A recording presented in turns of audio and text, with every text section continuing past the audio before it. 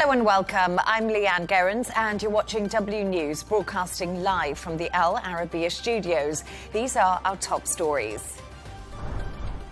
The Kremlin says US Envoy Steve Witkoff will go to Russia for talks on the US proposed peace plan next week. As tensions between the US and Venezuela rise, Maduro warns he will defend the country against foreign threats. And the British Chancellor's budget is overshadowed by a technical error that released details of the spending review early as she announces various tax rises.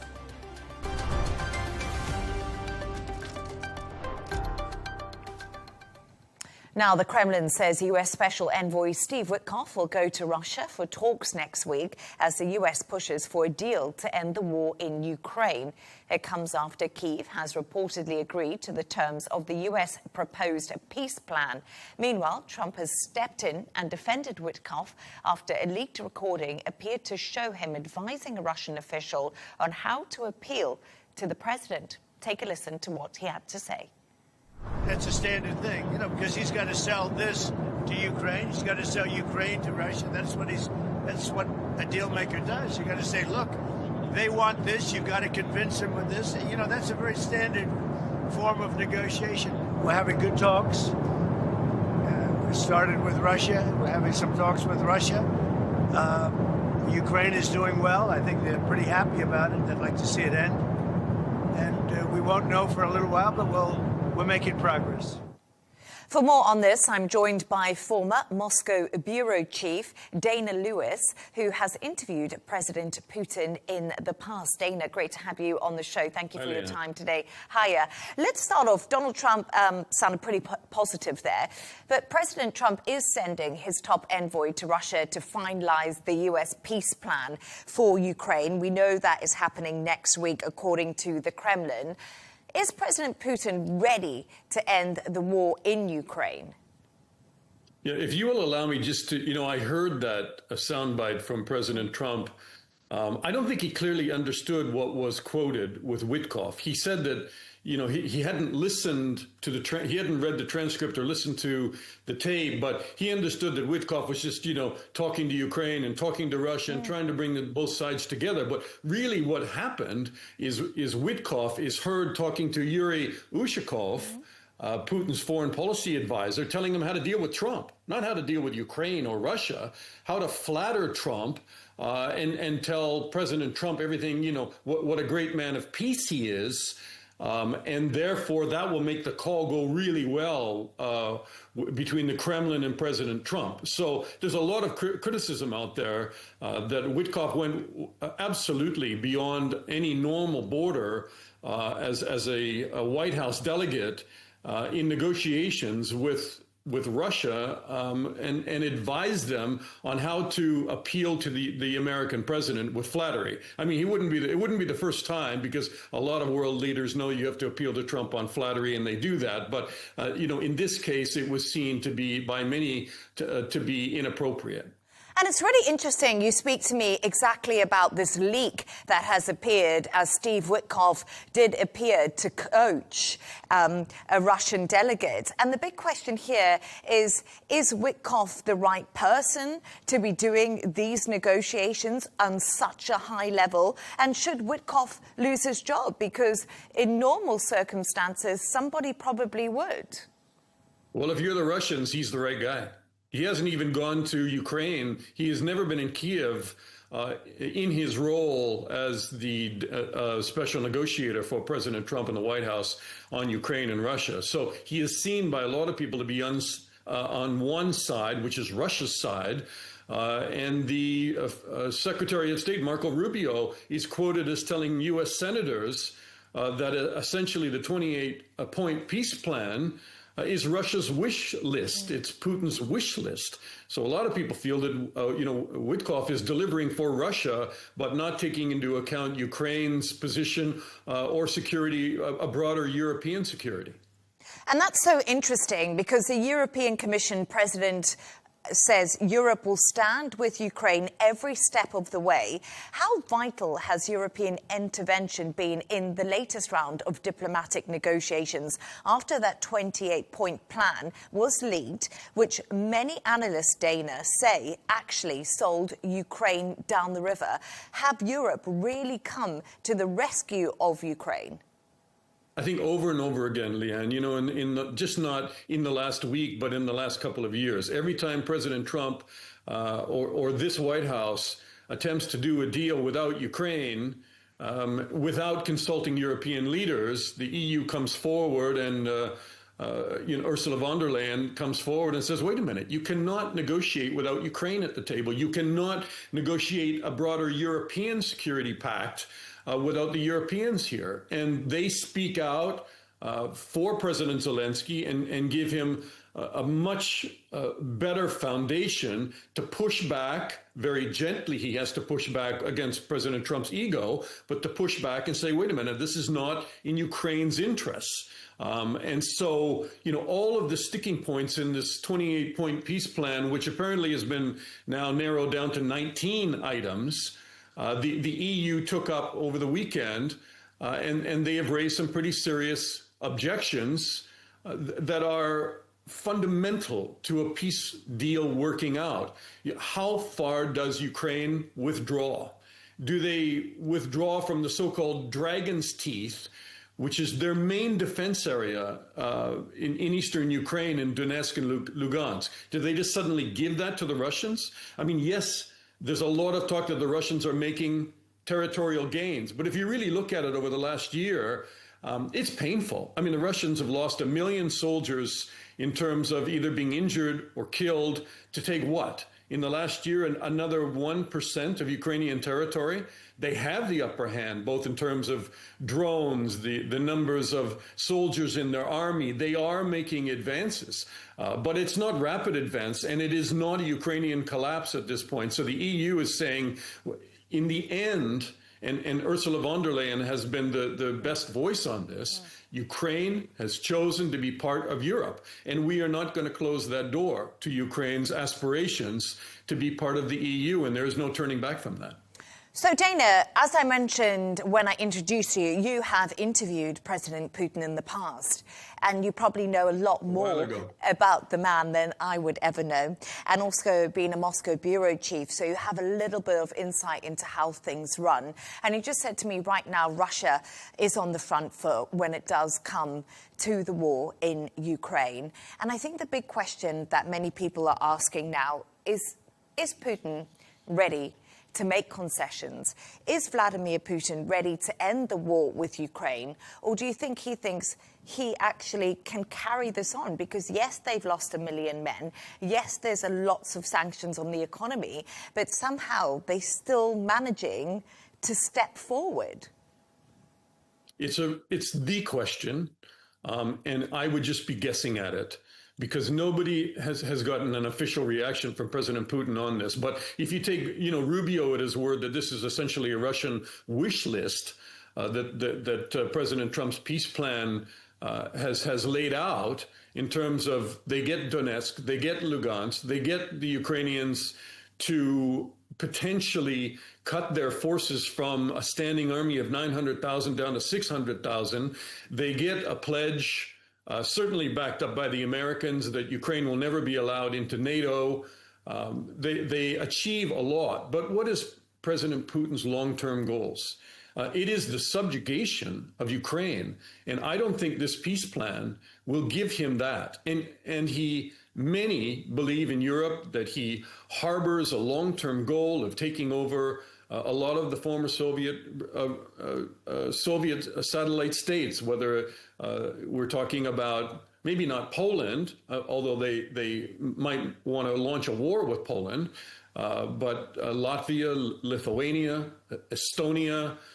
There is so much more that President Putin may want, and I don't think anybody can look into his soul right now and understand how far he is willing to go and whether he's willing to call this off just to get Donetsk and Lugansk. If I was to take a guess, I don't think that's what he wants to achieve. I think he wants more. Dana Lewis, we do appear to have lost your line there, but thank you so much for speaking to us. It was great to have you on the show.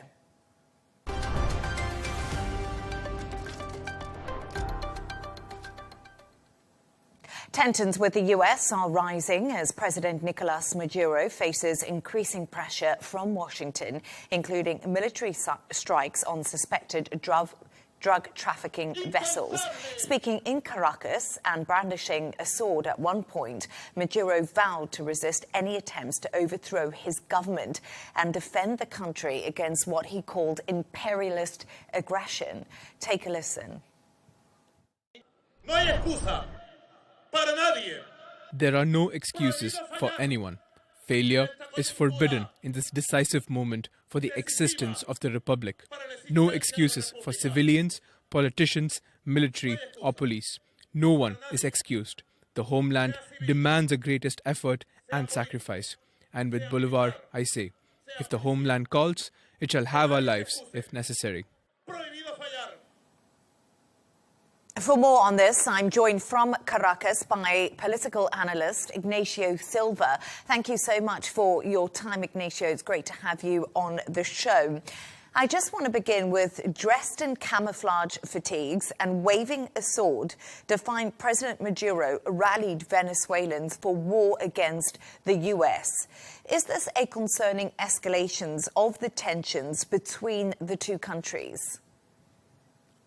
Well, thank you for having me. The conflict at this moment is going, let's call it a three-step plan by the Maduro government. What they are doing with these types of declarations is that they are completing their first step, which is rallying their own base. We've seen it with draft-style campaigns for the militias. We've seen it with the military propaganda that has been rolling around the country these past few weeks, almost few months. And now what they are doing by trying to escalate the situation up to a point where the United States feels that there is the possibility to have some, as Donald Trump called it, unnecessary deaths in Venezuelan soil, the government is rallying their own people, rallying continental support. We've seen it with presidents such as Gustavo Petro in Colombia or Lula da Silva in Brazil. And the third step is the Maduro government recognizes that Venezuela is no military match to the United States at this moment. So what they are doing is they are once again showing that there is the possibility to have unnecessary loss of life and use this loss of life as a potential negotiating tool to kind of try to bring the United States back to the negotiating table. That's quite a bleak picture that you've just painted to me. And you, of course, yourself are in Caracas. Are you concerned about your safety and safety of your family currently now in Venezuela? Well, at this moment, this has been reported by several news outlets. The setting in Caracas at this moment is mostly based on tensions. The Venezuelan people are currently undergoing an economic crisis that forces them to be constantly on the lookout for themselves. I do apologise. We do appear to have lost Ignacio Silva's line there. We're just talking to him about the latest tension in Venezuela. We will try and get him back for you.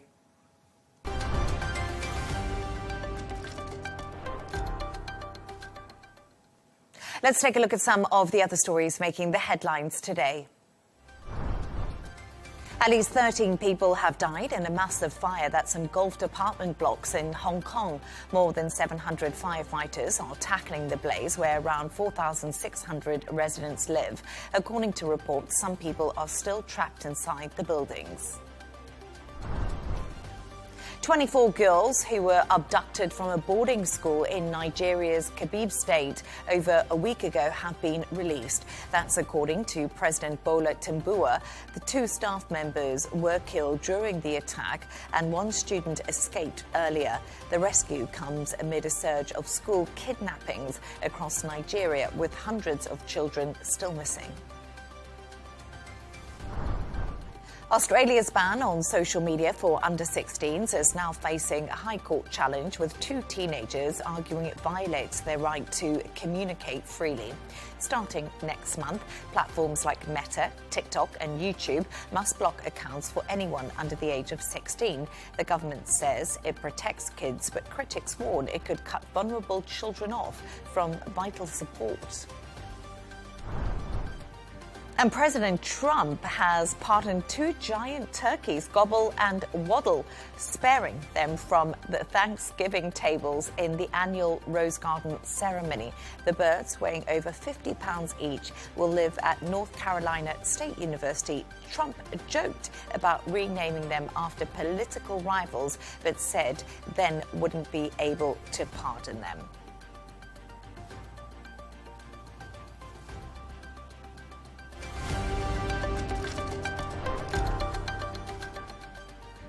We can now go back to Caracas and speak to political analyst Ignacio Silva. I do apologise, we did lose your line there, and we're just talking about the feeling in Caracas and how you were feeling at the moment. But I also want to move on to a question about Donald Trump, and why is the Trump administration putting tremendous pressure on the Maduro regime to give up power? What is the basis of this? Well, there are several reasons why the United States has such a massive interest in Venezuela. One of the main reasons that has always been the topic of conversation when talking about our country is, of course, oil. Venezuela has some of the largest oil reserves in the world. And at this moment, the United States not only has some important investments in Venezuela with companies like Chevron and a new license that was issued for the company Shell, but also two of the United States' biggest rivals, Russia and China, have also been investing heavily in Venezuela. There is $1 billion investment by China in the Maracaibo Lake. There are also hundreds of millions of dollars invested by Russia for production here in Venezuela. So for the United States, this is a strategic geopolitical decision where they can not only cut Russia and China's inversions in Venezuela, but also they can expand their own. And at the same time, when we analyze how the trade war went with China for the United States, it became very clear that China's control over rare minerals was one of the keys for China to prevail in this trade war. So for the United States to have access to a country's resources, such as Venezuela that has oil, gold, and other rare minerals, there is a massive economic interest for them. Apart from, of course, the ideological standpoints that the United States has, where it has been historical that when the United States does not agree with a certain type of government, especially when they start stepping over the line, those governments, they have always felt as a world police where they have a certain right to take action into their own hands. Yeah, you said the US has always felt like the world peacemakers, and maybe many people would agree with that. But I want to also ask you a question, because US pressure on Caracas, the Trump administration says, stems from accusations that Maduro and senior officials are linked to a narco-trafficking network. And we have seen that the US has targeted some ships coming from Venezuela that they say they're trying to get control of the fentanyl issue and the drug issue within the United States. What do you make of that argument? Well, this is a very complex situation for the United States to legally justify these operations based on the framing that they have chosen to execute them, because when you study law, you find out that there is the truth, and there is the legal truth. For the United States, what the government has been trying to implement is this narrative that Venezuela is basically the global hub for narco-trafficking operations. But the legal truth, out of the many investigations that have been led by Colombian institutions, by the DEA, by the CIA, and others, before 2020, there was no mention at all of the Cartel of the Suns. So here, this is where the international community argument gets tricky, because if this is the operation that, according to Donald Trump, has led to the United States being flooded by drugs, in his own words, then how is it possible that this is an organization that has not even 5 years of investigation against them? So here it's a matter of framing. As I was mentioning before, the United States government has made it very clear that they care very little for the legality of their operations. This, from how the execution has been going, it has clearly turned into an operation for merely political pressure. Because if you read the DEA's report on drug trafficking through the Atlantic Ocean, this only accounts for 5% of the drugs that are going into the United States. So to think that all of this massive movement of troops, the biggest movement of troops in at least a couple of decades, is only to stop a tiny percentage of trafficking out of a country that has not even been formally investigated before for such an accusation, it begs the question, is this truly a mixed operation for political and security reasons, or is this just the most comfortable framing the Trump administration found for political operations in Venezuela? More questions than answers. Andres Ignacio Silva, thank you so much for joining us, and I do apologize for the line a little bit earlier.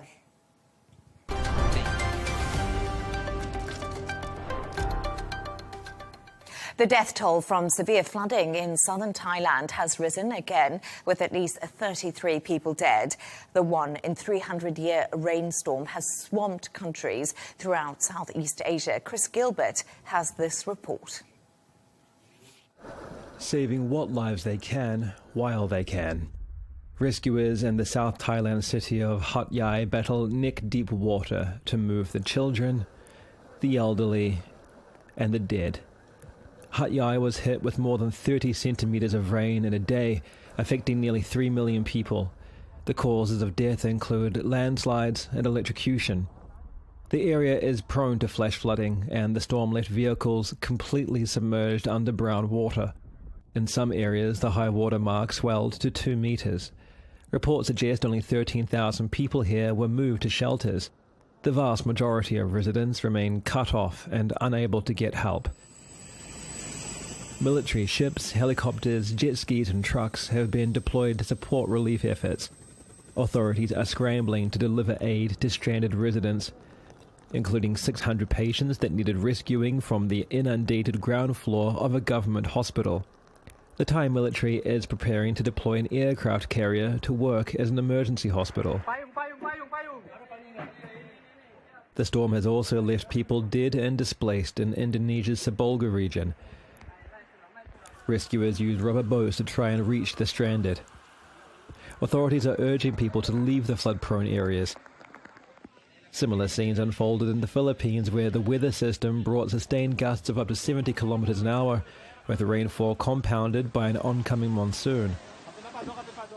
It may be a 1 in 300-year severity storm for the region, but it's the second intense flooding event in 2 years. 2024 storms cost Thailand $1.5 billion, more than 0.2% of its GDP. It's yet to be seen what the full economic and human toll will be this time. International forecasts expect wetter than average conditions to continue into next week. Chris Gilbert, Arabiya English.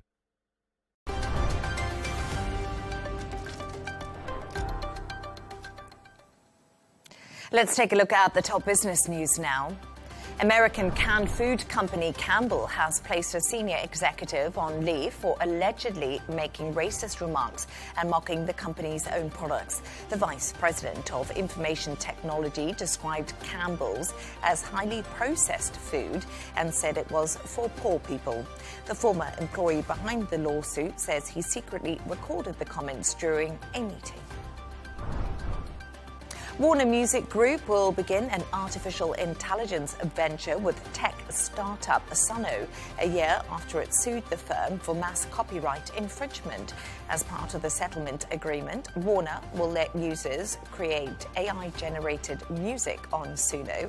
The legal battle filed last year came after around 200 artists such as Billie Eilish signed a letter calling for the use of AI in the music industry to be stopped.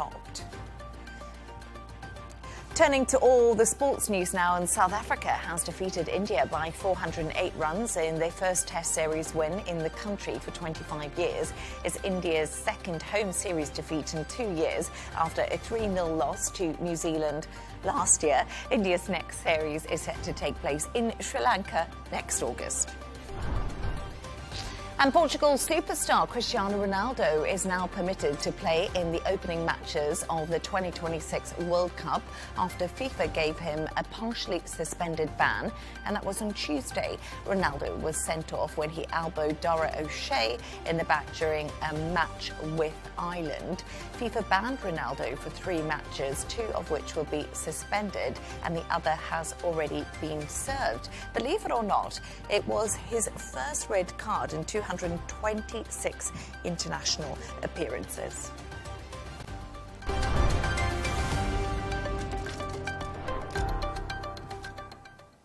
Now, the British Chancellor's budget was overshadowed by an error today when details of the spending review were released early by mistake. The Office for Budget Responsibility has apologised and said it was a technical error. Chancellor Rachel Reeves announced various tax rises, with the opposition leader describing it as a total humiliation and did call for her to resign. I'm now joined by former UK political advisor to the Treasury, Leon Emirali. Leon, thank you so much for joining me. OK, so before we get into those finer details of the budget, can we reflect on an extraordinary news conference from the OBR after they released the budget ahead of Rachel Reeves's speech? That must have taken the wind completely out of Labour's sails. Remarkable, Leigh Ann, indeed. I think for this to happen, for the budget to be foreshadowed really by this leak, is something that will have been of great frustration to the Chancellor, to Rachel Reeves, to the Labour Party. You know, normally these figures are released after the budget. It is for the Chancellor to announce the budget at the dispatch box to much fanfare. And I think really this was indicative of a fairly chaotic build-up to this budget. We had various leaks about potential measures that might or might not happen, various U-turns before the policies had even been announced. And I think really it sums up an atmosphere of a bit of chaos, a bit of a lack of a plan, which certainly the opposition parties in the UK will be keen to exploit. Yes, I think this has been the leakiest budget I can ever remember. But what are the main takeaways from the smorgasbord budget, and what are critics saying? Yeah, there's a lot in there, Leigh Ann, and I think actually in the headlines are going to be that taxes are rising in Great Britain. This is across the board, more or less. I think for working families, they're going to see a number of taxes rise, be that on driving electric vehicles, be that on houses over £2 million of value, be that on investment savings accounts. So I think there is a lot of tax rises that we are going to see over the course of this Parliament that were announced today. And ultimately, the real winners here are perhaps those who are less well off in society, those who are on welfare. We've seen a lift on the 2-child benefit cap, which is something that a lot of backbench Labour MPs have been calling for. But I think overall, there was very little room for optimism about the UK's economic growth over the coming next few years. I think it's a difficult budget for a lot of people. A lot of households will be looking at this and questioning whether or not they're going to be better off or worse off as a result of this. And I think for most people, they may well feel a little bit like being pinched. Excuse me, I do have a little cough. I do apologise, Leon, but let's carry on, because £26 billion in tax rises in the budget. Labour went into the election and millions of people voted for them because they said they wouldn't raise taxes on working people. Now they have. Is this an honest government people can trust on the doorstep? This is the big question many voters are going to be asking now. Yeah, it's a massive question. And I think when we look back at the Labour Party's manifesto going into this election, they were saying that, yes, there will be tax rises, but they will be modest tax rises. The number in the manifesto was roughly £8.5 billion worth of tax rises. We're seeing it much more than that in this budget alone. We're seeing tax rises across the board to the tune roughly so far with the two budgets combined of £66 billion in additional taxation. And this is the largest tax-raising parliament in the UK. Does go to show just how much Labour are needing to plug a black hole in public finances. But there is that question of honesty. There's that question of whether or not the Labour Party will be honest with voters during the election campaign, or if perhaps to get across the board, to get elected, and then they would raise taxes once they finally got into power. And I think that is something a lot of voters will be questioning when they look at Labour Party and they assess how well or not they've been doing. And, you know, we talked about this budget being leaky. And also, I think, Leon, it's fair to say that the Labour Party has had a pretty tricky few months. You know, we did have a little bit of rumour that there could be a coup at the top. That was dispelled. And do you think this budget will appease the left of the Labour Party? Because I think right now, many people are saying this budget was really to save Keir Starmer's skin. Yeah, there's a little bit of that. I think most people will be looking at the budget and seeing where the real winners are. And it is those MPs who have been championing some of those causes, like raising the two-child benefit cap, who are on the left of the party. And I think it's quite extraordinary because this is a Labour Party that was elected a majority, you know, of 180, which I think gives them the ability, one would think from the outside, the ability to act as they want. They don't have to be held hostage by their backbench MPs. But that political pressure on the Prime Minister, on Rachel Reeves, they're having to manage the party. They're having to put party management above governing in terms of the interests of the country. And I think that's why we are seeing such a departure from what Labour said they would do before the election to what they are now doing now they're actually in government. And I think this will dispel some of that pressure from the backbenchers of the Labour Party. But I think the next big flashpoint will be in the local elections here in May, where the public will have their say on how well or not the Labour Party are doing. I think if we look at the polls right now, it shows a very unpopular government. The pressure back on to Keir Starmer in May. So it may have bought him a little bit of breathing space, but I think there will be another flashpoint where his leadership is questioned in just a few months' time. I always think that 24 hours is a long time in politics, Leon, but we'll wait to see what happens in May. Thank you so much for joining us. And I do apologise about my cough. Leon Emirali, once again, great to have you on the show. Now, for more on this, I'm joined from London by economist Laurie Laird. Laurie, great to have you on the show today. I was just having a conversation previously. Hello. And I just wanted to ask you, the British Chancellor, Rachel Reeves, has delivered her long-awaited, much-leaked budget. And my big question is, can you tax your way to growth? Because this has been a high tax budget. Without a doubt. And it follows a year on or a year and a bit on from another even higher tax budget. And answer to your question, a definitive maybe. Maybe you can tax your way to higher growth. It depends where those taxes are going to be spent.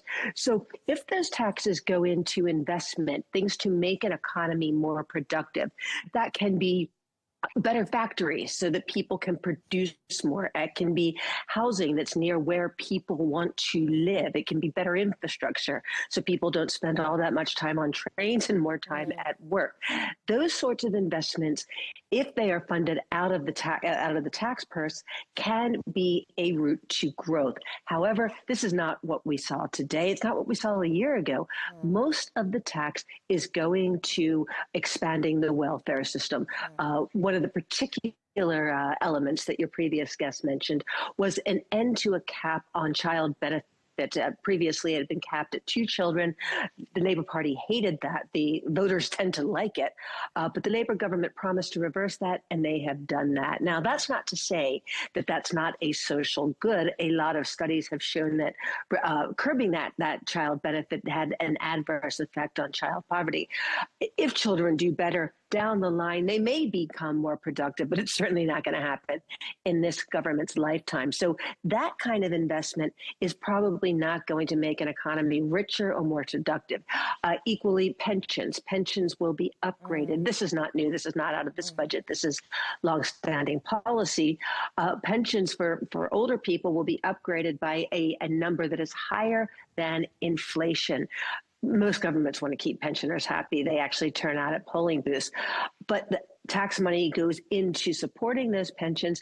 This is not going to make the economy richer or more productive or add any growth. So it really depends on what this tax cake is going to be spent on.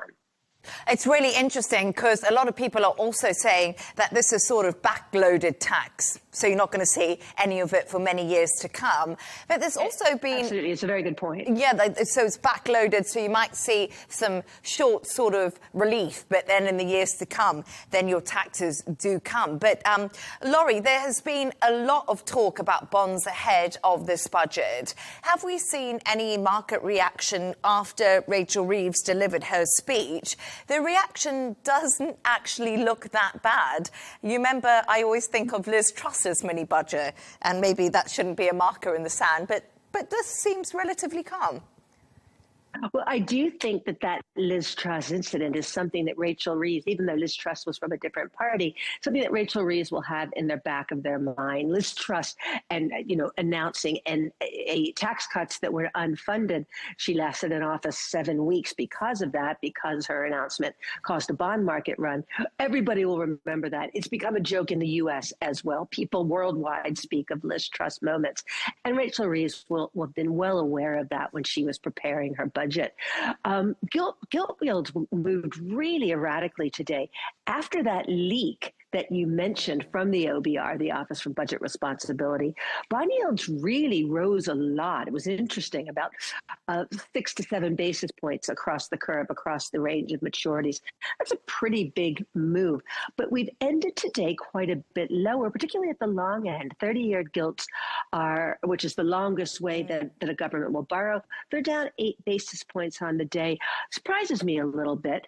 That may be because the Debt Management Office has come out and said, look, we have to raise more money through gilts, but we're going to concentrate that in shorter yields rather than longer yields. So that may be why the 30-year gilt has done so well. But in general, gilt yields are down. But let me give you a caveat here.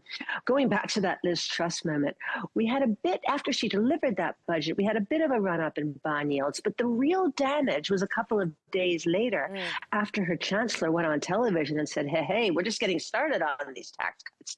That's when the run on gilts really happened. And this happened last year to Rachel Reeves when she delivered her budget last year, which raised taxes even more.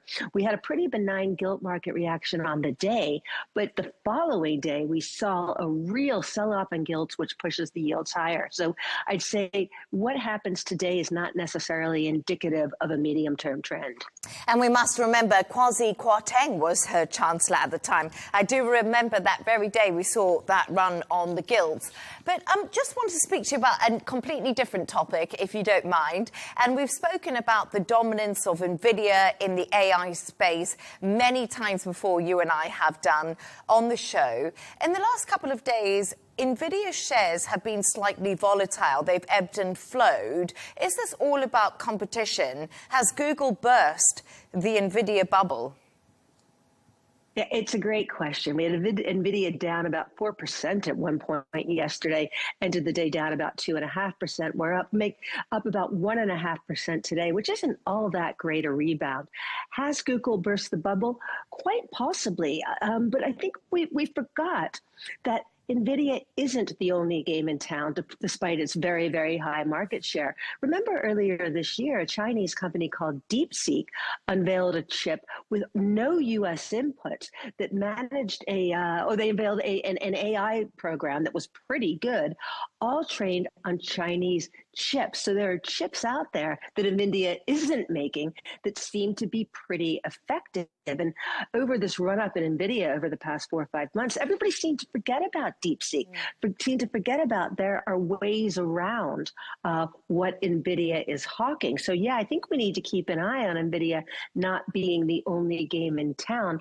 On the upside, however, there's some optimism for NVIDIA if you look for it. And that's that in NVIDIA's last earnings call, which were outstanding, they did say that high earnings that they're projecting for the next quarter, the first quarter of next year, do not include even one sale to China. We know the Trump administration would like to reverse the ban that keeps NVIDIA from sending to China. We know the Trump government tends to get what it wants. There's not a whole lot of governmental or congressional opposition there. So that could be an upside to NVIDIA if they're allowed to sell to China. What we don't know at the moment is whether Chinese chip makers are competing as well with NVIDIA. That will be played out in the months to come. Definitely one to watch. It's absolutely fascinating. And I remember talking to you about NVIDIA and just how well they did. No one was expecting those earnings reports that we got. But Laurie Laird, as always, thank you so much for joining me. My pleasure.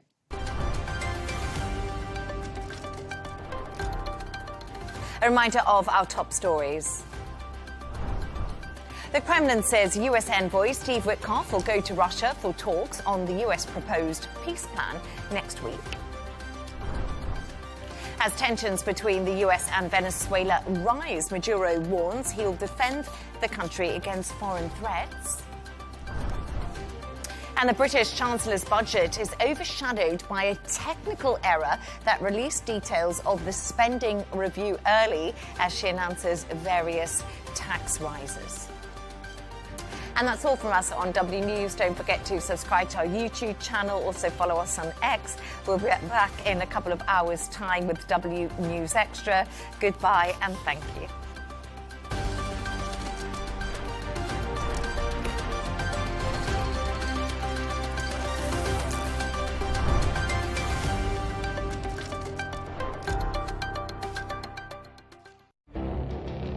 It feels like decades are passing by in a matter of weeks. Seismic shifts in the world order. Never, ever will be part of America. With so much happening and so much noise. Whether it's political upheaval, Canada has been ripping us off for years. Economic shifts or social movements. And no one wins from tariffs. I think America can be more friendly to the rest of the world. The in-depth analysis and all the latest developments across the globe. To have an inclusive policy together. The meetings with Hamas gave me some hope.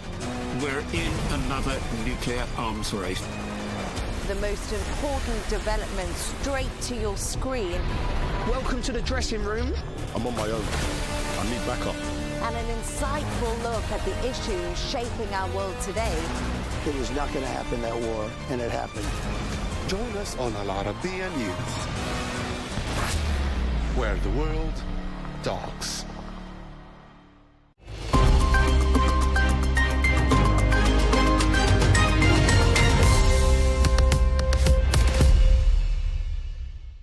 Hello and welcome to the Dailies. President Trump's newly amended Ukraine peace plan continued to draw intense international scrutiny as allies and analysts reacted sharply to the revised framework, some viewing the softened territorial demands as progress, while others warned the concessions still tilt too heavily towards Moscow.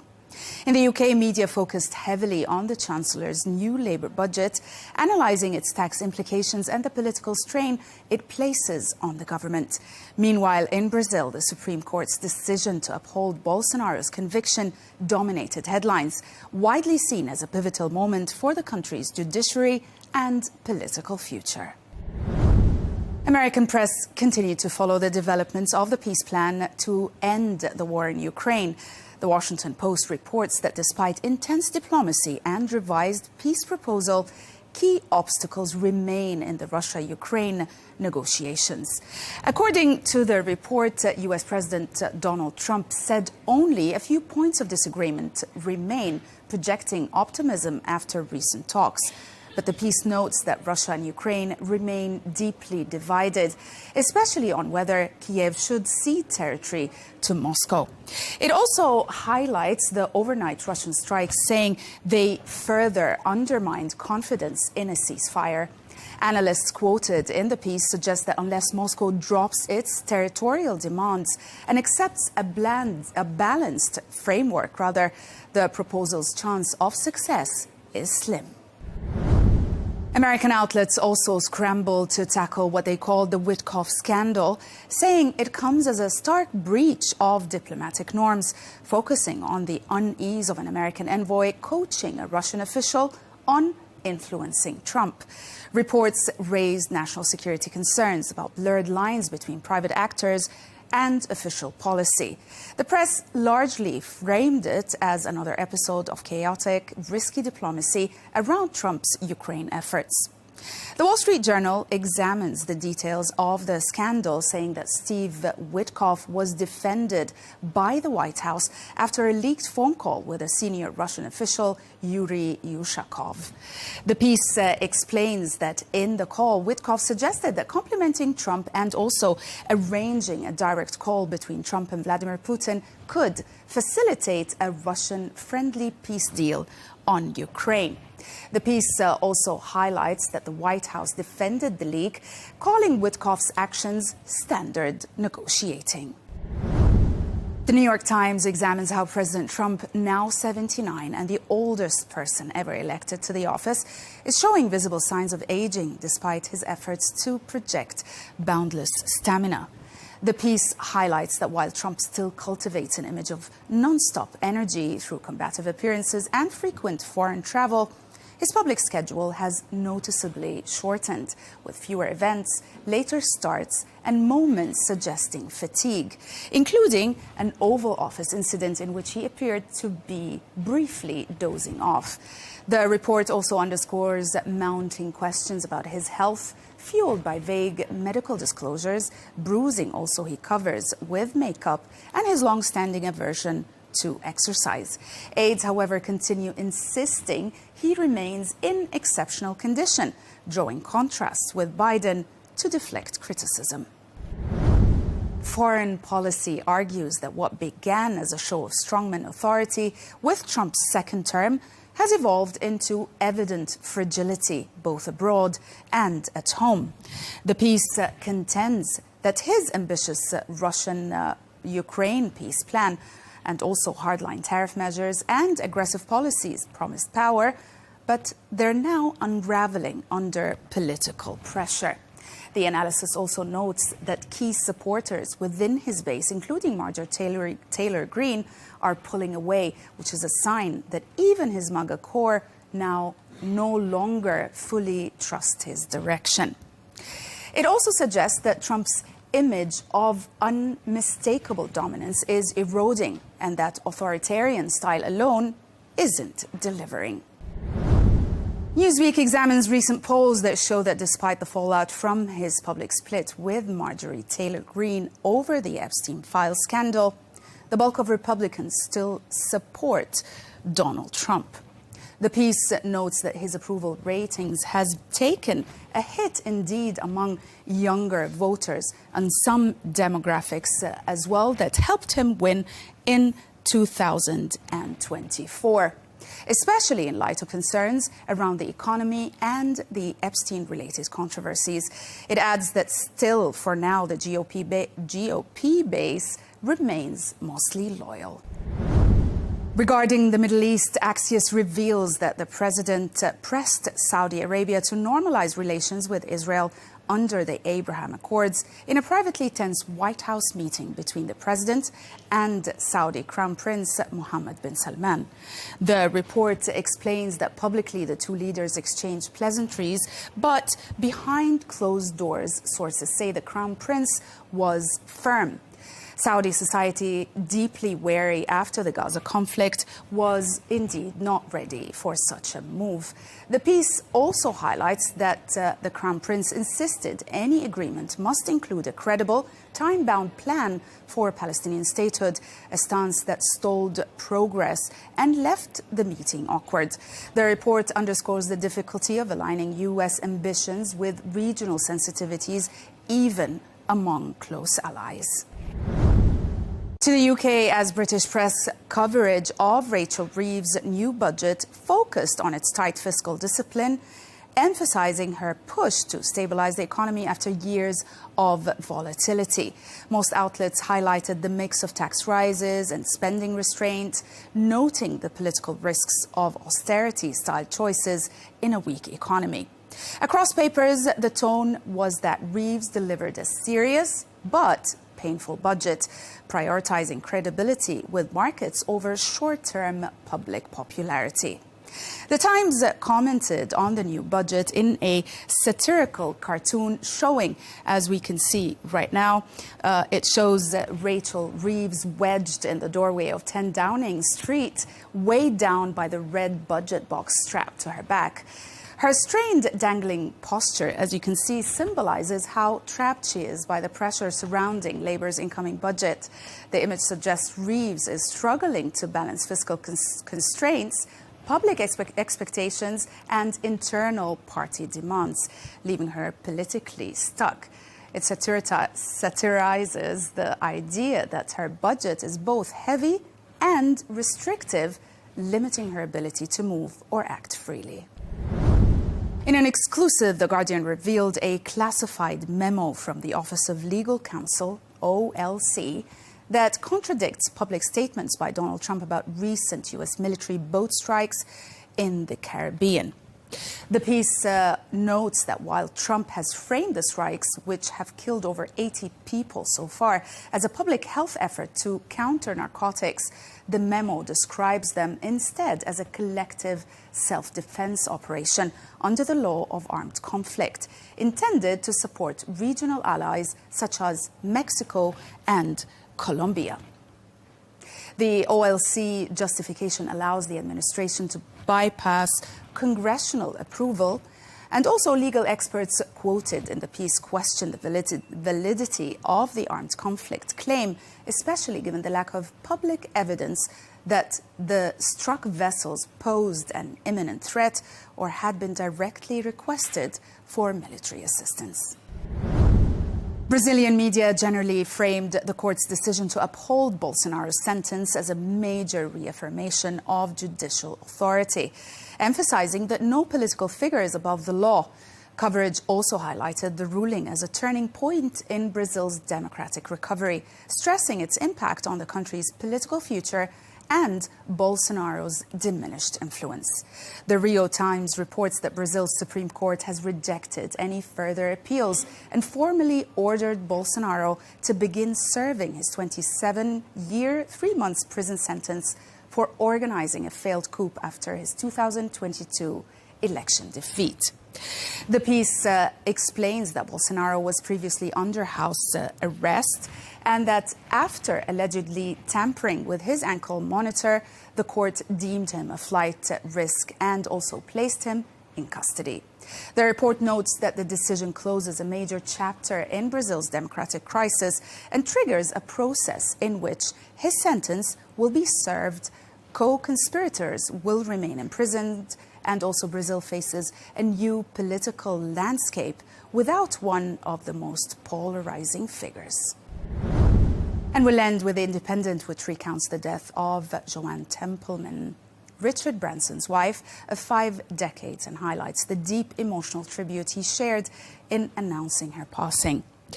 The piece highlights how Branson describes Joanne as his best friend, rock, and guiding light, and also my world, as he calls her, framing his loss as both personal and also profound.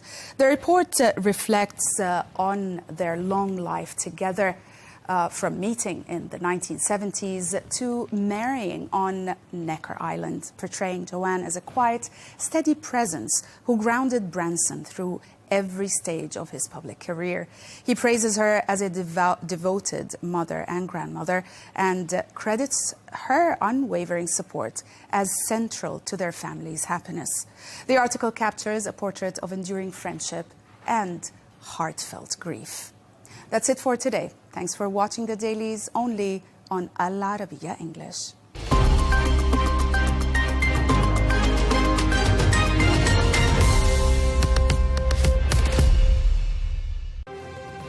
The Keir Starmer drama. Instead of paving the way for its upcoming budget or selling its new immigration plan, the British Labour Party is preoccupied, putting out internal fires.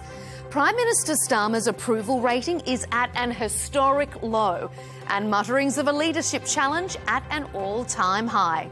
Is he on the way out? That's coming up on Counterpoints with me, Melinda Nucifora.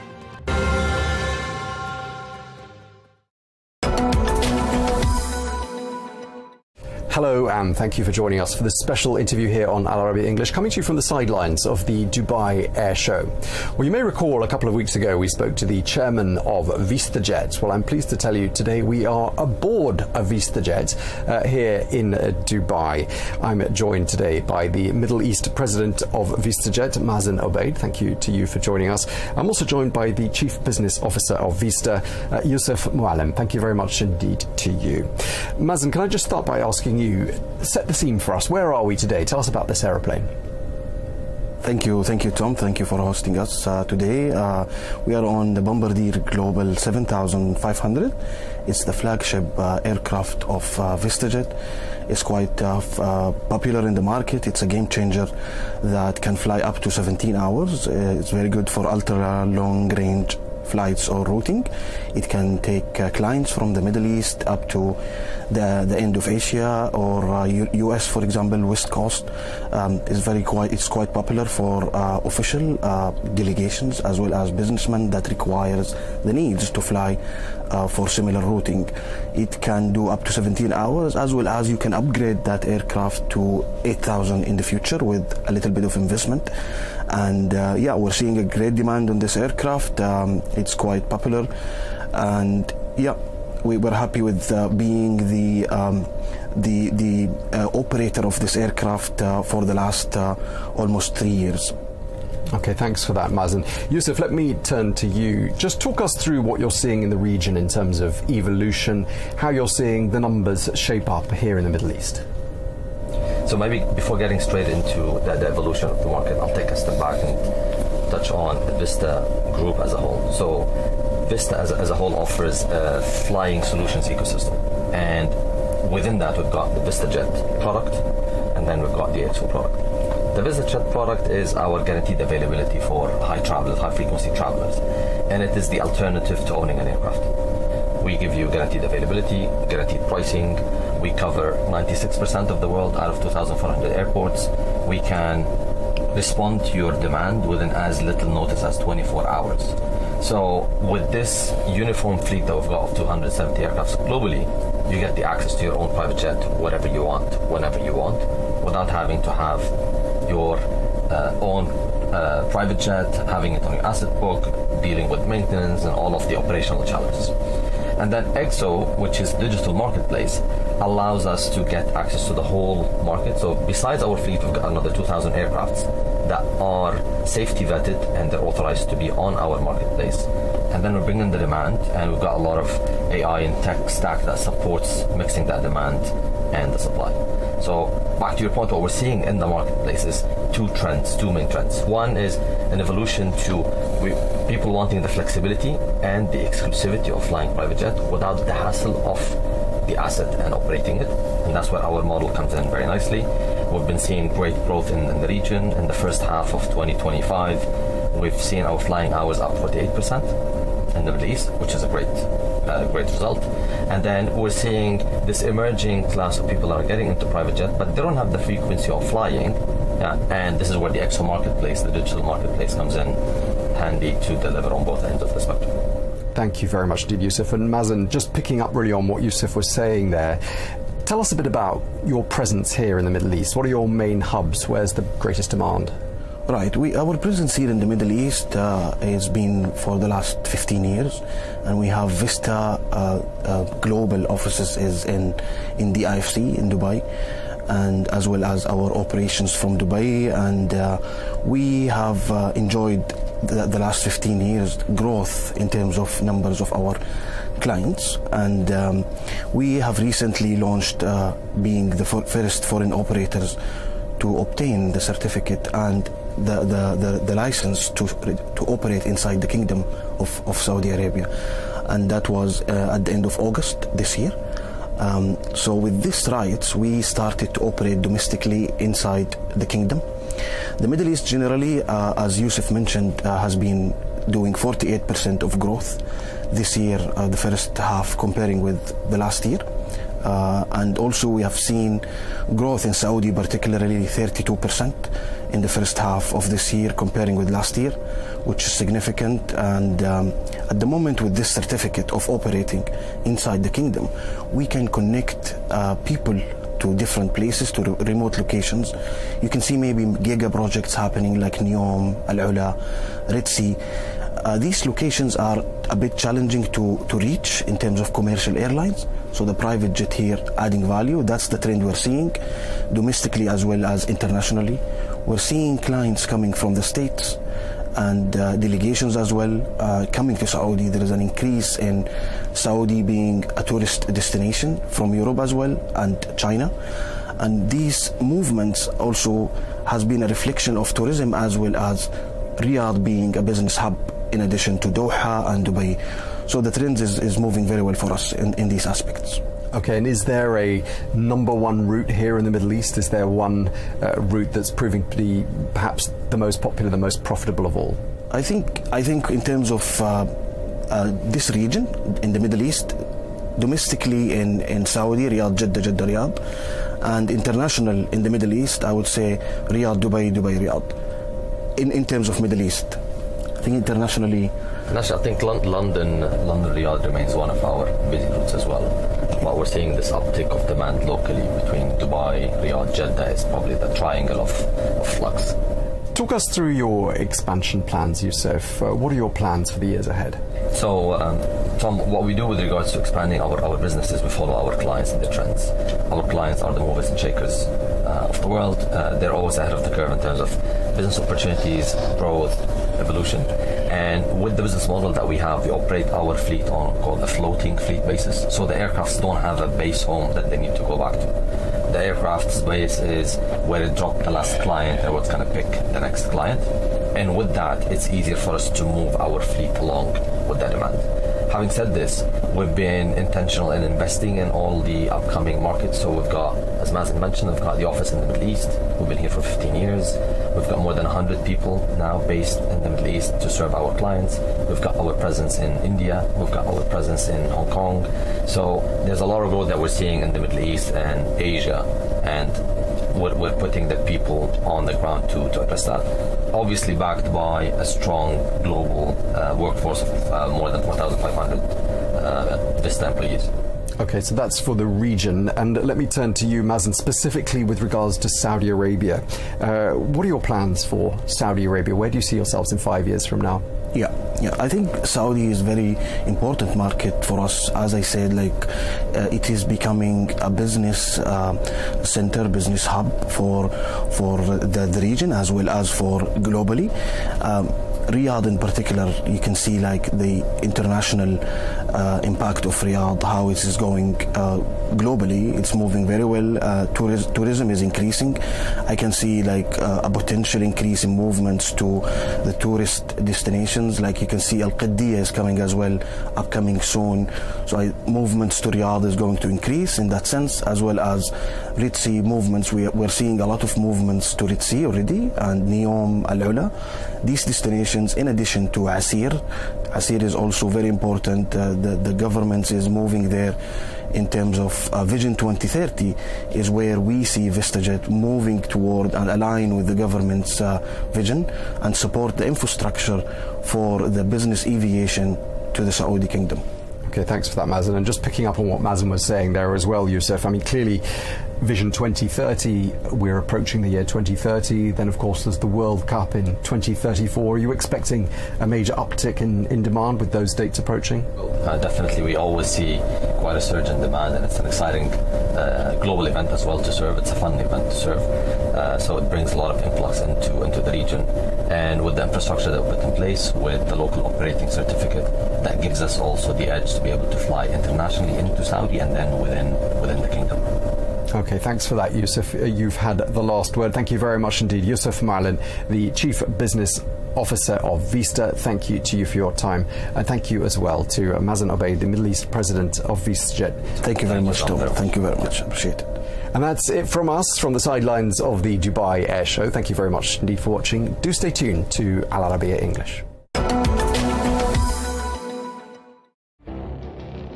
It feels like decades are passing by in a matter of weeks. seismic shifts in the world order.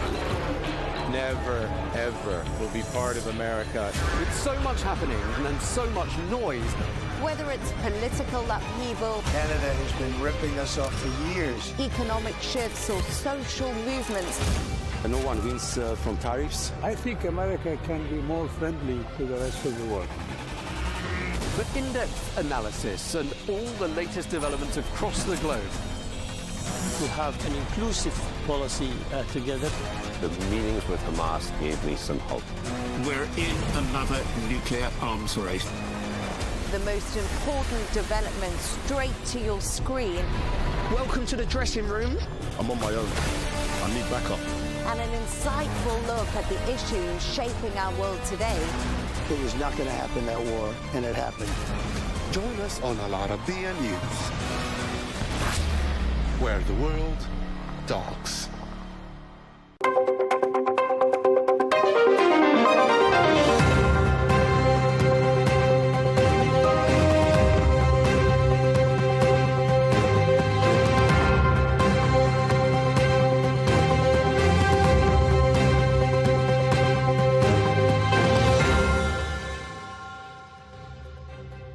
Hello and welcome to this special interview here on Arabiya English. I'm Melinda Nucifora. Well, there is no doubt that the world is a very interconnected place and an excellent example of just how important one region can be on the prosperity, stability and the future of another is the guest who's joining me now. João Cravinho, the Special Representative from the European Union to the Sahel. Thank you so much for joining us here on Arabiya English. Thank you. The world is interconnected. There are no borders around regions. Why is it so important in this geopolitical climate that the European Union has a presence in the Sahel region? Well, it's a vast region. We're talking about a region more or less 3/4 of the size of the European Union, with 100 million people, not so far from the European Union, and with vast ungoverned spaces, with vast tracts of territory where you have terrorists, where you have organized crime, where you have enormous socioeconomic difficulties. To have this close to the European Union is, apart from tragic and very difficult for the populations concerned, it's also a danger for Europe. And so what we would like to do, and this is of course not done from one day to the next, it takes considerable time, investment and work. What we would like to do is transform what is now a somewhat desolate panorama into a land of opportunity first and foremost for the people of the region, but also an opportunity for a different kind of relationship between the European Union and an important part of Africa. The challenges of the Sahel are challenges that do not remain in the Sahel. We've seen in other parts of the world, for example in Syria, how, or in Afghanistan, when a terrorist group establishes itself territorially, it doesn't stay where it is.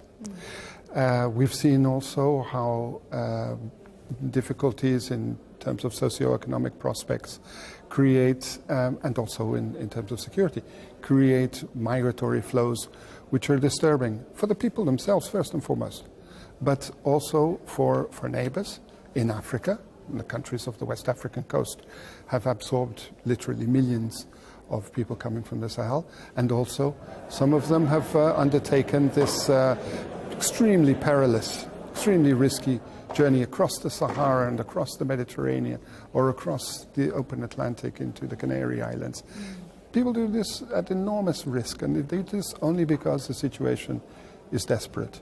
And it's exactly that same despair which also leads to the recruitment of terrorist groups, of jihadi groups linked to Al-Qaeda or linked to the Islamic State.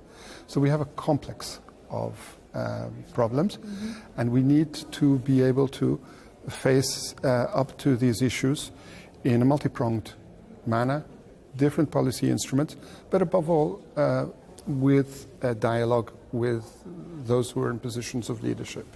It's interesting that you raise the way that you liaise with the region, because it leads me to a question of how do you ensure stability, security, prosperity without encroaching on those echoes of colonial past that obviously still run deep in that part of the world? Yes, you're absolutely right, and we have to be very clear about this. We can make a contribution, but we do not have primary responsibility. We can only work with those who are in a position of authority to the extent that they are available and open for that. We have no wish whatsoever to impose our views, our perhaps anachronistic understanding from Europe onto what are fast-moving realities in a very young region. We're talking about a region where 70% of the population is 25 or under. People who have completely different prospects and outlooks. And what we want to do is to be able to demonstrate that actually a good, healthy, and strong relationship with Europe should be part of a better future for all of them. But we're not in the business of imposing anything at all. That, I think, would be a major mistake. How receptive has the region been when you consider that it encompasses places like Mali, Burkina Faso, that have experienced coups in recent years, a lot of instability? Are you getting a good response? Is there a willingness to cooperate? There is a big interest. What they tell me is they want to tourner la page, they want to turn the page. They want to establish a different kind of relationship with Europe, and we're very much available for that. Now, how to do this in a context in which we are not necessarily going to agree on everything, because we don't. We have fundamental differences. But we have to have the maturity to agree to disagree on some aspects, and to identify those areas in which we have mutual interests in working together. And this is the work that we're currently developing, and I've been well received with this proposal, with this general idea. How much of it is for the mutual benefit of both regions, but also to try and negate the influence of, say, Russia and China, that are also seeing that power vacuum in that region and wanting to exert their influence there as well? Well, I think Russia and China are different subjects. We should treat them differently. Russia is clearly a nefarious, makes nefarious contributions to the region. Its contributions to stability have been negative. And I think that it is now clear that what Russia had to offer, which is simply brute force in Mali, is not producing the results. Nowadays, the military security situation in Mali is worse than it was when the Russians were invited in to try to reconquer the territory. So the limitations of Russian capacity are quite clear. China has a very different approach, but and it is interested in resources. We see that in Niger it invested a very large amount of money, for $5 billion US, in making the longest pipeline to the coast in Benin. But with China, what I would say is that they have their approach, and we respect sovereign choices of countries of the region. However, I think that what we have to offer is much wider, much more interesting for the populations in the longer term. But this is not necessarily a question of either or. There is nothing impeding countries of the region from working with China and working with us as well. And just finally, when we look at things like crucial raw minerals, the benefits that there are, but also concerns about climate, that leads to a lot of climate migration, is that something that the EU is looking to develop in a sustainable way? How do you encourage that to get the benefits that those obviously very materially rich countries have, but negating the impact that it could have on future climate migration? Yes, well, I mean, this points to the need that we have as an international community really to develop appropriate governance mechanisms. The climate change is impacting the whole world, but it has a very strong, very powerful impact in the Sahel. It's one of the parts of the world most impacted. This is creating all sorts of changes, elements for change, usually negatively. It is creating, for example, with respect to herders who usually take their cattle from one part of the region to another part, they're forced to find new paths, which are bringing them into conflict with farmers in different regions, and this can also have an ethnic dimension. So here we have climate change producing intensified ethnic conflict. I think that we require an approach that is holistic. You cannot simply apply a one-dimensional formula, military force, for example, and imagine that the problems are going to be solved. That's why I think that the European Union is in a good position to be a good partner for the region, precisely because we do have a multitude of different policy instruments. With respect to critical raw materials, I think that the most important, and I know that the young people of the Sahel feel this very much, is that the wealth that is under their soil should revert to their own futures. And I think that with respect to that, it is necessary to work with the authorities in the different countries in ensuring that appropriate codes of conduct are respected, that there is value added, that there is a return for the populations. And to be honest, I don't see that when you were talking about Russia being a partner for the region, and they're also involved in mining, but in a manner that is not producing any positive results for the population. It's a really interesting part of the world, and we appreciate you taking the time to share your expertise. Joel Crevigno, thank you for joining us here on Al Arabiya English. Thank you very much.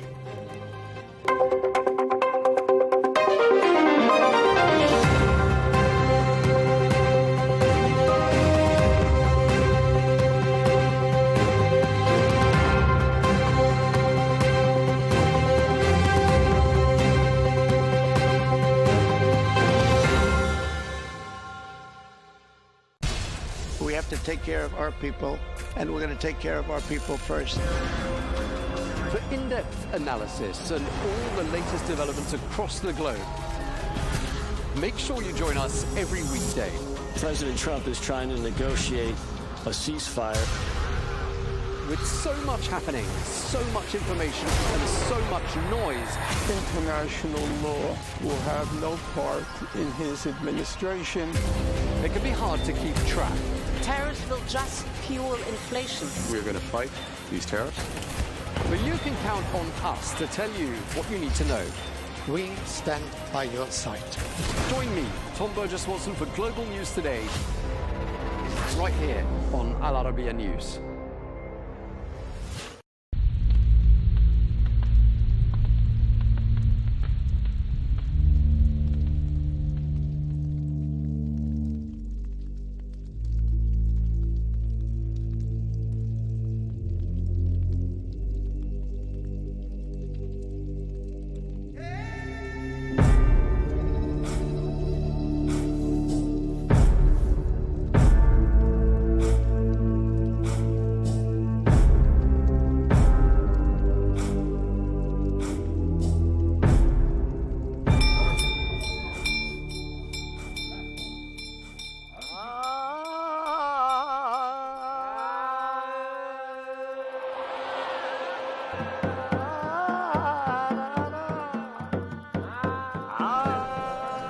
The first democracy in the world, the descendants of Alexander the Great, an isolated village. And a God who speaks through a spiritual medium. The secrets of Malana, a veil lifted from the depths of a mysterious world.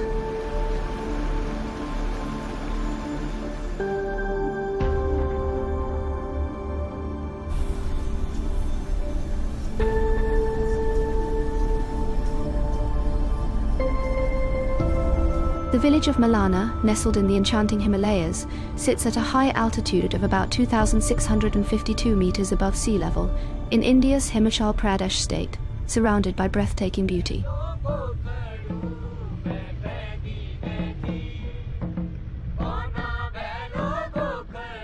To reach this hidden sanctuary, travelers must endure a long, winding journey, about 21 kilometers from the nearest city, Kolu, climbing steep trails and rugged paths that seem to go on endlessly before finally reaching the village.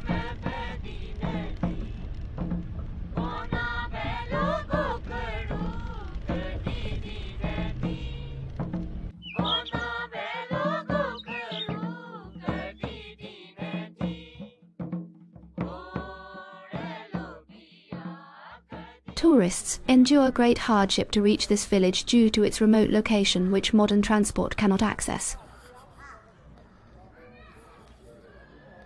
The only challenge which I felt was like trekking to Malana village from the parking, which is quite a lot. For me, it was around, it took me around an hour to reach over here.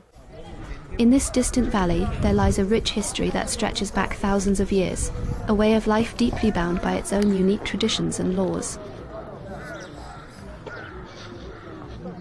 The beliefs of the Malanese, which often conflict with their economic needs, mean that although they strictly forbid physical contact with outsiders, they are nonetheless forced to rely mainly on tourism, a blessing, yet also a curse for them.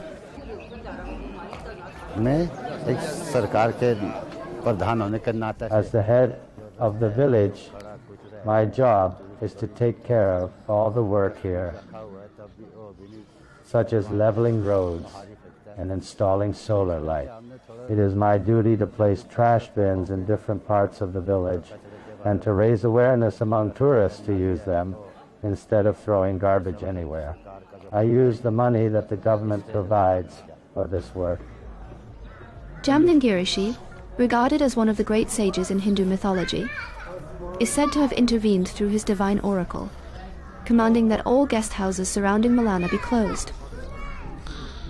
According to the legend, his decree allowed the village to welcome visitors only during daylight hours, when the god's blessing was present. This remote village attracts around 12,000 visitors each year.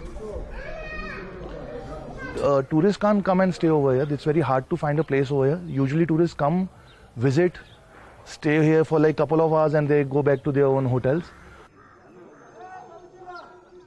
It is well known for its beautiful wooden houses, built in the unique Kathkuni architectural style, which were tragically destroyed in a massive fire back in January 2008. From those ashes, a new Malana emerged, resilient and hopeful. The march of modernity became increasingly evident, with cell towers, electricity and television sets appearing everywhere.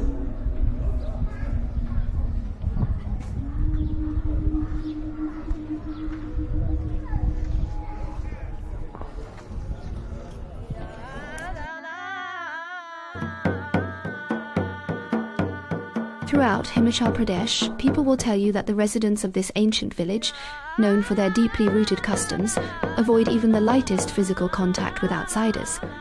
They remain cautious and distant, especially when it comes to any direct touch. The children of the village do not hesitate to hug or shake hands.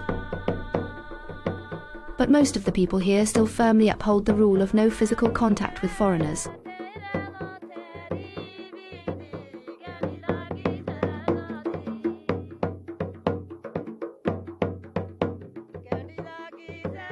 What surprised me over here is that you can't touch their holy places, you can't touch the local people over here. And if you're not walking on the path which is already made to walk, they'll literally tell you to move away from that. You can't come closer to their houses as well. You have to pay huge amount as fine or something like that. सुनो यहाँ मना है कि ऐसा नहीं है किसी जगह में हम भी नहीं जा सकते हैं आप भी नहीं जा सकते हैं. Touching is forbidden here. This rule, you see, is not only for outsiders. We too have our own rules that forbid touching others. Even the gods have their rules. That is how it is. Everyone can be punished for touching, even the locals. The people of Malana do not marry outsiders. They also have their own language, which is closely related to ritual and traditional religion.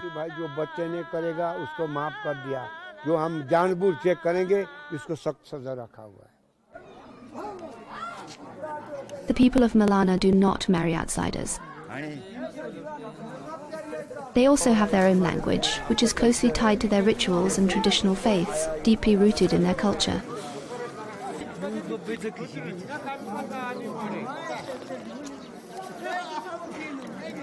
The people of Malana speak a sacred tongue known as Kanashi, a language never taught to outsiders, whispered only within the village itself.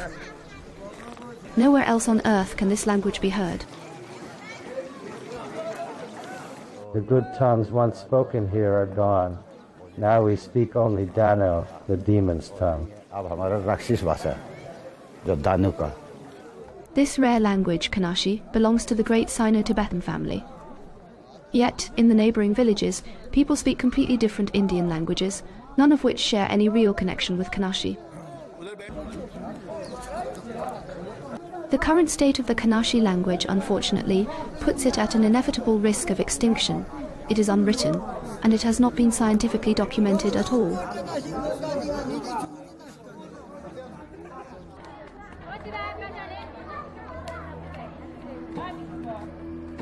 The people of Malana are distinguished by their light brown hair and eyes.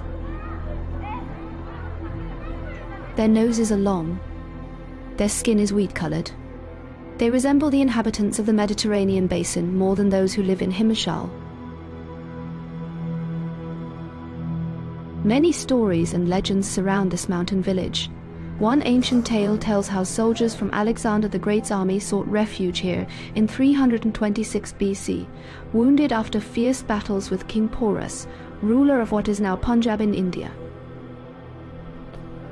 Their memory still lingers in the myths of Malana. It is said that these soldiers were the ancestors of today's Malana people, warriors who, after fierce battles long ago, chose these mountains as their final refuge. Artifacts found in the village seem to echo that legend. Yet, there is no study which confirms a link to Alexander's army, and many locals simply call it an old tale. ये जो है जो सिकंदर का जो फौज था ना वहाँ का कोई It is not true that a man came here. It isn't true that a man named Alexander came here. We are, and have always been, the sons of Jamadagni, Rishi, nothing else. All that is a lie. There is no lineage of Alexander here. We come from Balkan, Rangri, Lugai, and Shela, and Kulu has its lineage too. It makes no sense for there to be a link to Alexander. In fact, Alexander's descendants also came, but none of them remained as we wiped them out.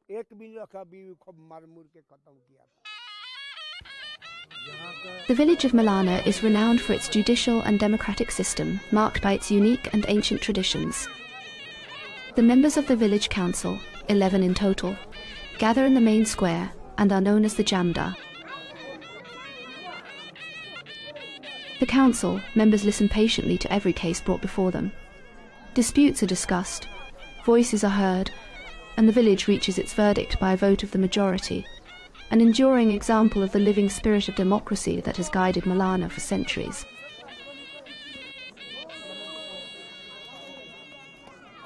This scene reflects the village's adherence to its own laws and its independence from India's formal judicial system.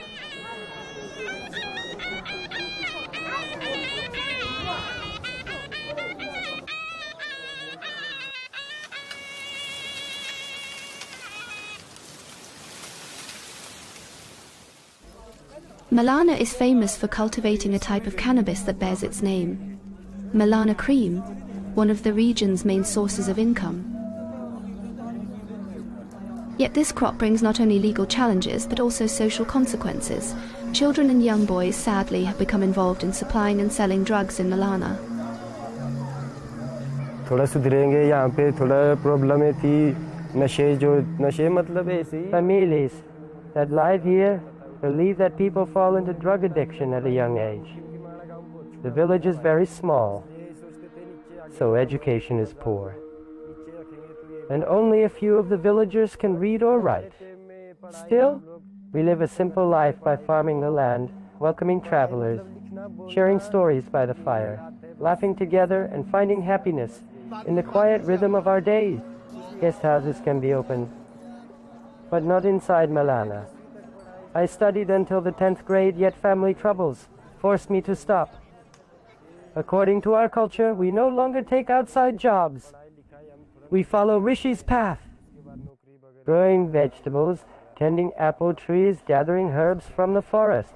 This work is inherited from our ancestors. This is the rhythm of our lives. It keeps us close to our land, to our mountain, and to the silence that protects us, and collecting herbs from the forest. This is how we earn our living.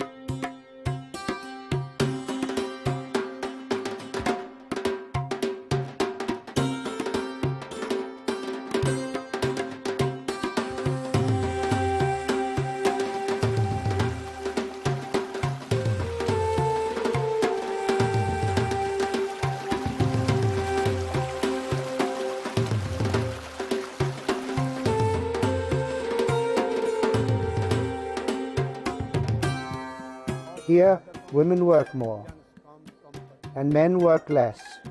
Women do many tasks like collecting honey and going to the forest to gather herbs.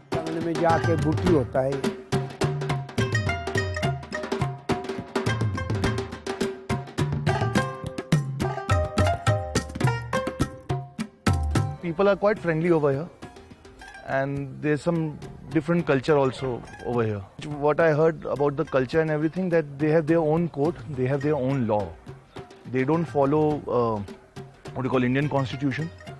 So this place is completely different compared to all over India, kind of, you can say that. Their Pradhan take all the decisions. If there's any fight or anything in between the locals or something among themselves, there's only one person who takes all the decision for them.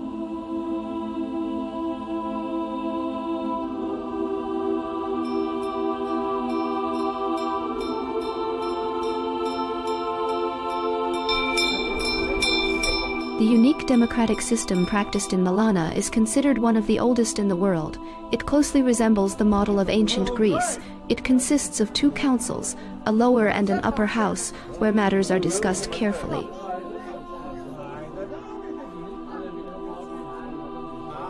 Final authority always rests with the upper house, which includes 3 respected figures, one serving as the voice of the local deity. The village's oral tradition tells of a sacred figure named Jamadan Girishi. He lived in this mountain village centuries ago, known for his wisdom and deep contemplation. He is believed to have helped establish the laws and customs that the people of Malana have followed through the ages. ऋषि आया ना इधर, जमदग्नि ऋषि आ गया तो इस करके इधर तपस्या की है इन्होंने. दानु का राज था. हाँ, दानु ने हार माना. When the Rishi Jamadagni came here and meditated in this place, Danu ruled this region. Danu agreed to hand the village over to Jamadagni. In Hindi, we call him Jamadagni. We call him Jamlu. 2 brothers first came and ruled here. After that, their number grew to 100 people. And now, there are many. बात और भी आते आते आते आते तब इधर पूरा गाँव बस गया. यहाँ का कल्चर अलग ही है. The story of Jamdan Girishi forms an inseparable part of Malana's rich cultural heritage. New generations are constantly reminded of the importance of wisdom and a deep reverence for history and tradition. This divine figure truly symbolizes a guiding spirit within Malana's unique system of governance. This political framework, indeed, has raised many questions among researchers and visitors alike, who often struggle to understand how such an advanced form of governance can exist in this remote, yet peculiar village. Janamji Rishi, he worshipped Shivji for a long time, and Shivji came and gave Vardhan to Rishiji to stay here or something like that. It was there. That drew my attention. And if you can see there's railing which ground is there, so they said that Rishi ji used to worship over here. Over here only Shivji gave him darshan and gave him the vardhan to stay over here and all that.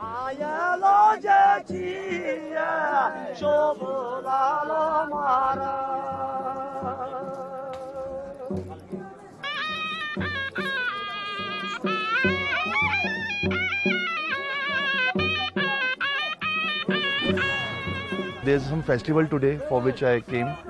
So let's see festival, how does it goes. It should start in the evening and it will go on for the next 2-3 days. They dance and all that and they do prayers and all that.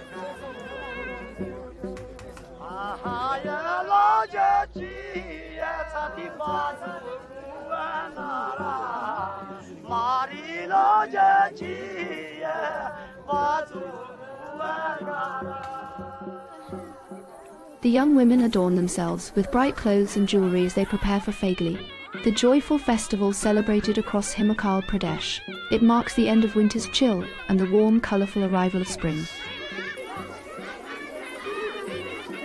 It is an important and colourful celebration of music and traditional dance that unites the community.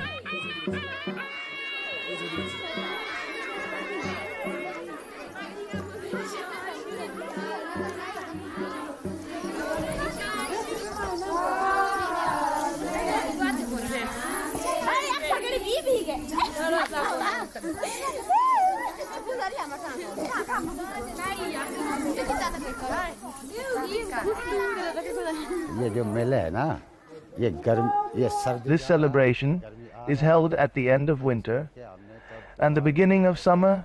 Now we can plant the seeds in the fields. We will start by planting potatoes, kidney beans and other things.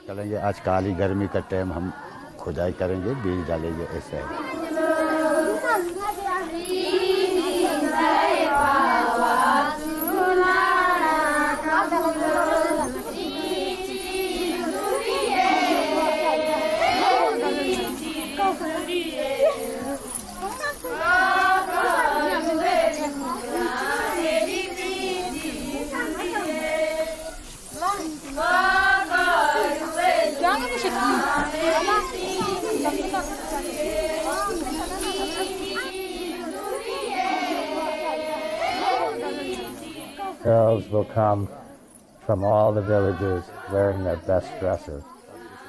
And there will be dances in many places, and everyone will visit each other's homes to eat together.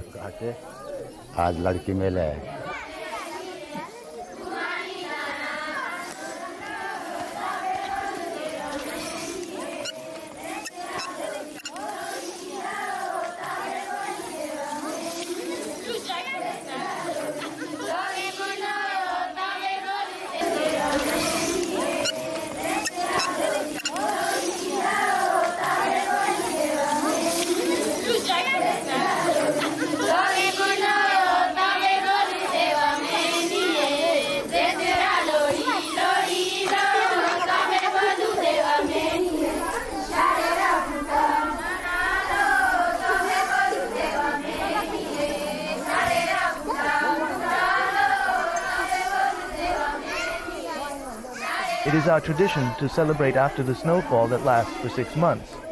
The snow isolates our village completely, as there is no way out during the winter. When the spring arrives, the place becomes filled with joy. Everyone sings, the snow has melted, and people dance through the night and into the morning. This is the reason for our happiness.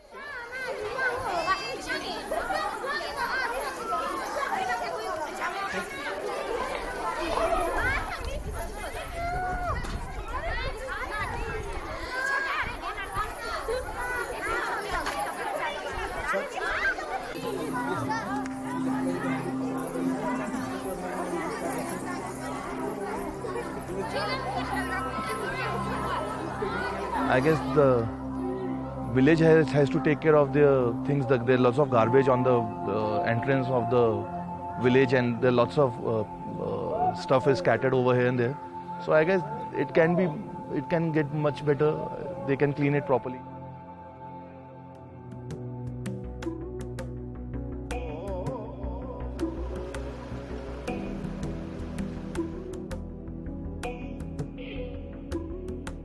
नहीं हमसे तो कोई परेशानी नहीं है फिर भी है जरूर परेशानी We have no problem with tourists. The only problem we face with them is that when they come here, they throw litter on the road like chocolate wrappers, biscuits, and empty bottles.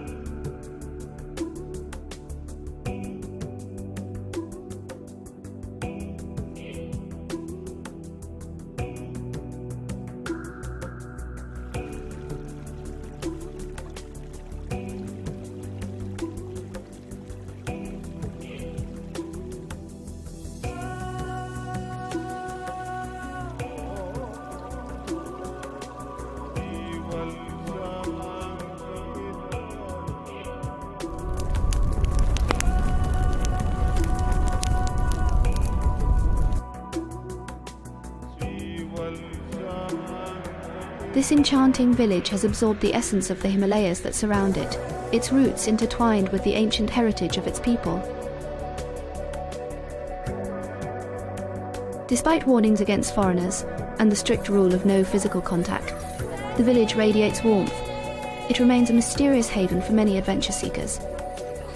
Yet one wonders, could the villagers' joy in welcoming tourists ultimately become the very cause of their village's ruin?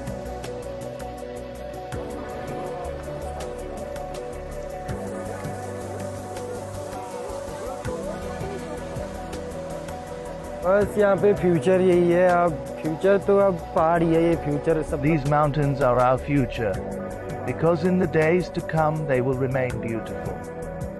The world below us is not so good. Tourism is not welcomed here. What can we do? We are the sons of the wise and it is our duty to carry on the work of the sages. बस अपना खाते जीते बस यही है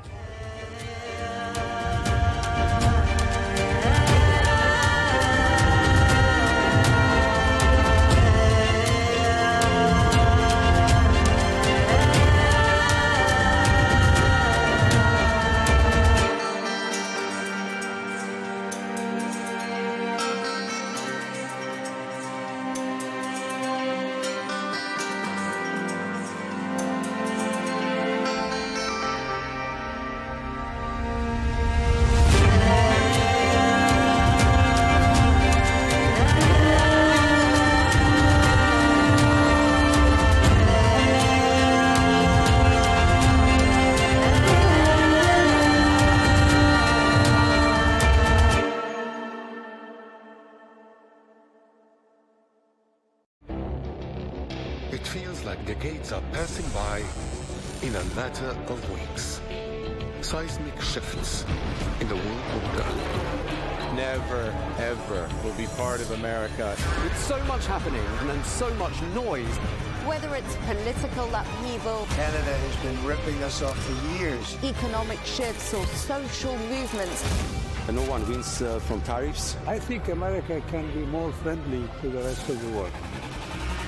For in-depth analysis and all the latest developments across the globe. To have an inclusive policy together. The meetings with Hamas gave me some hope. We're in another nuclear arms race. the most important development straight to your screen.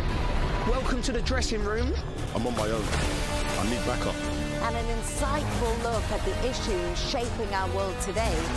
It was not going to happen, that war, and it happened. Join us on Arabiya News, where the world talks. The Keir Starmer drama. Instead of paving the way for its upcoming budget or selling its new immigration plan, the British Labour Party is preoccupied, putting out internal fires. Prime Minister Starmer's approval rating is at an historic low, and mutterings of a leadership challenge at an all-time high. Is he on the way out? That's coming up on Counterpoints with me, Melinda Nucifora. Our allies, in many cases, are worse than our enemies. Stay informed and connected with the latest international headlines. There obviously is a risk. From breaking news to in-depth analysis, it would appear that this war is coming to an end. Who buys this stuff? Investors, pension funds.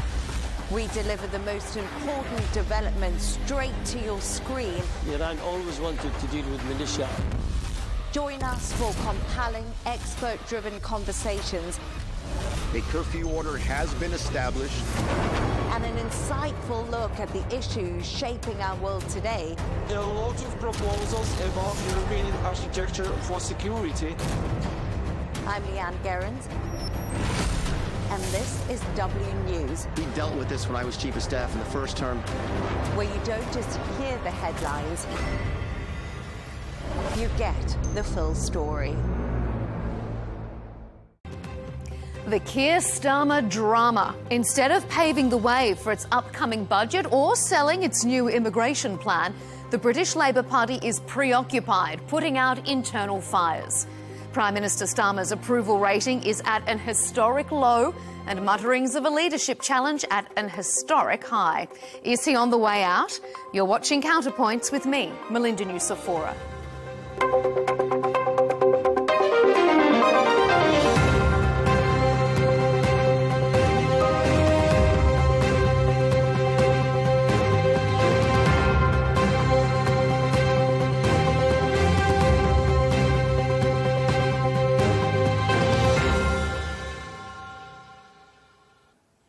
It's hard to imagine winning an election in a landslide and just 16 months later, worrying you're about to get rolled.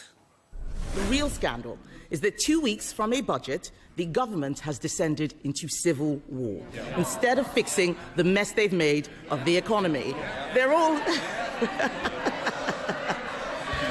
Mr. Speaker, they're all chuntering. These are the feral MPs that Number 10 has been talking about. They're not my words. They're Number 10's words, his words. Mr. Speaker, this is a united team and we are delivering together. Look what we're doing. The UK PM is in an unenviable position. The latest Ipsos poll found Starmer's satisfaction rating is the lowest of any leader since the survey began in 1977. And the Labour Party now only has the support of 18% of intended voters. So perhaps it's no surprise there have been leadership rumblings. But in an attempt to stamp out speculation, Downing Street has amplified the crisis and fuelled media speculation. Coming up, we'll ask, is Keir Starmer's leadership over? Are the UK politicians and its political system fit for purpose? And could reform be on track for Downing Street? Joining us for this discussion on the Prime Minister's leadership, Gwaine Towler, a political strategist who serves on Reform UK's Board of Governors. James Schneider is joining us, Communications Director for the Progressive International and a former campaign director for the previous Labour leader, Jeremy Corbyn. And Daniel Shearer is rounding out our panel of former Labour Party parliamentary candidate who writes on his The Party Line Substack. Gentlemen, welcome to Counterpoints and thanks so much for being here. Well, political honeymoons are never that long-lived, but Keir Starmer's has been shockingly short, if we're being honest. From ushering Labor to a landslide victory to a record-breakingly low satisfaction rating just over a year later. The PM has been blamed for failing to pull the UK government out of gloom and reduce the number of small boats crossing the Channel. He's also been criticised by some for being abroad too often and neglecting domestic issues. So, Daniel, let's start with you. Is Keir Starmer's leadership over? No, he's still Prime Minister, he's still leader of the Labour Party. I think he still commands the respect of members in the House of Commons. I think, he's just getting on with the job of being Prime Minister. And, we could talk about opinion polls and approval ratings all we like. I think those only matter if an election is imminent, but election is 4 years away. What do you think, Gwaine, when we hear only a little over a year after the job that there's leadership mutterings? Does it make you think that his days as leader is numbered? I don't think his days, everybody in politics, days are numbered. It just depends how long those days are. But I don't think his days are numbered quite now.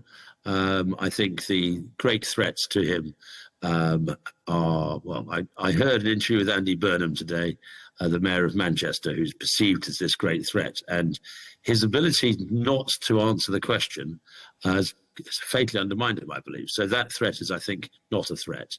And then you've got the former Deputy Prime Minister, Ange. She may be on manoeuvres with the Tribune Group, but I don't think that's got the legs to do it. No, truly, yes, his policies, his government are in a mess, but our constitution rather makes it difficult. And the 80 signatures required, I don't think are there. So he's not done yet. Round us out on your thoughts on that one, James. How's he sitting? Is it an uncomfortable leadership position at the moment? It's extremely uncomfortable, and the majority doesn't matter, just as in the last government, which had a majority of 80, went through a number of prime ministers in quick succession. When the underlying conditions in the country are bad and life is getting worse for most people, and you have a government which has basically no idea how to do anything about it, then that creates political volatility. So it's not surprising that after an unbelievably loveless landslide, I mean, Labour got a third of the votes on a very low turnout and 2/3 of the seats, and then have done everything possible really since then to make themselves more unpopular and not deliver on the basic thing that they said they would do, which was change. That was the one word on the front of the manifesto. And instead we sort of have a continuity government with Sunak, with a focus on supposed deliverism, delivering very little apart from poll leads to reform. Daniel, what do you think about that statement? I mean, the public obviously seem dissatisfied, or else these stories wouldn't be continuously reported. Are they dissatisfied with Starmer because he hasn't produced the change that James was saying? Yeah, I think people are dissatisfied. I think there's a sense that Britain is broken. And, you know, we've gone through, 6 or 7 prime ministers in quick succession. And, you know, changing the leader hasn't really delivered that change.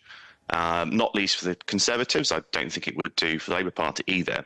But change is hard. You know, when you've had basically, you know, probably 2 lost decades, you can't simply get in for 12 months and turn things around. You know, the ship needs to be turned around, and it is being turned around, but it's a bit like an oil tanker. You won't see that effect until multiple years into the Parliament. So my hope is that being too generous? I mean, change needs to come from the top, and have we seen enough change in his leadership style compared to what people were expecting? Well, I think it's less about style and more about substance when we were talking about change. And I think we have started to see some of that change coming through already. I mean, just last week we had the news that police and crime commissioners were being scrapped. That money is going directly into frontline policing. I think that's a change that everyone would agree with. I think, you know, we've got things like the New Deal for working people that are going to enshrine greater rights for people at work. I think that's the change that people want to see from a Labour government. We've had, you know, record investment into the NHS. Wes Streeting is doing a great job on getting NHS waiting lists down. So, look, we are starting to see some of those quick wins come through, but the longer term change will take time. Gwaine, what do you think? Change in slogan or change in deliverables? I think what I think is one of the disasters of this government is its complete inability to send a straight message.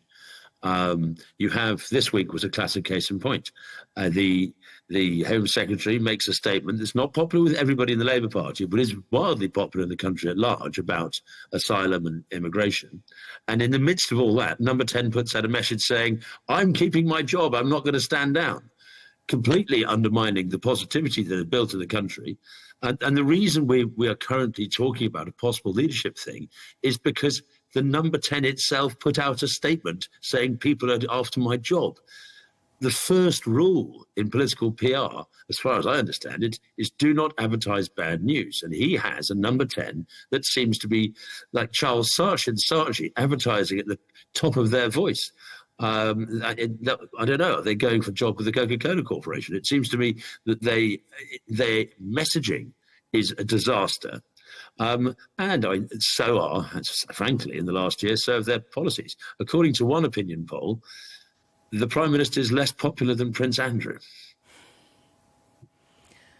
Well, that's a stark comparison, isn't it? No, it's extraordinary in a politician, particularly one who's only been in government for a year and a half. James, what do you think about this idea of change as a slogan versus change in actual deliverables? Do you think the Labor Party has lived up to that with Keir Starmer at the front, or is a year just not long enough, as what Daniel was saying, to re-steer the oil tanker? Daniel's right that after basically 2 lost decades, it's going to take some time to bear significant fruit.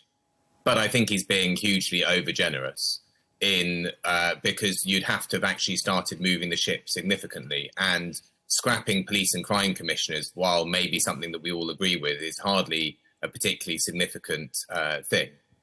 We haven't seen efforts by the government to fundamentally take on the entrenched wealth and power of the very few, which is what is going to be needed in order to boost living standards for the majority. In those 2 lost decades that Daniel points to, where we have seen pay for the majority of people not rise, where we've seen public services be underfunded and fall behind, where we've seen our infrastructure creak and groan under age, where we've seen our rivers and seas pumped full of excrement by our rip-off privatised water companies, the wealth of the super-rich has gone up dramatically. And unless you have a government which is willing to engage with that central point, which our government is not, as you see on issue after issue, take an issue which probably the 3 of us would actually agree on, because our actual position is in line with about 85% of people in the country.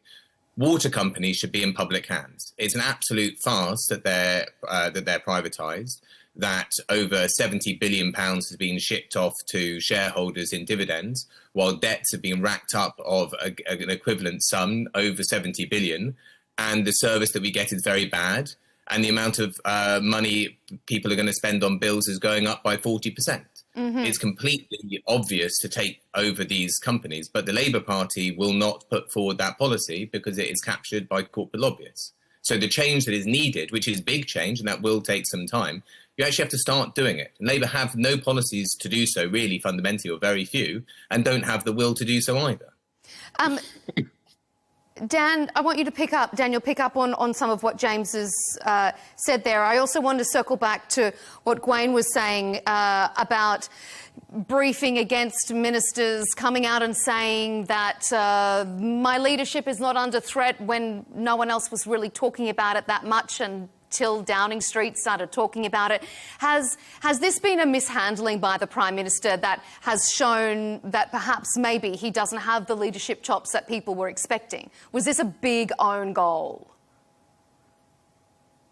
Well, I don't think it came from the Prime Minister. I mean, allegedly it's said to have come from Number 10. So we don't even know where these rumours came from in the first place. So I don't think it would be fair to say they came from Keir Starmer somehow. But I do want to go back to James's point around nationalisation of water. I think many people in this country understand that natural monopolies should belong in common ownership. What form that takes, I think we can have a good, strong debate about. But fundamentally, I think you need the money to do that, right? And I think at the moment, if we were to say, right, what are our priorities? It's not that we wouldn't want to do nationalisation of water. It's that, other stuff would take precedence. Already we're in a really dire fiscal position. Any extra borrowing is likely to be met with an increase in gilt yields. That's going to mean that we spend more as a country on debt interest. I want to put that money into public services, into the NHS, into policing, to get more bobbies on the beats. I think these are the practical considerations that we need to make first. And then once we've actually fixed the foundations, once we've actually got the books in order, I think then we can start looking at these big grand projects like the nationalisation of the water companies. So, Can I come back on politics is a language of priorities, and I think, this government's priorities are clear. It's stability. Yep. So just to come back on this canard that water privatisation, public ownership of water would be expensive, it would save us as a country money. The share price is set by Parliament. We would stop handing out dividends to shareholders. Instead, that money could go to reducing people's bills. That's more money in ordinary people's pockets to spend in the economy.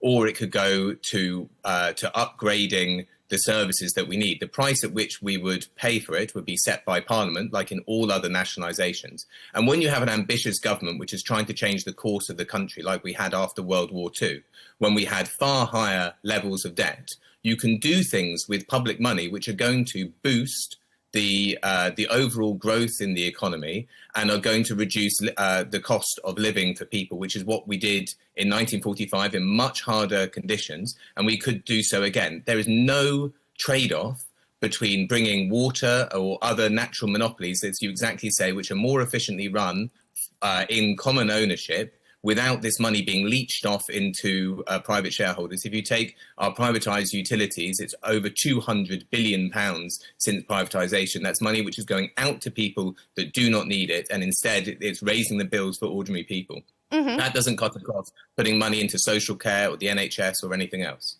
Gwaine, what do you make of this talk of putting these things back in the people's hands? I'm not 100% opposed to the water. I think that may well be a natural monopoly, but I'm a little bit wary about various other nationalisations. Though I think one thing that was said earlier that is very telling, we have a government of it's not possible. You cannot inspire a people, but when a question is, can you do this? You want to do this? No, we can't. There's the imagination required, the planning required, just does not seem to have taken place.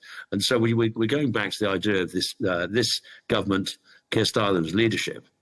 Leadership actually requires a plan, and to follow that plan and to stick with that plan and to take people with you. And it is transparently obvious that this government did not have a plan. It thought that Sue Gray had a plan. She didn't have a plan. Everybody in the country, everybody knew that Labour was going to win 2 years out before the last general election. And it seems in that time, they maintained campaign mode rather than plan mode. And in fact, to a certain extent, they tried to continue campaigning. But you can't campaign once you're in government. And what you seem to have, there is this, can you do this? No, we can't. The civil service tell us we can't. And there doesn't seem to be that drive and that ambition from various departments in government. And it's not just the Prime Minister, it's across the board, where there's the no can do attitude rather than a can-do attitude. And that dispirits the public. It certainly dispirits those people who voted for Labour. The polling rating has fallen off a cliff, not just for the Prime Minister, but for Labour as a whole. And I think that's largely due to the fact that there's been a no can-do approach. I think this is the issue that we maybe see with Reform at the moment, that they're stuck between two attack lines. The first is that Labour has no plan, they have no direction, they don't know what we're going. And the other attack line is that, the stuff that Labour is doing isn't working, that it's not good. Which is it? Winter fuel allowance? It clearly was something that you weren't planned for, and a whole bunch of promises made at the general election that you've rescinded on. You've got a budget that has gone in a different direction before it's been announced. So, and it's hard. Just tell me one example of where we've broken the manifesto. Well, you said you weren't going to increase taxes on working people, and in fact, the NIC on employment does increase tax on working people, and everybody accepts it. It wasn't a clever little get-out clause. But that's paid by employers, not by employees. I mean, people, wouldn't have seen their pay. And the little clever little, oh, aren't we clever attitude at the time. No, it affects working people just as badly. And so just because we think we've been smart because we use a slightly different combination of words, doesn't come across that way. The farmers were told they would not be hit. They were. Up and down, across the board, there have been these problems. Now, it's a tough job. You came in, it's difficult. I actually think that the Labour Party still has a bit of time blaming the Tories. It doesn't have an entire 5 years, but it certainly does. The Tories made a hash of things and Labour's trying to pick up the pieces. We get that. But it doesn't seem to be making a very good fist of it. And those blaming others only works for so long. And that often does work if you can see successes in other areas. And I don't think we've seen them. So the public's patience has run out very fast with this government. We've been talking about Keir Starmer's leadership and speculation around that, but our conversation has moved on to the Labor Party itself. So let's move ahead to the second sort of chapter of our debate, where I think I want to pick up exactly on what you were saying there, Gwen, whether or not Labor has direction and they're pulling their voters with it, because perhaps changing leader isn't really going to solve Labor's problems here. As a party, people say that they're not living up to the groundswell of support they received at last year's election. There have been revolts within the party over proposed welfare reforms, tax policies, its new immigration plan, and what's been described as a toxic culture at number 10. Labor's slogan, as we were talking about earlier at the election, was "Change begins." But some voters are saying that as a government, the party has failed to change anything and address these pressing problems. So, James, are these issues that the UK is currently facing, economy, immigration, are they too severe for our current political system to address? Does it need to be rebuilt, or is it just the case that politicians themselves aren't up to these challenges? Well, those two things are deeply related. We have a very bad political system which is captured predominantly by the power of corporate lobbyists who have interests in preventing the sorts of policies that will redress power and wealth from those that have it to the overwhelming majority of people, which is what you need to have a functioning economy, is money in people's pockets for them to go out to work and have a bit of money to save and a bit of money to spend. And of course, after 20 years, Dan laid out well earlier on the difficulties that we have in the country after basically pretty difficult 2 decades. But if we had different political priorities, we could get going with those things. But both the Tories and Labour and Reform pretty much have similar priorities on whether you're going to try to tax the rich, what you're going to do with bankers, and so on and so forth. And their priorities are quite clear, and they're not ones which are going to alter the trajectory for most people in the country. Does anyone want to pick up on that? Daniel, what do you think? Well, look, I think we started off by saying that, Britain's had 2 lost decades. I'd sort of use the analogy that Britain is a broken down car at the moment. And I think you've got 2 different approaches to moving forward. Somebody says, let's change the driver. Another person says, let's change the direction. It doesn't matter because the engine is broken. And it's only by fixing the engine, of doing the long, hard, difficult work of steering the oil tanker, of getting the fiscal position in order. It's only by doing those things that we can then start to move forward. And I think once we fix the engine, then we can have better conversations around the direction, about momentum, about how fast we go. But fundamentally, I think we need to be honest with ourselves as a country that things aren't great. It wouldn't have mattered to an extent who would have come in. They would have all faced the same challenges. And I think that the difference between the parties, I think this is the point where I disagree with James. I do think there were different choices on offer at the last general election. I think you had a clear stall set out by all 3 parties. And I think, the public knew what they were voting for. They knew they were voting for the change that the Labour was bringing. But at no point have we ever said, day one, everything's going to be all singing, all dancing, just get rid of the Tories and it's all going to be fine. I think, Rachel Reeves spoke about fixing the foundations in her first budget. I think that is a really key line that I think is going to define the first few years of this government, because you can't move forward if you haven't fixed the engine. You can't move forward if you haven't fixed the foundations first. Is there an issue, though? Go ahead, Gwen. Well, I would just say, you're talking about this with this metaphor of fixing the engine before you decide what direction you want to drive. I would have thought you want to know which way you want to go before you fix the engine, because what's the point of bothering to fix the engine if you don't know where you're going with it? It seems to be that the cart is literally before the horse, or in this instance. I think you need, in order to take the country with you, you've got to show a vision of what you want the country to look like. And I cannot And I don't know anybody who can tell me what that vision is with this current government. And so that, I think, is a fundamental problem that you're facing. And even on things which are positive, the government has decided to not jump up and down about it. I remember in the first week of September, the previous government, the previous Conservative government, had a good but limited policy to expand free childcare, but wasn't able to implement it. And then the Labour government came in and has been able to implement it. And the first week of September was the first time when I was getting, WhatsApp messages from non-political friends and seeing it in football team WhatsApp groups and stuff, of people taking their toddlers to nursery school and getting something good, a good thing for the first time happening, first time in a long time, something good. And what did Labour spend that week talking about in its grid? Migration. It didn't spend a week going on about nursery and early years and childcare and making sure that they had, a day on all of the troubles, how difficult it is to recruit staff, but here's what we're doing about it, and having Keir Starmer out in a creche talking about this, that and the other. They went totally driven by what they see as reform's priorities and obsessed with not losing votes to reform. The way in which they're obsessed with not losing votes to reform is getting more votes to reform and making, when they do some things which are good, nobody, they don't take credit for them. No, I'm saying the deal with India was a good deal, but they allowed it to be ruined by one paragraph. But James, I think in a way you've kind of answered your own question there, which was, you saw people talking about the great things that the Labour government was doing.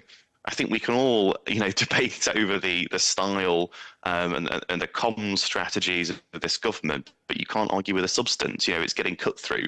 And I think regardless of how you dress up a policy, at the end of the day, what people are going to vote on in 4 years' time is, have their lives got better?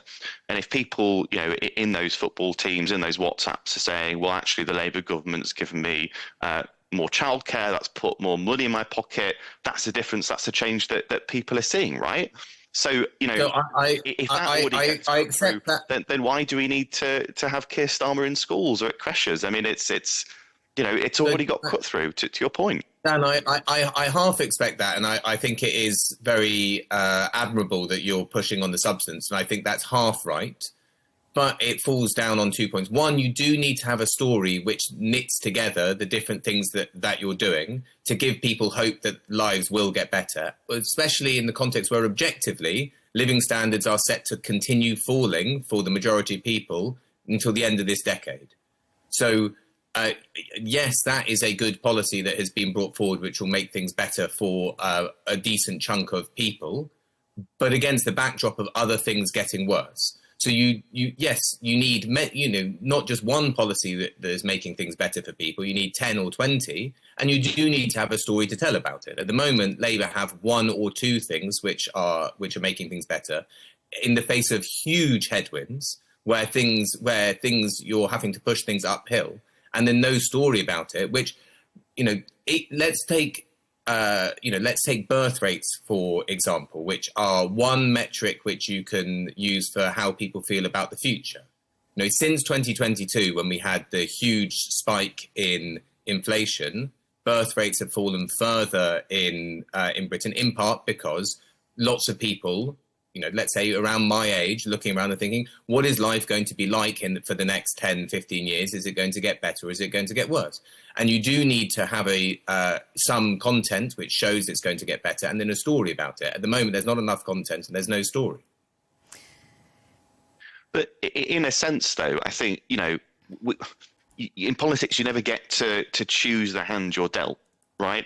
And I think with this particular government coming at this particular time, loads of different things are broken.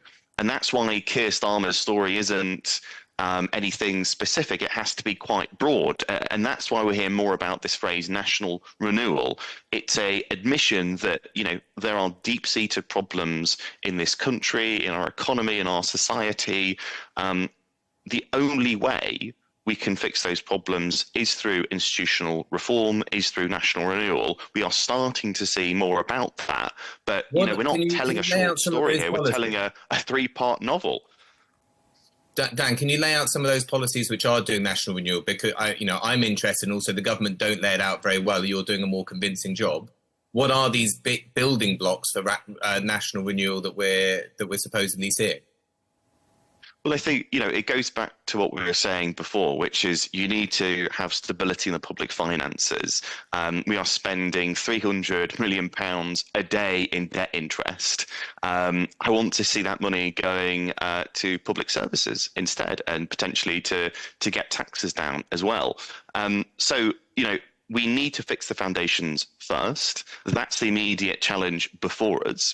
That's fixing the engine. Once we fix the engine, then we can decide where we want to go on holiday with the car. But until we actually, fix the engine, then I think discussions of whether we go to Lanzarote or Skegness are kind of moot. Well, and surely, you talk about economic stability. You literally are having a laugh. This government is as unstable as Liz Truss's was. The gilt yields are worse and have gone on for longer. The problems we've got at the economic level are absolutely terrifying.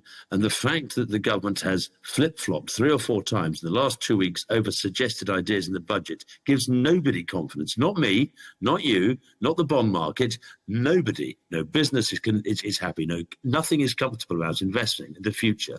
And James is right. Look at birth rates. People aren't choosing to have children because they do not see a future as something they wish to bring children into. That is terrifying for society. And the very idea that Rachel Reeves is making the economy stable in some way is for the birds. What do you think is at the root of those economic issues that the UK is facing, Gwen? Well, we're spending more than we're taking in, and have been doing for an awfully long time. And you have 2 choices. Either you tax yourself to prosperity, which we all know is impossible, or you reduce the amount of things you're trying to spend. And Labour tried to reduce the increase in spending, and its own backbenchers wouldn't let it do so. So it is caught in a trap of its own making. So we've got to stop spending so much. So, it does sound like there is an identity crisis, Daniel. If no one knows which way this car is pointing, how is anyone going to follow along? Well, that's a great question. And I think, as I said, Labour is at the moment taking the unpopular decisions. And I think that's kind of what you're seeing at the moment play through. But those unpopular decisions are in the national interest. That's what is driving national renewal.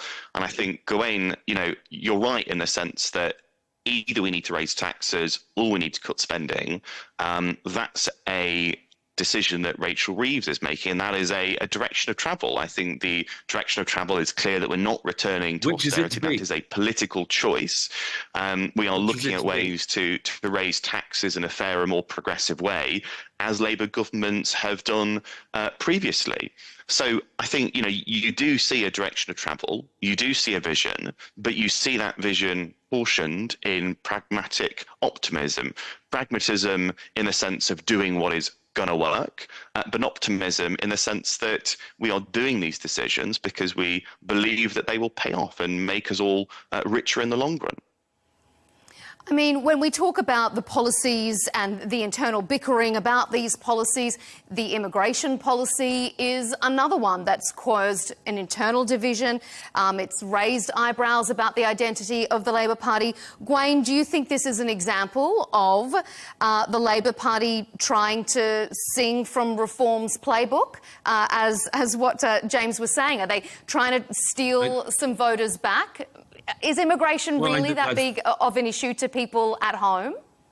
Yes, it's a huge issue, and it really is. And there is a very good reason why Reform are 10, 12, 14 points ahead of Labour in the polls, and that is largely because people are very worried about immigration. But, and I think James might even agree with me on here, They can't chase in both directions.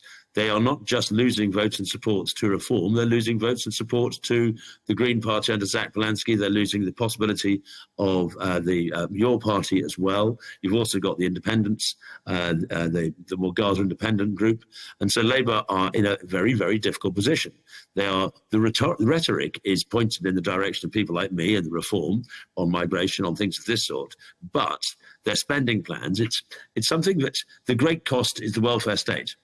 If you really want to spend money to invest in the country, and you're coming from a Labour background, an old traditional left of centre background, rather than talking about welfare and paying things of that sort, you should be talking about investment in infrastructure and that sort of spending that has returns, rather than spending that is spent then and finished.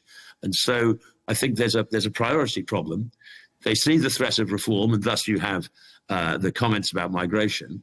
But equally, they've got this possibly even greater electoral threat to Labour on their left. And they're at a crossroads, and their eyes are spinning. I don't think they know where they're going, because they cannot see a way out of this problem. Now, obviously, I have my perspective, but I'm not the person in government. Government is hard. Government choices are difficult. We all understand that. But currently, it's rabbit in the headlights time. I don't think anybody knows which way they're going to go. James, do you think that immigration is as much of a problem as Gwaine is saying there? And do you think that the Labor Party was right to be focusing as tough on it as they have? No and no. I don't think that refugees and I don't think that migrants are responsible for the 20 years of decline that the majority of people have had in the country, and which correlates totally with the wealth of the super rich. We're talking people with tens of millions and billions of pounds soaring away. The biggest policy we've had in the last 20 years is quantitative easing, which has inflated the asset prices. Basically, people who have a lot of wealth have a lot more wealth because of a policy that was carried out by the British state, and there's been no effort to claw that back. Now, Labour don't have any policies to deal with that fundamental point. They don't want to. They don't want to take on, because it's difficult, the entrenched power and wealth of the very few. Also, they are significantly captured by corporate lobbyists who don't want them to do that. Also, that is not Treasury orthodoxy that has also captured them. So instead, they are following the line well laid out by, again, the billionaire-owned press and the right of politics, which also doesn't have an idea for how to make billionaires pay more tax because they're funded by billionaires, and so point to migration being the great problem. Mm-hmm. So no, to the first half of your question, no, I don't think migration is the great problem in our society at all. Do I think it is a good electoral strategy for Labour to be going hard on immigration and against refugees? No, I do not, because if that is your top issue, if the small boats is absolutely your top issue, why would you vote for the half-fat version of Keir Starmer and Shabana Mahmood when you can vote for the full-fat version of Nigel Farage? Labour needs to have something which it stands for, which, with all respect to Dan, who is presenting this national renewal, it needs to be way more visible than it currently is. Because at the moment, fundamentally, you have reform and the right of politics who make what is essentially an economic argument. And their economic argument is the reason why life is getting worse, and they agree life is getting worse, is because of migration. Like, that is essentially their economic argument. We would say it's one of the reasons, but it's one of the reasons. I'm zooming out. I'm not. This doesn't give all of the nuance and detail, but zooming out. And Labour's is similar to the previous Tory government. Oh, well, it's very difficult, and actually things are actually maybe getting better, and we don't really know. And then on the left, you're starting to get an argument, especially with Zach Belansky and the Greens, which points much more in the direction that I think the truth is, which is the problem is that so much of the economy has been captured by a very small number of people, and too much of our economy is structured towards increasing the asset prices of people who hold a lot of wealth, rather than investing into the real economy, both in terms of production and things for people to make and buy, but also into our infrastructure. So, Gwen, is immigration just an easy election grab? Obviously, you even said yourself it's more nuanced. It's a very important matter. It's an extremely important matter, but it's not the only matter. I would think economically, the biggest single issue is the price of energy, because nothing works unless you can afford to power it. And that could be house building, where there is a huge problem with house building and the infrastructure there, whether it be industry, we want to reindustrialize and go into production and productivity.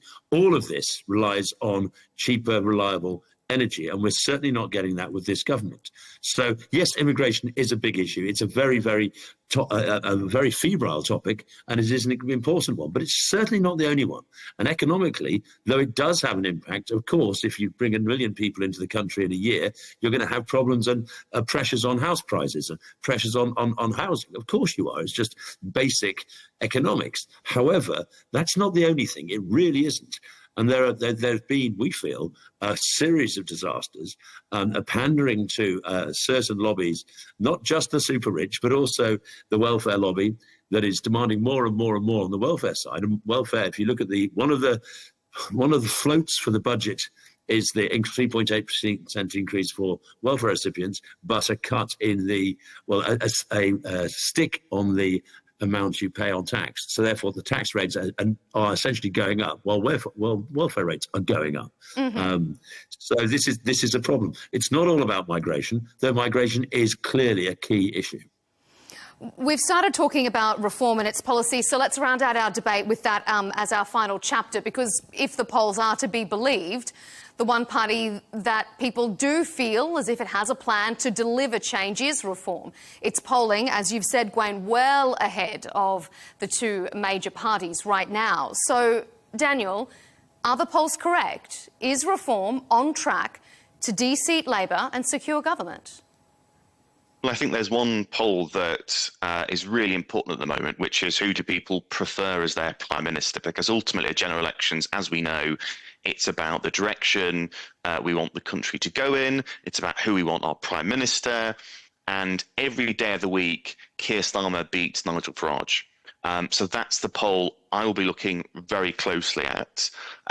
If there were a general election tomorrow, if we heard the different parties set out the stall, I think people would choose Keir Starmer.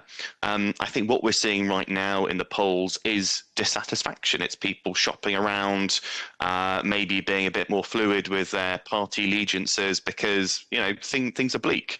And they haven't seen that change from Labour yet because it will take time. So I think there's a right and a wrong way to look at the polls. But look, there's only one poll that matters, and that's the poll on election day. Mm-hmm. Gwen, what's your response to that? Well, yes, of course. Hubris tells us not to be fat-headed about things like this. It's a long, long way before a general election. It's 3 years, I suspect, at least. As all those people prefer Keir Starmer to Nigel Farage? Is he a problem? I think is he a problem? The polls on that have been narrowing fast over the last year, so I wouldn't be too complacent about that either. Daniel. But look, Farage is a Marmite figure. I bet you might say Vegemite, but he is a Marmite figure, and but that is changing. There was a very interesting thing said by Luke Trill a couple of days ago when I heard him speaking. He's a major pollster. And he was talking about this infighting in Number 10 and the leadership squabbles and all the rest of it. And one of the things he said is, it doesn't make that much difference in polling, but what it does, it takes away the risk factor in voting for somebody like Zach Polansky or Reform, the Greens or Reform. Because the risk factor is, look, we don't know who these people are. They've never done it before. Do we trust them? Bit risky. And so people don't necessarily vote for Reform or the Greens. But if the current government is already tearing shreds off each other, only a year and a half into their term in office, then that risk, well, you know what, people might say, is the risk of voting for Reform. Well, the government are at sixths and sevens. How can they do worse? And so what you're seeing and the spectacle of Labour at each other's throats, the ferrets and the sack stuff, doesn't necessarily mean people will vote for reform, but it does mean that voting reform is no longer the risky option that I think people have thought before. It becomes less risky because the government is in such a mess. James, is it becoming less risky to vote for reform? All the Greens. I would never advise anybody to vote reform, but Gawain's analysis is certainly correct. I mean, the idea that the grown-ups are in charge is, of course, rendered absurd every single day you look at what's happening in the news.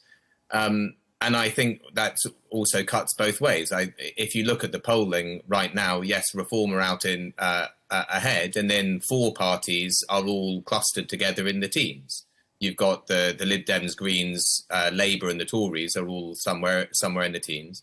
And at the moment, the Greens have quite a strong narrative. They're putting forward a bold case about what they think is wrong with the country.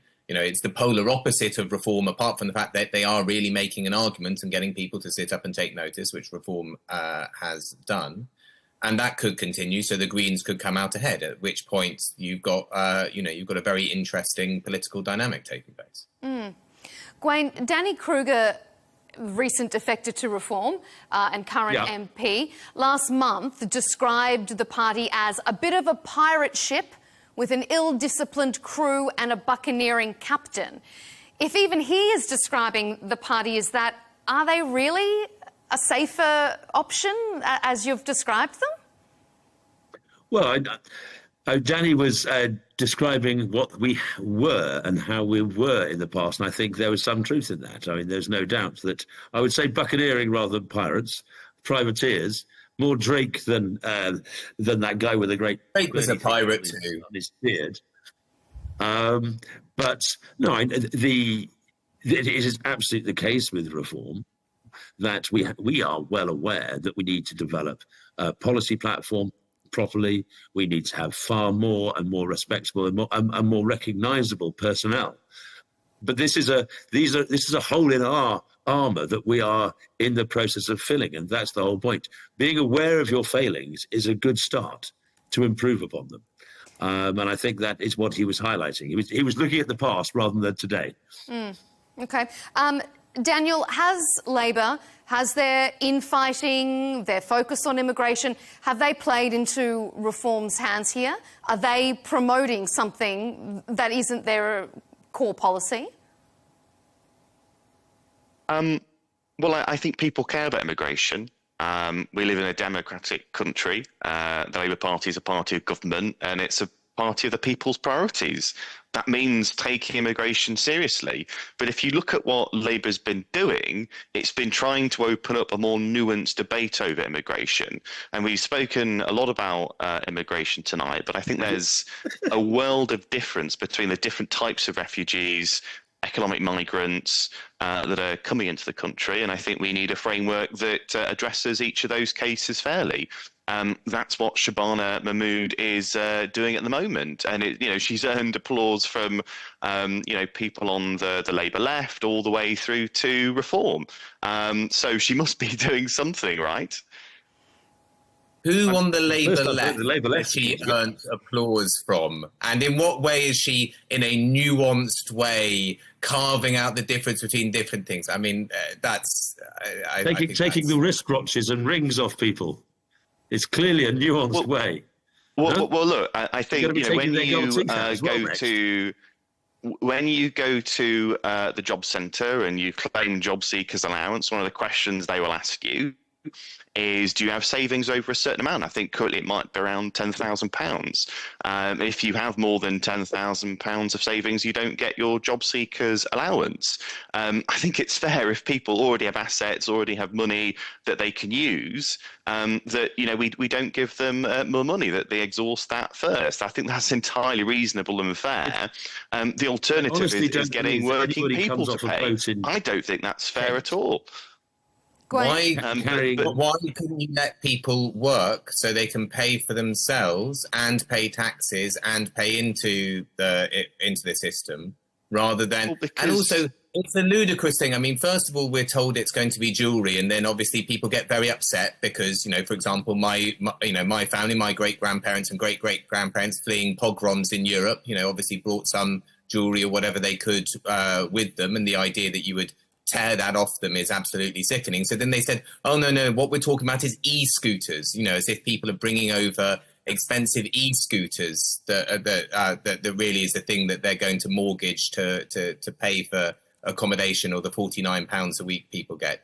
Look, if you want to bring down the number of people that we're paying for, you need to process their cases quickly, and we also need to allow people to work so they can contribute to society.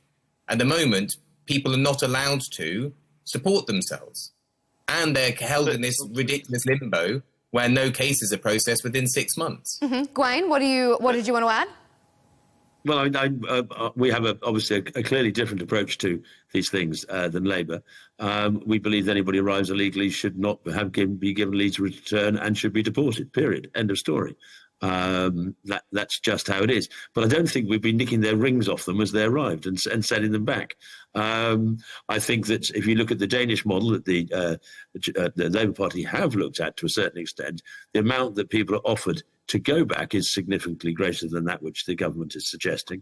Obviously, Denmark being a smaller country has a smaller problem, but our concern is that particularly the Boris wave that came in under the Tory party after Brexit, where they basically stitched up the system, that is going to be coming into the ability to earn or not earn, to take benefits.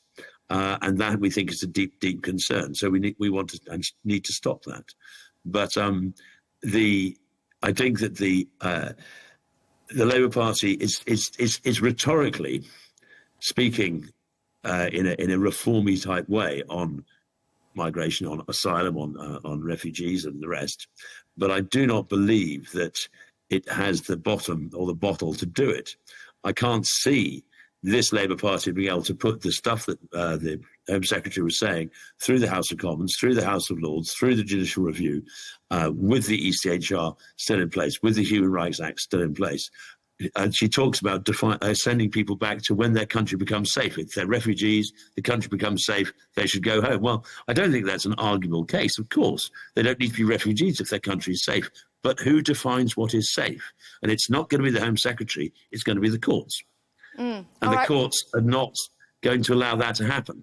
We're almost out of time, but let me just get a response from our other two panellists on that. Daniel, is it going to go through? Is this going to be claimed a great success? Well, I think it's still in development. I think there'll be loads of discussions within the Parliamentary Labour Party around the shape that takes. So it's in the pipeline. I think a lot of what's being discussed around that has been quite sensationalist. All this taking jewellery off people is a bit ridiculous, if you ask me. I think what we're talking about is if you have the assets to back yourself already, you shouldn't be getting more money from the state. And I do want to pick up on this point that we should just let everyone through and make them work. Loads of people coming over are undocumented. Migrants. There's a reason that people come across the channel in small boats as opposed to more official routes. It's a variety of reasons, but one of the main reasons is that they don't think they'd be passed through the ordinary channels. So I think there's something there that letting that type of person work, undocumented migrants, potentially with criminal backgrounds, isn't going to be a smart idea. Okay, we're almost out of time. James, just briefly, final word from you on that. Well, the vast majority of people who are crossing in small boats are granted eventually refugee status because the three largest countries they come from are Afghanistan, Sudan and Eritrea. I don't see why, and the reason why they don't come another route is there is no other route to come. If you are fleeing a civil war in Sudan, there isn't a way that you can pitch up in Britain that isn't incredibly dangerous. That doesn't mean they are a threat to us. It means we have an incredibly badly designed asylum system which forces people, if they wish to try to come here, to do so dangerously and undocumented. That is the problem. The problem is not with the people trying to come here. Well, perhaps we'll get all three of you back as this immigration debate continues. We'll get you all back to drill down on that a little bit deeper as well. But for now, we're out of time. We really appreciate your contribution. Gwain Towler, the political strategist who serves on Reform's UK Board of Governors. James Schneider, Communications Director for the Progressive International and former campaign director for the former Labor leader Jeremy Corbyn. And Daniel Shearer, the former Labor Party parliamentary candidate and author on Substack. Thanks for being on Counterpoints.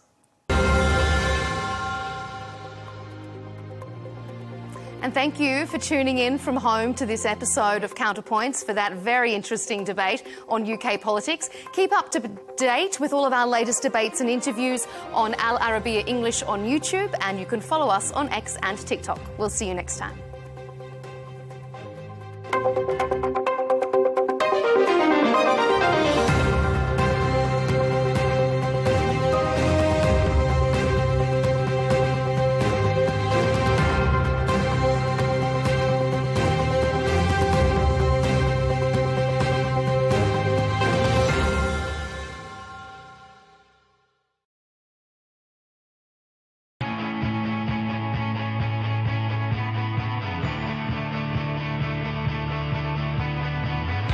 Welcome to the metropolis, the big city.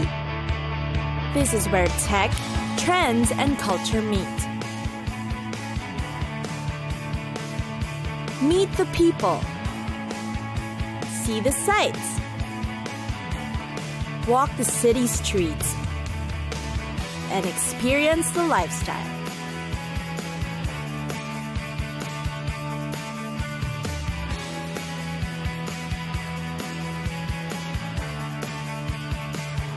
This is your first-class ticket to the cities of the world.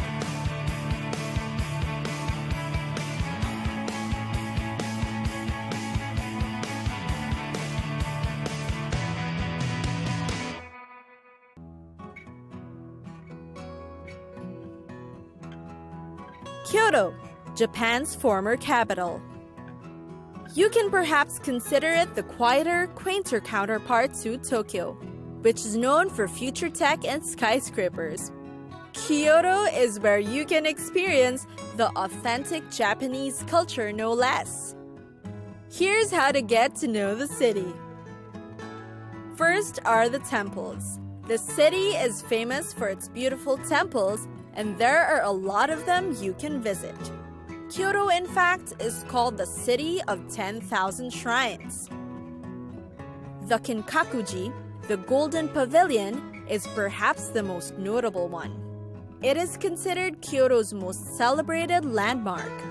It has gold leaf walls that reflect the peaceful ambience around it, in the middle of a park of cherry trees. Next up is the Fushimi Inari Shrine, which is worthy in your must-visit list too. It is dedicated to Inari, the god of rice and business. You'll find it at the foot of Mount Inari, with woodland paths leading up to the mountain. Indulge in the breathtaking city views while you're at it too. Walk around the historic district called Higashiyama. This is where you'll find Kyoto's traditional wooden architecture. You can buy local crafts and feast on food-stall snacks. What you won't find here are elements that symbolize the 21st century lifestyle, such as telephone cables and poles. Quite interesting. And then there's the Philosopher's Walk. This is named after the 20th century philosopher Nishida Kitaro, who liked to stroll down the lane. The walk actually runs between the Ginkakuji, the Silver Temple, actually made of wood, and Nanzenji Temple. Walking through it will take about half an hour, but worth it especially during cherry blossom season. Delicate pink flowers are sometimes thrown over the canal. Last but not least is Kiyomizu-dera. This place is considered the star attraction of the Higashiyama district. It is a large temple dedicated to the goddess of mercy. It has a temple wooden terrace that's constructed entirely without nails. That's its most popular architectural feature. It's highly recommended that you visit during spring or autumn for spectacular views of the landscape.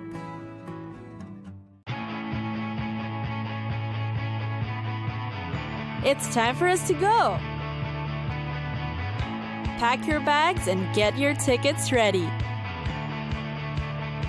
And we'll see you on the next destination. Catch us again next time on Cities of the World.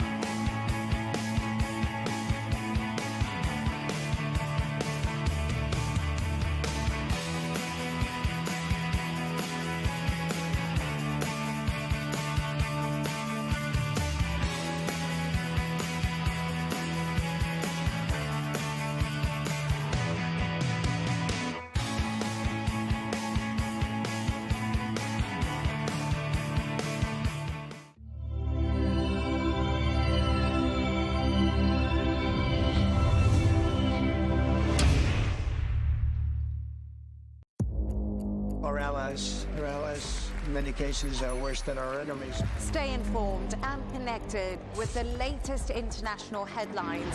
There obviously is a risk. From breaking news to in-depth analysis, It would appear that this war is coming to an end. Who buys this stuff? Investors, pension funds. we deliver the most important developments straight to your screen. Iran always wanted to deal with militia. Join us for compelling, expert-driven conversations.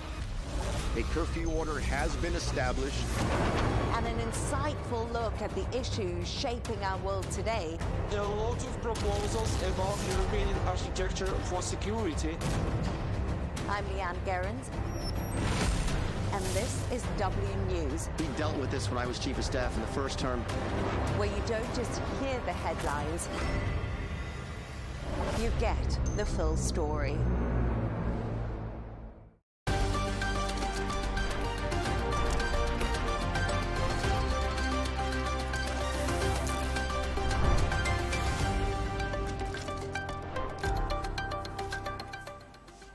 Hello and welcome. I'm Leigh Ann Gerrans and you're watching W News Extra, broadcasting live from the Al Arabiya studios. These are our top stories. The Kremlin says US Envoy Steve Witkoff will travel to Russia next week for talks on the US proposed peace plan. As tensions between the US and Venezuela rise, President Maduro warns he will defend the country against foreign threats. And the UK's Chancellor's budget is overshadowed by a technical error that released details of the spending review early as she announces various tax rises.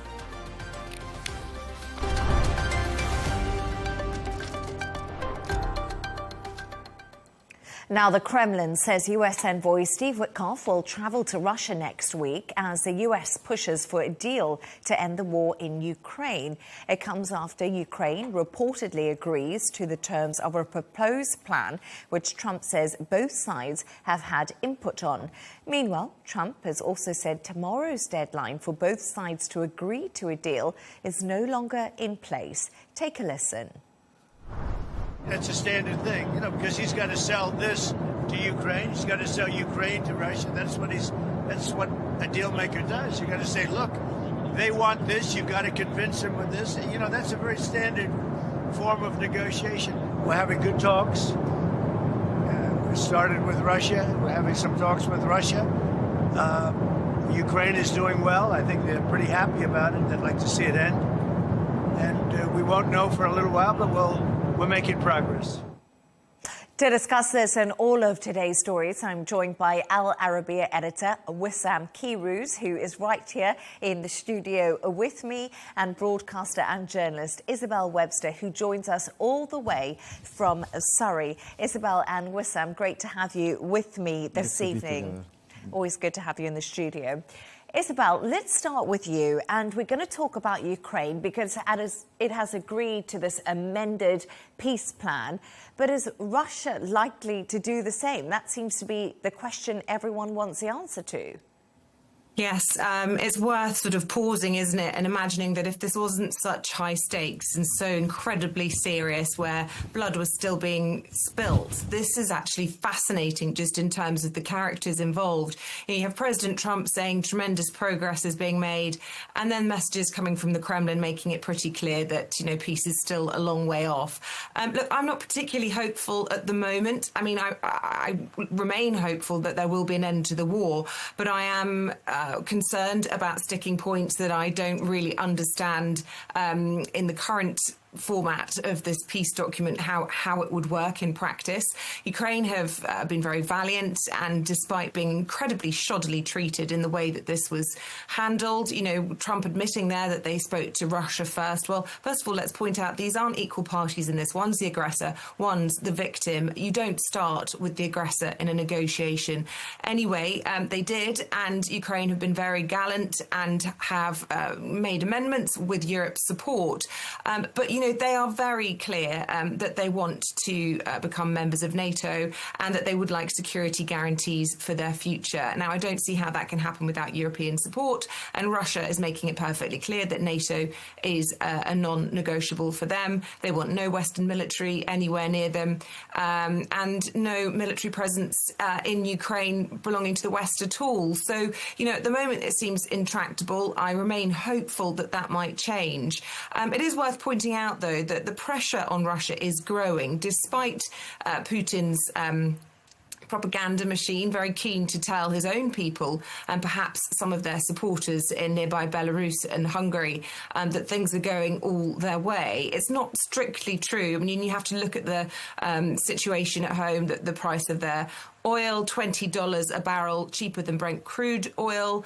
You've got the central bank selling off gold. You've got 25% of Russian companies at risk of bankruptcy. It goes on and on and on. There are real concerns that, you know, this country can't raise capital outside of its own borders. They will have to stop this war at some point.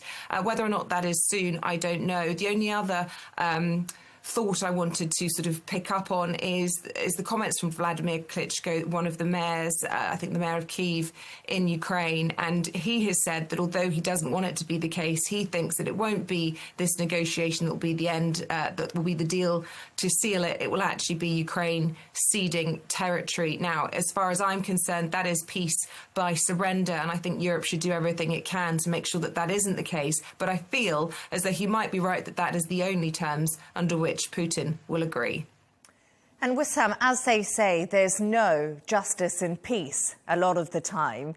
We've heard that before. Yeah. And Isabel talking about the aggressor and the victim, ceding territory, security guarantees, frozen assets. There's so many sticking points to this plan that we keep on talking about, and there seems to be no diplomatic bridge to bring the two closer together. All there seems to be is these diplomatic dances. Although we feel this time there are clearer signals coming from Donald Trump and the Americans that this is actually probably happening, or it could happen.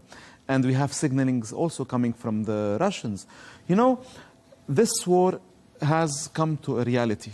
Okay, if it drags for longer, it's very dangerous. The world has been on the brink of maybe a nuclear confrontation in Ukraine. It was clear that the West, especially America, does not want to take it further into the confrontation. And second, it is clear that the lines that has been drawn now on the field will not change. I mean, Russia has been successful in a lot of ways. And whatever deal will come, it will be, unfortunately for the Ukrainians, it's going to be ceding lands. But one of the most important sticking points, or points to be fine-tuned, what Ukraine are we going to have? How nurtured it is? How weak it is? Is it really a very weak state that has no political dignity? And what about Europe? Now we will hear more and more from the Russians that the Europeans are trying to sabotage this deal because it is about Europe. And at the end of the day, what we see now, unfortunately for the Europeans and the Ukrainians, that this deal is an American-Russian deal. Americans are the guarantors of this, of course, and they are involved, and it's good for the end of the war. But what the Europeans will do, will they only be saying we are ready to support Ukraine? We're going to see about that. But this is what I suspect was the goal of Vladimir Putin from the beginning, is to reach a deal with the Americans. It's about sitting on the bigger table. And also, I just want to talk to both you and Isabel about Steve Witkoff and a leaked recording with a Russian official. So according to this leaked recording that did originally come from Bloomberg, they're the person who got the transcript of this, it was Steve Witkoff coaching a Kremlin aide about how to charm President Trump and get in his ear before Zelensky went to the White House. And Trump was very happy about it. He didn't mind it. I mean, he said this is what things, how things happen. At the same time, does it say that Witkoff is biased, is not, the middleman?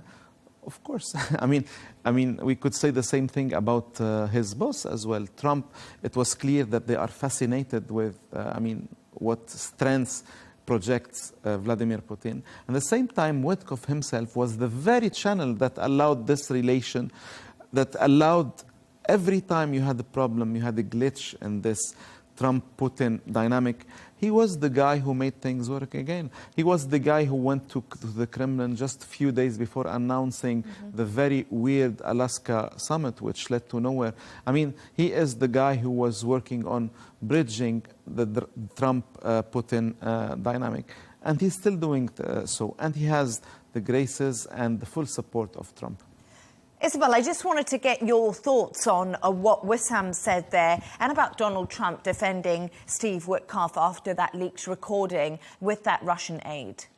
Yeah, well, it's worth pointing out that, members of his own party, Republican in Pennsylvania, saying that these secret meetings and conversations are ridiculous and that these conversations should be had out in the open, condemning Witkoff coaching this Kremlin representative.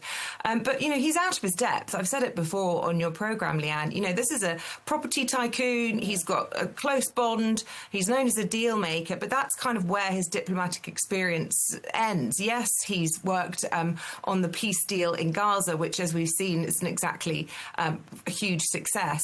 But he flies around in this private jet, which hasn't got proper national security. His phones are vulnerable to being intercepted. He doesn't have a huge department within Washington to support him, despite the huge work that he's been tasked with. Where is Marco Rubio in all of this? There are proper checks and balances and ways of doing things, and it seems as though for Trump, it's all about his mate, the deal.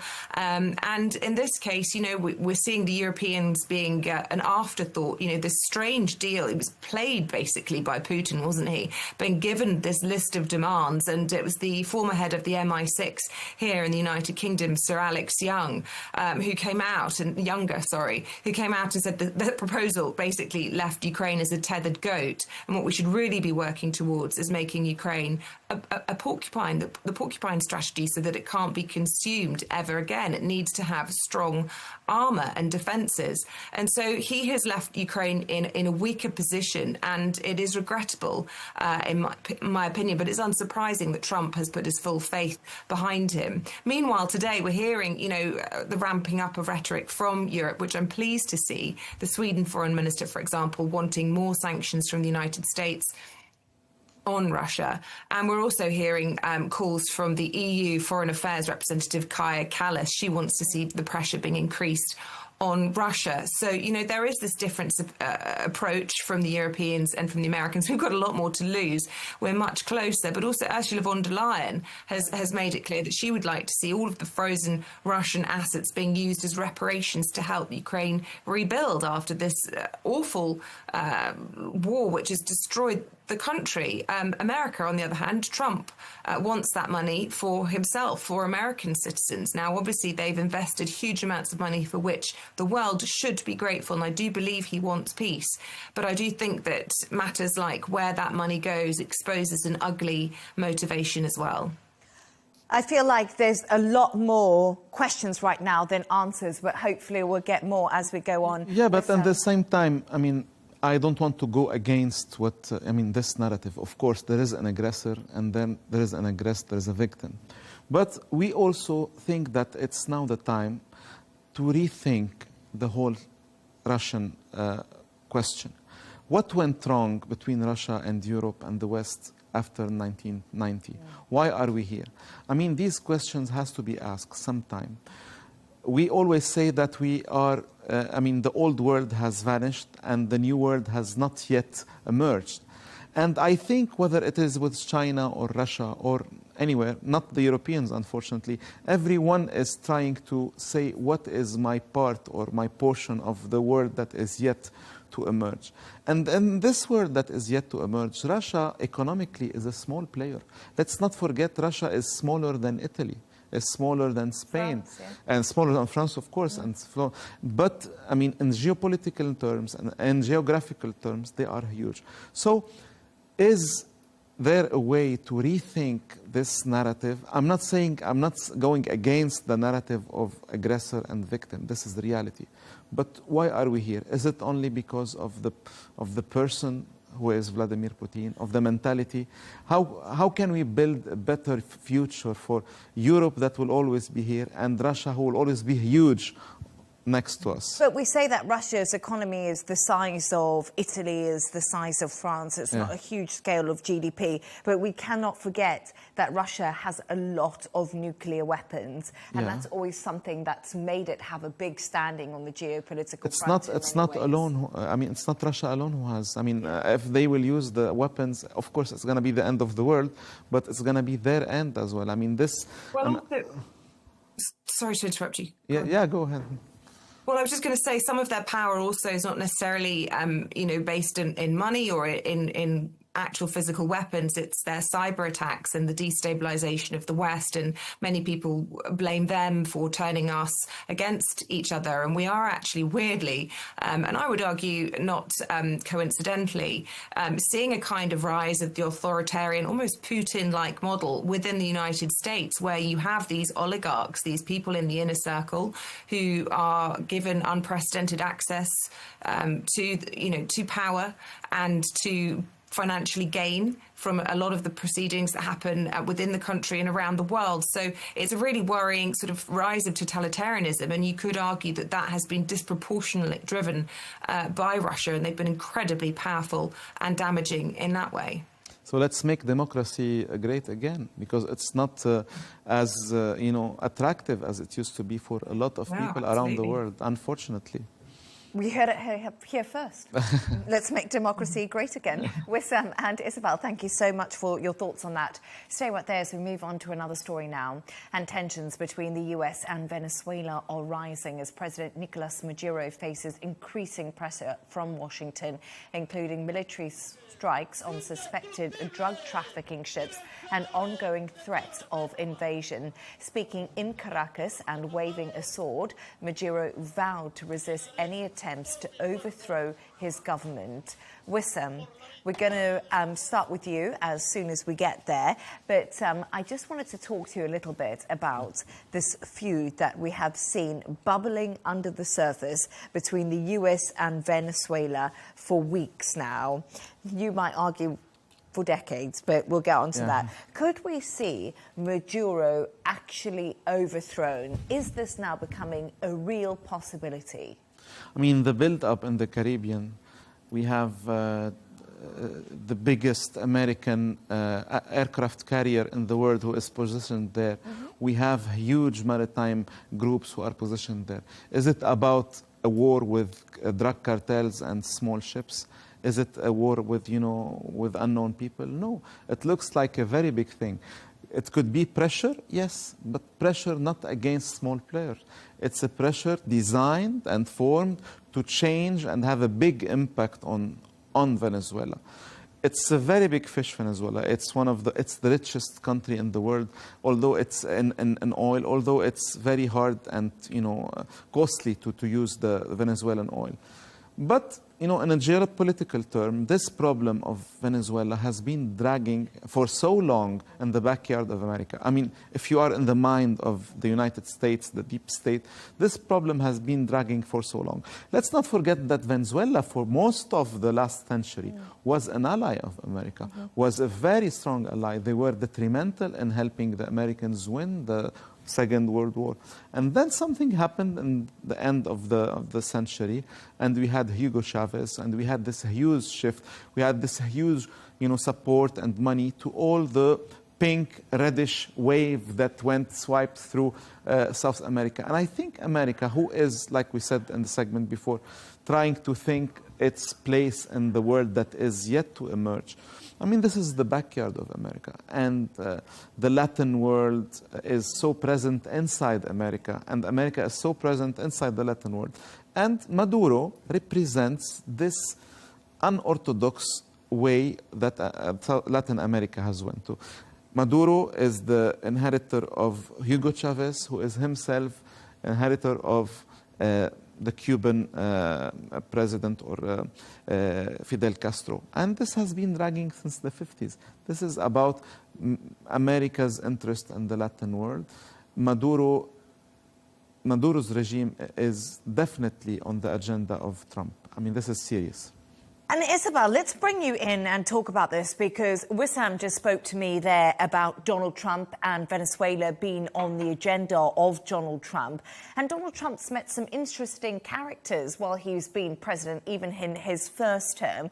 Can you envision a meeting actually happening between Nicolas Maduro and Donald Trump taking place to try to simmer down these tensions?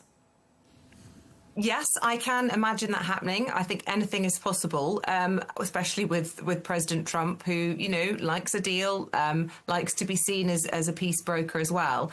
I would say what's slightly different about this is that he is very much being the aggressor in this relationship, President Trump, and he, the bully, just this weekend, you know, has designated this cartel a terrorist organization on a par with Al Qaeda, and has put a bounty out as well for the leaders of which he accuses Maduro of being, which means that the usual sort of legal restrictions on how you can operate in international law exonerate the United States, for example, if Maduro was captured and killed as part of that cartel, which, you know, will certainly have put Maduro's back up and make that meeting a little bit less likely. You know, there are, I don't know what the actual sum was that was being offered. It was a huge amount of money. I think it was double what they were offering for Al-Qaeda's leader Osama bin Laden. So, you know, he's got literally a bounty on his head. Would you want to meet somebody with those kinds of threats floating about? There have also been lots of questionable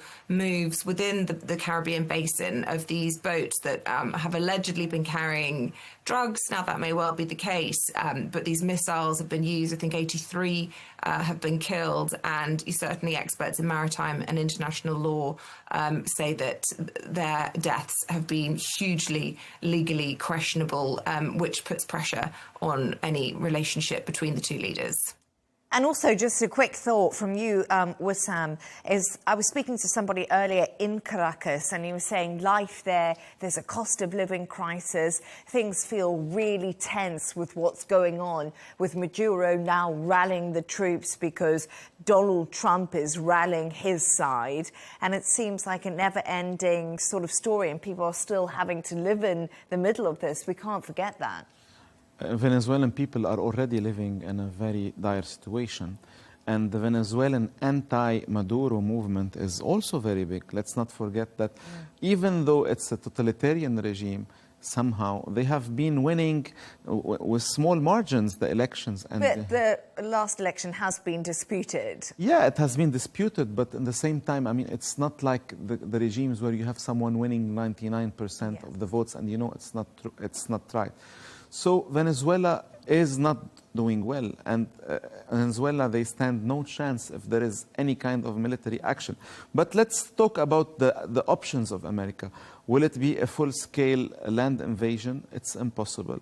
According to Foreign Affairs Council in 2018, such an invasion would need something like 100,000 soldier on the ground. It's not at all on the agenda of Donald Trump, MAGA, no boots on the ground. Second, it could have some targeted strikes. This is more of a possibility. And third, undercover operation, and this is also a possibility. But in any case, if they ever sit together, I don't see it happening. I mean, even with Mamdani, it was a bit of a stretch, but somehow the character of Mamdani, who's also very, very intelligent and very emotionally intelligent, could say, okay, they are both very political animals and they know what to do. With Maduro, there is no common language. It's really two words apart. It could happen because Trump is so unpredictable. And he met North Korea's leader, Kim Jong-un. We can't forget that. That one is good. I mean, Kim Jong-un, who wouldn't want to meet Kim Jong-un? I mean, Maduro has no... He doesn't have the aura or the weirdity of the persona. And Venezuela is still somehow, it's Latin America. It's not very far. You have something like 20 million people of Venezuelan descent. I mean, in America and Canada, or 15 million. So it's a country that is not very culturally away from America. And what will come next? I mean, you have alternatives. This is the big difference between North Korea and Venezuela, for example. You have alternatives in Venezuela. Venezuela is a country that is not very far away from democracy, from the West. You can generate something that could work out outside Maduro. I wonder if Maduro would bring his sword to the meeting with Donald Trump if that ever happens. But anyway, thanks for... Or his dance, maybe. Yeah, maybe both. They can dance together. Let's move on to another story. And the British Chancellor's budget was overshadowed by an error today when details of the spending review were released early, and that was by mistake. The Office for Budget Responsibility has apologised and said it was a technical error. Chancellor Rachel Reeves announced various tax rises, with the opposition leader describing it as a total humiliation and actually called for Rachel Reeves to resign. Isabel, I must say something. You are in the UK. No one has stopped talking about this budget, but how much damage has this technical error had on the British government today? Like, what a mess. I mean, hugely chaotic and embarrassing. And look, even though Rachel Reeves this evening will be one of the most hated figures in the United Kingdom because she's just introduced £26 billion of tax rises for working people in this country. But even so, I actually felt incredibly sorry for her. Did you see the footage of her face as somebody handed her a phone and she was reading the information about the leak? I mean, it's unprecedented. It's never happened in the history of leaks. And she'd already been heavily criticised for trailing way too much of the budget. She'd been trialling out some of her policies and then totally U-turning on them, using, the press and the public and markets, quite frankly, as a sort of active focus room.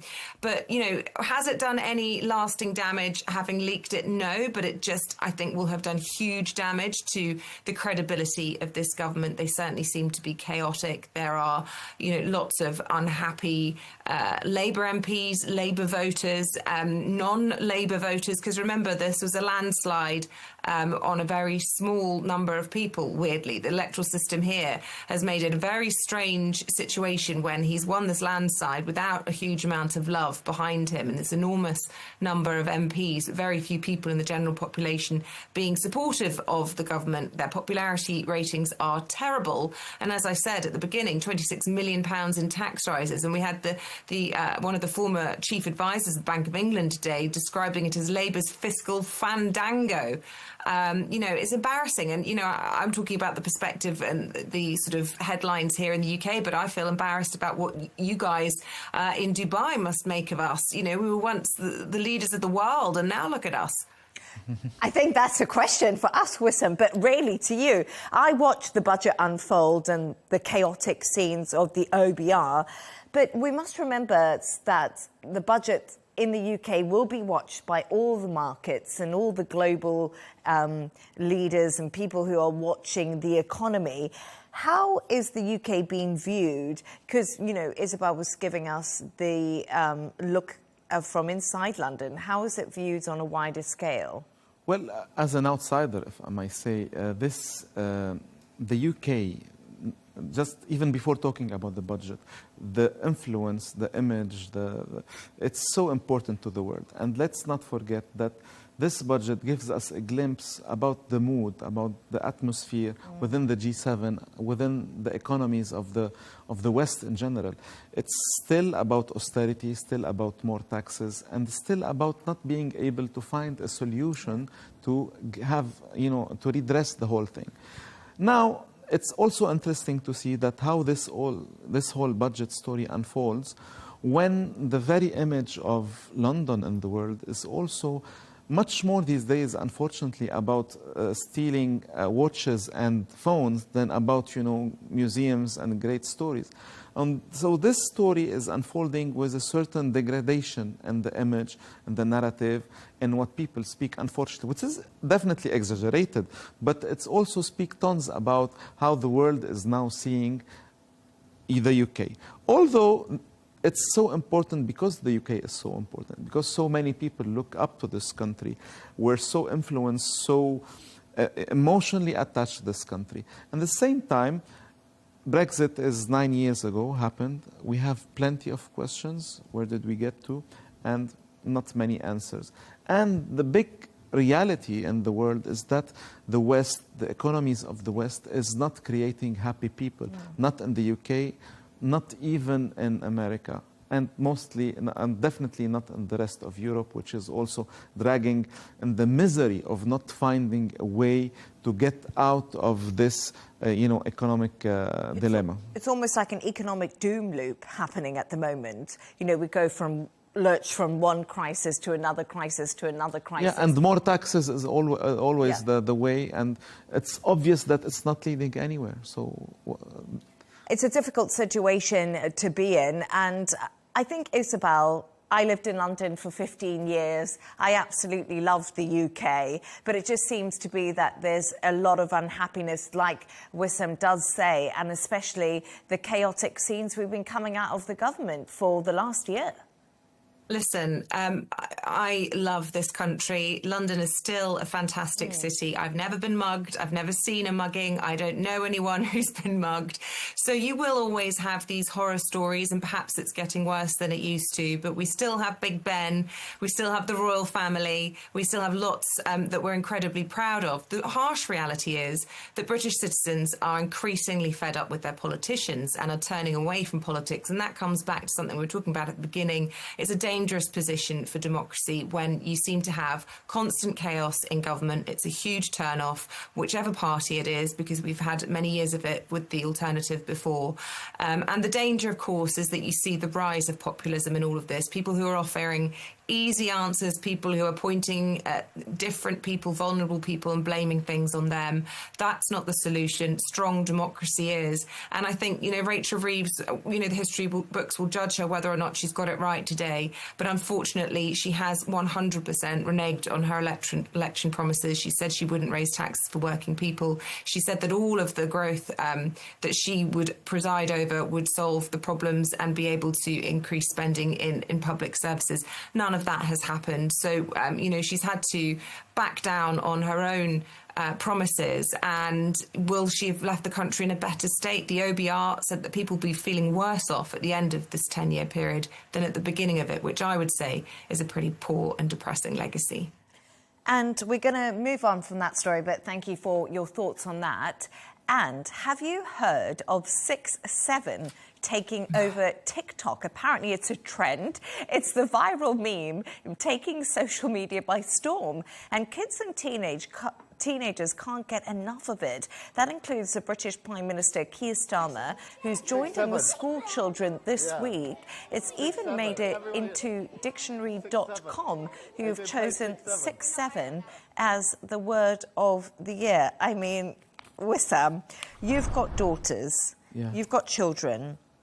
Can you talk us through this trend and where it comes from? And I don't know, just background. 6'7". Okay. What's the hand movement that goes with it? I mean, it's one of those things that go viral, go trendy everywhere, and people, they just don't understand why it is. And sometimes, I mean, the big problem of our times is that if something doesn't have a meaning, it doesn't matter. I mean, you still have to deal with it. So actually 6-7, I mean, and one of the things that I have found is a very old way of saying things in English, and it could be traced back to Shakespeare, who was talking about the 6 and the 7s, to talk about something that is confused, that is not right. So whether this trend comes from Shakespeare or even before Shakespeare, we don't know. We just know that it's a phenomenon that reflects how more and more young generations, especially the Alpha, we're not talking only about Gen Z, about Gen Alpha or younger, are ready to embrace, to get involved in something that they don't understand, just, to be in a trend.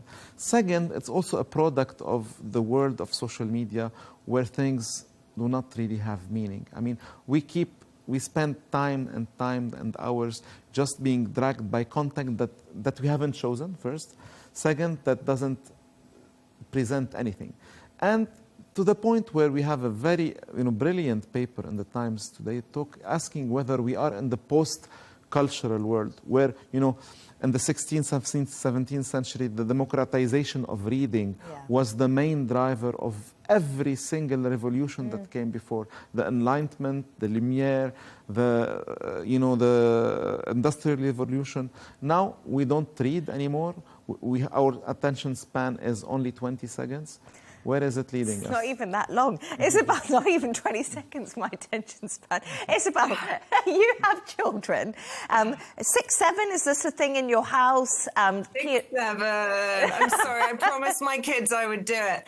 They came home from school just before we came on air, and they were saying it just, completely spontaneously. And I said to them, "Oh my goodness, I'm talking about that this evening on the TV." And they couldn't believe it. But look, despite a valiant attempt there from Westham to sort of intellectualise its origins, I'm afraid I do think it's just one of those nonsensical things. But I take a slightly different position. Yes, you can, dismiss it as brain rot.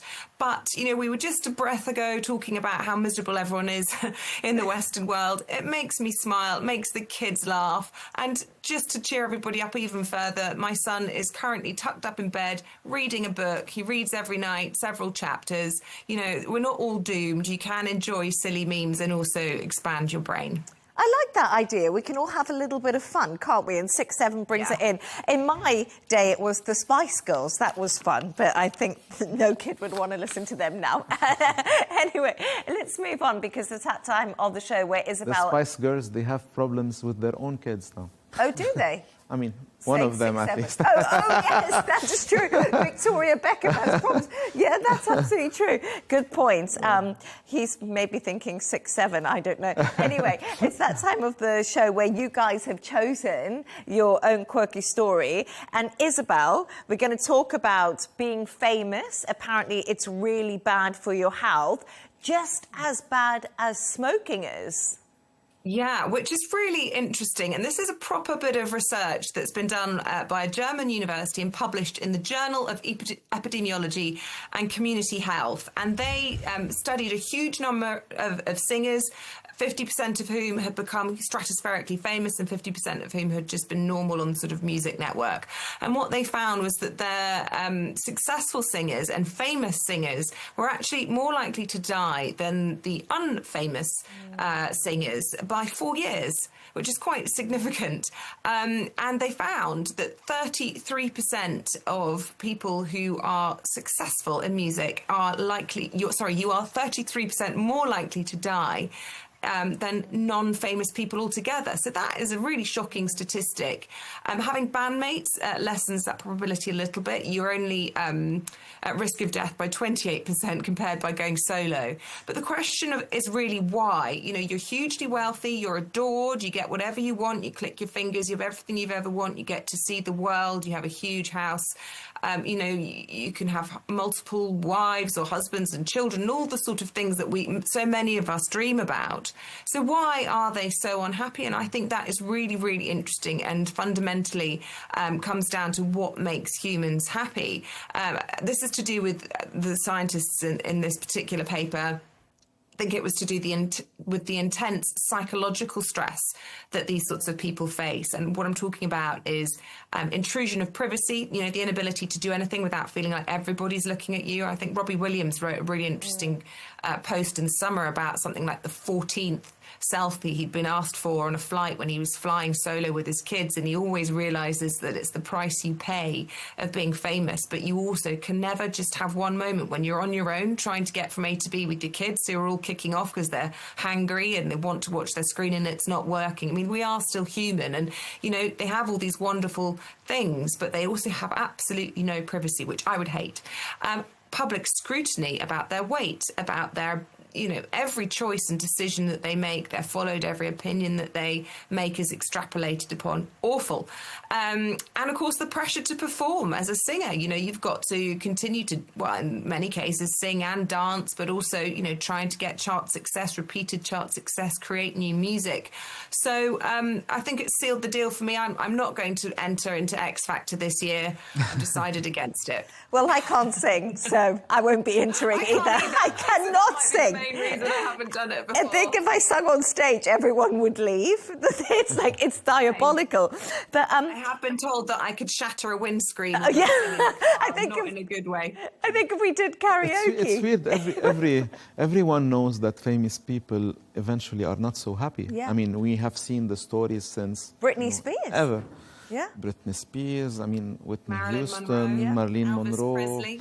Every single very famous person, Dalida in France, they haven't been happy. And yet, everyone, or a lot of people want to be famous. Why? Is it, you know, a bit of narcissism maybe? Yes. A bit of, you know, wanting to be loved? A bit of, you know, searching for validation, searching for something. But, you know, we know that some people have been born to be famous. They have been born screaming, projecting, you know, the personality, becoming an icon. Donald Trump? Maybe. And also, whenever they start becoming famous, we start crystallizing them to making them even more of an icon. So they are not icons in the beginning. This is why icons have to remain silent. You know, icons have to not talk, because the more they talk, the more we know they are humans. Yeah, and I guess that's so true. And they also say never meet your icon. But I will say one thing, your story, I think something that would make us all happy, is a bit of an icon of famous itself. people, is licking pigs in blankets. Because apparently Aldi has launched lickable pigs in blankets wrapping paper. What's not to like about a paper to be licked just, you know, while eating your favorite Christmas treat, which, by the way, is one of the most amazing things that, you know, it comes from Britain, I believe. And the best I had, you know, a pig in a blanket was in Borough Market in fantastic London, which was really amazing. And now this amazing, you know, invention by Aldi, you know, the wrappers itself, they are smellable, they are lickable, and you have all the goodness that comes with the great, you know, pig in a blanket on a paper. Let's not forget that a lot of this technique and this technology was used to please animals and pets by, you know, creating papers and wraps that have certain smells and certain... And now they are using it with people. We have also seen, you know, papers that can be eaten, you know, on the wafers, on the cakes. So this technology has been used before, but now having it on a wrapper for pigs in a blanket for Christmas, I think it's amazing. I would personally buy it, honestly. And No, I can't believe it. Everyone would be looking at wrapping paper. Isabel, would you... Blankets are just so delicious, but don't mix them with wrapping paper, for goodness sake. I can't think of anything worse. Also, when you put your Christmas present under the tree, will the dog start ripping it open? You know, what about the cat? No, this is not a good idea.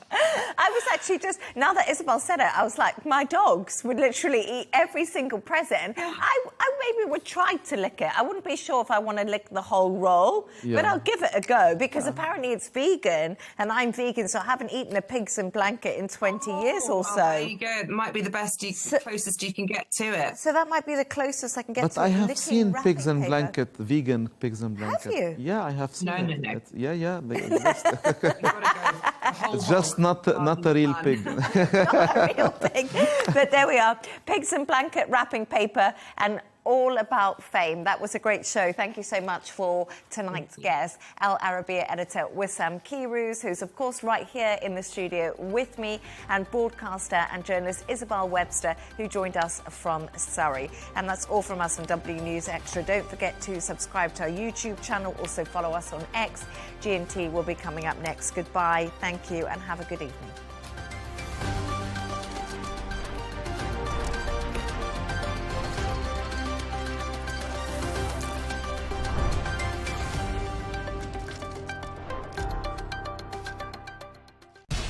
We have to take care of our people, and we're going to take care of our people first. For in-depth analysis and all the latest developments across the globe, make sure you join us every weekday. President Trump is trying to negotiate a ceasefire. With so much happening, so much information, and so much noise, International law will have no part in his administration. it can be hard to keep track. Tariffs will just fuel inflation. We're going to fight these tariffs. But you can count on us to tell you what you need to know. We stand by your side. Join me, Tom Burges Watson, for Global News Today, right here on Al Arabiya News.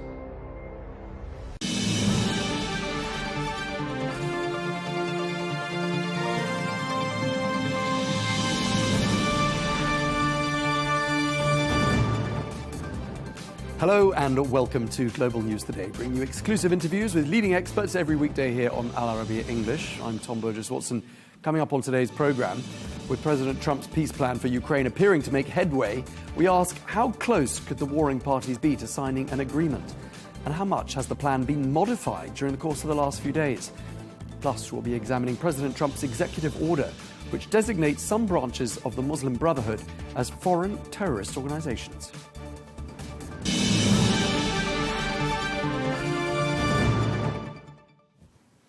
Hello and welcome to the programme. We begin with the latest on Ukraine. Could we finally be approaching an end to the war? Well, after nearly 4 years of fighting, President Donald Trump's administration has unveiled a 28-point peace plan, though several sticking points remain. Well, one major concern raised by Ukraine was the proposal, was that the proposal favoured Russia and that it would require Kyiv to give up territory. However, following intense negotiations, the Ukrainian President Volodymyr Zelensky has agreed to the US-brokered framework. Well, President Trump's overseas envoy, Steve Witkoff, will now hold talks at the Kremlin next week as the US continues to push for a deal. Well, let's get more now. We can speak to Yuri Sak, who is a former advisor to the Ukrainian Defense Ministry. He joins us now from Kyiv.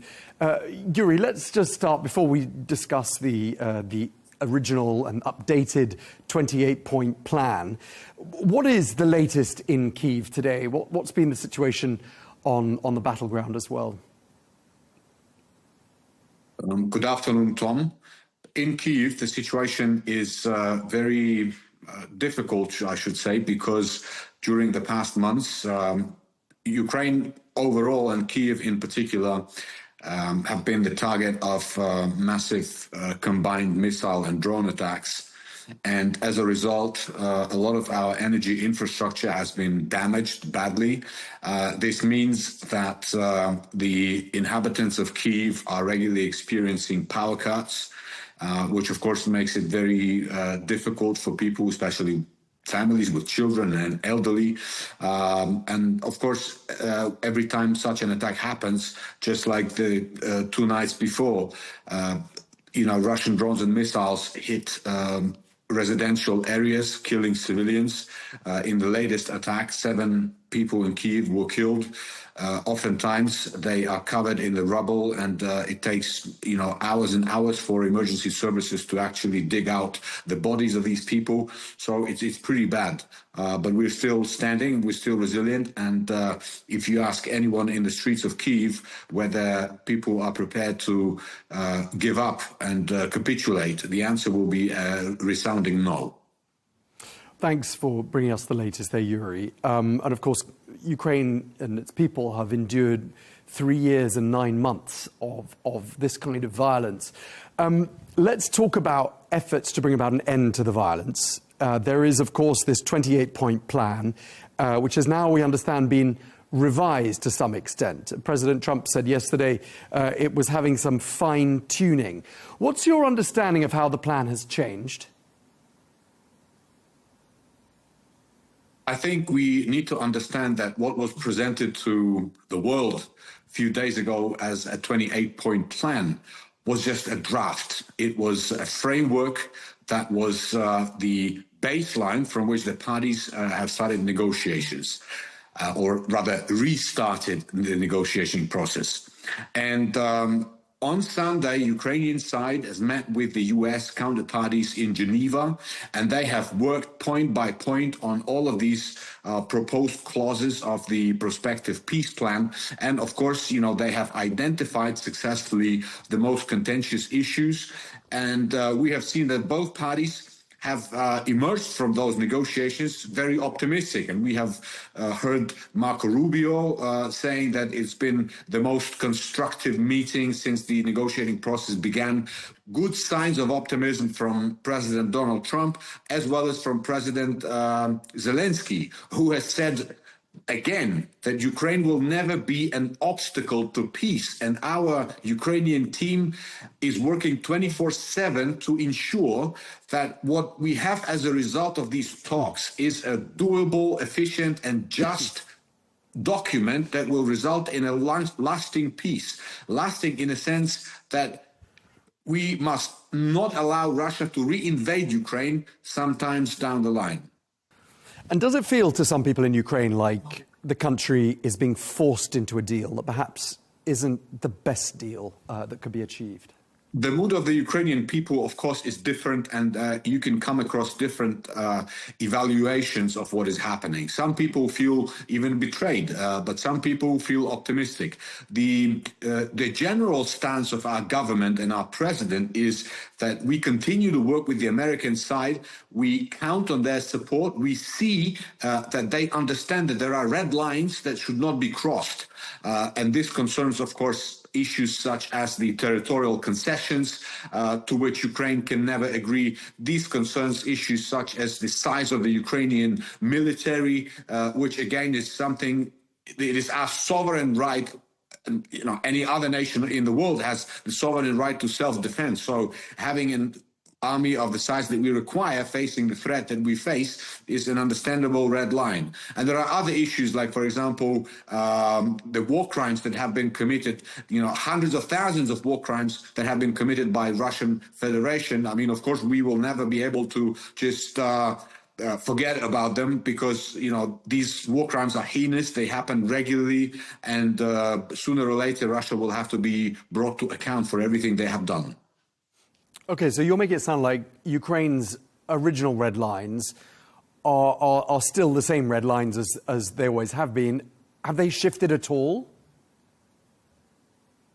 Well, they have, of course, because if you, for example, look back 2 years from now, you know, we were saying that for us, the minimum requirement was the retaking of all of our territories.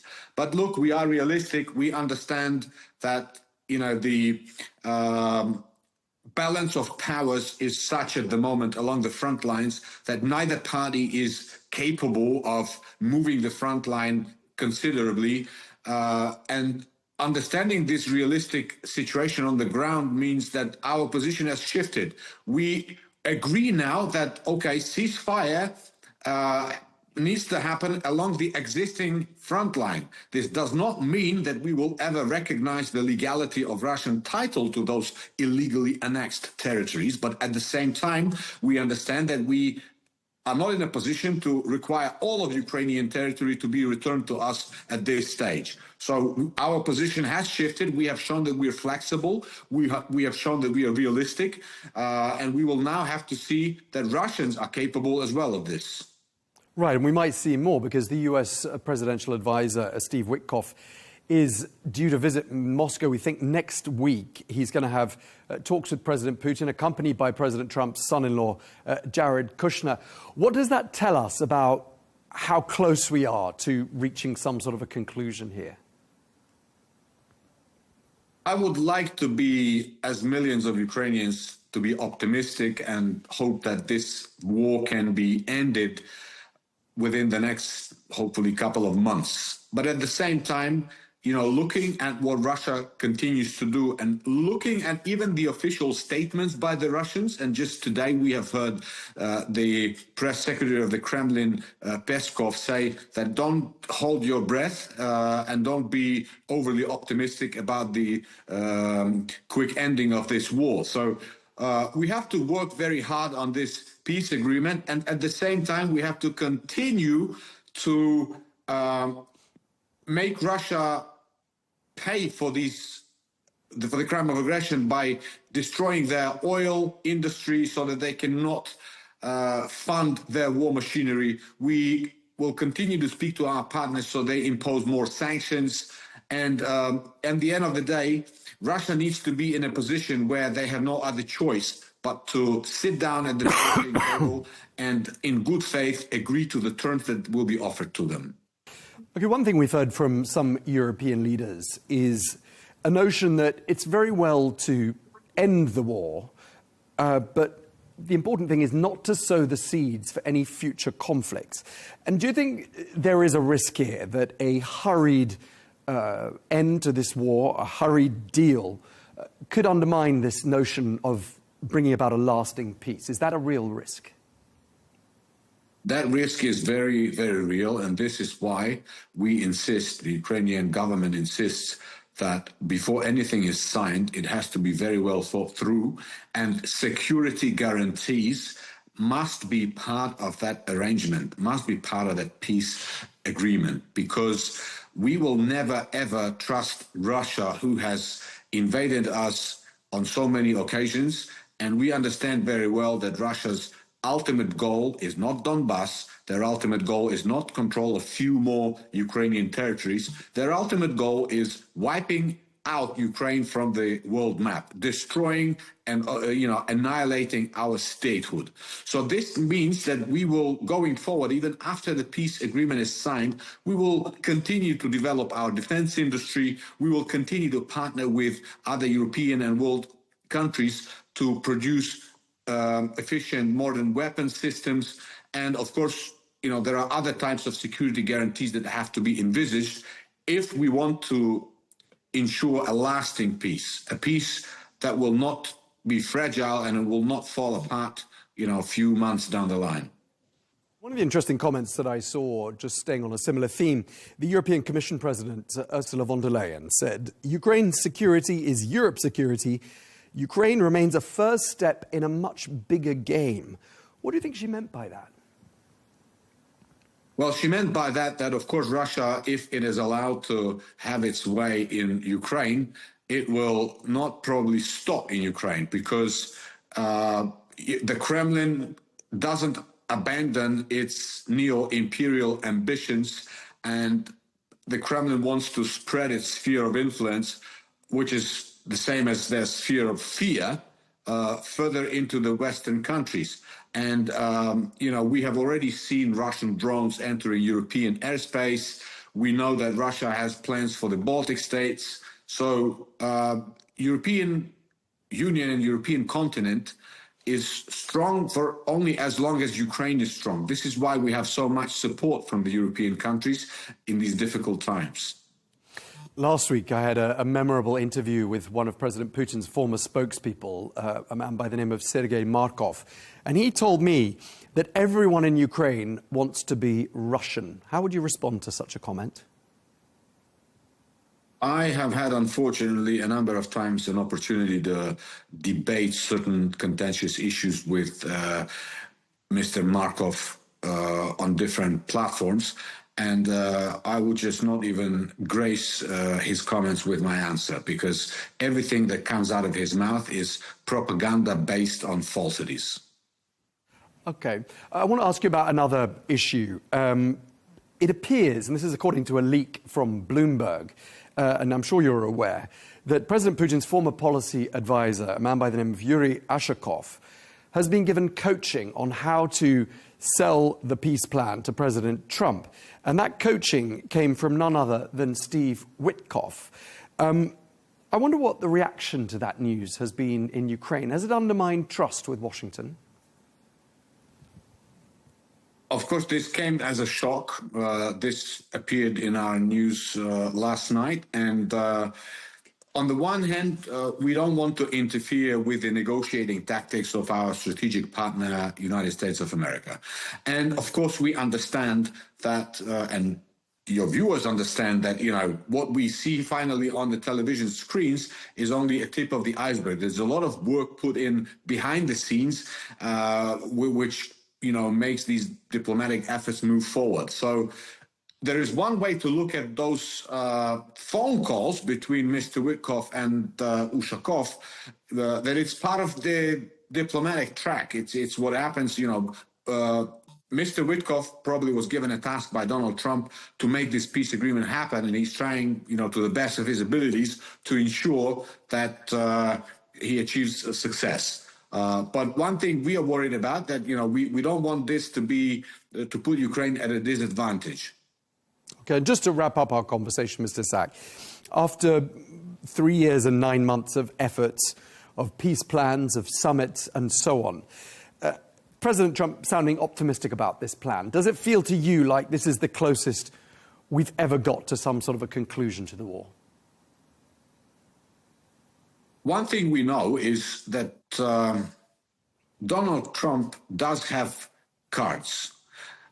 He sometimes is known to have said that we don't have the cards, but we know that he does have the cards.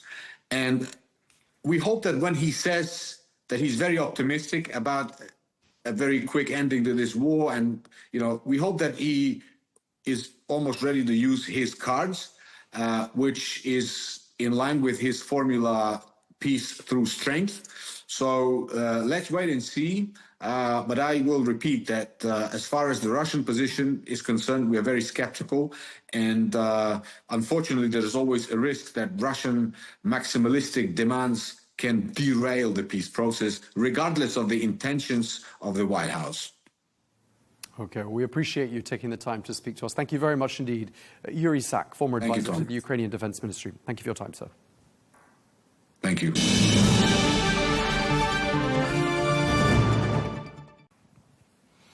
Well, let's get some more analysis. We can speak now to Kurt Volker, who's former US Special Representative for Ukraine negotiations and former US Ambassador to NATO. He joins us from Virginia in the United States.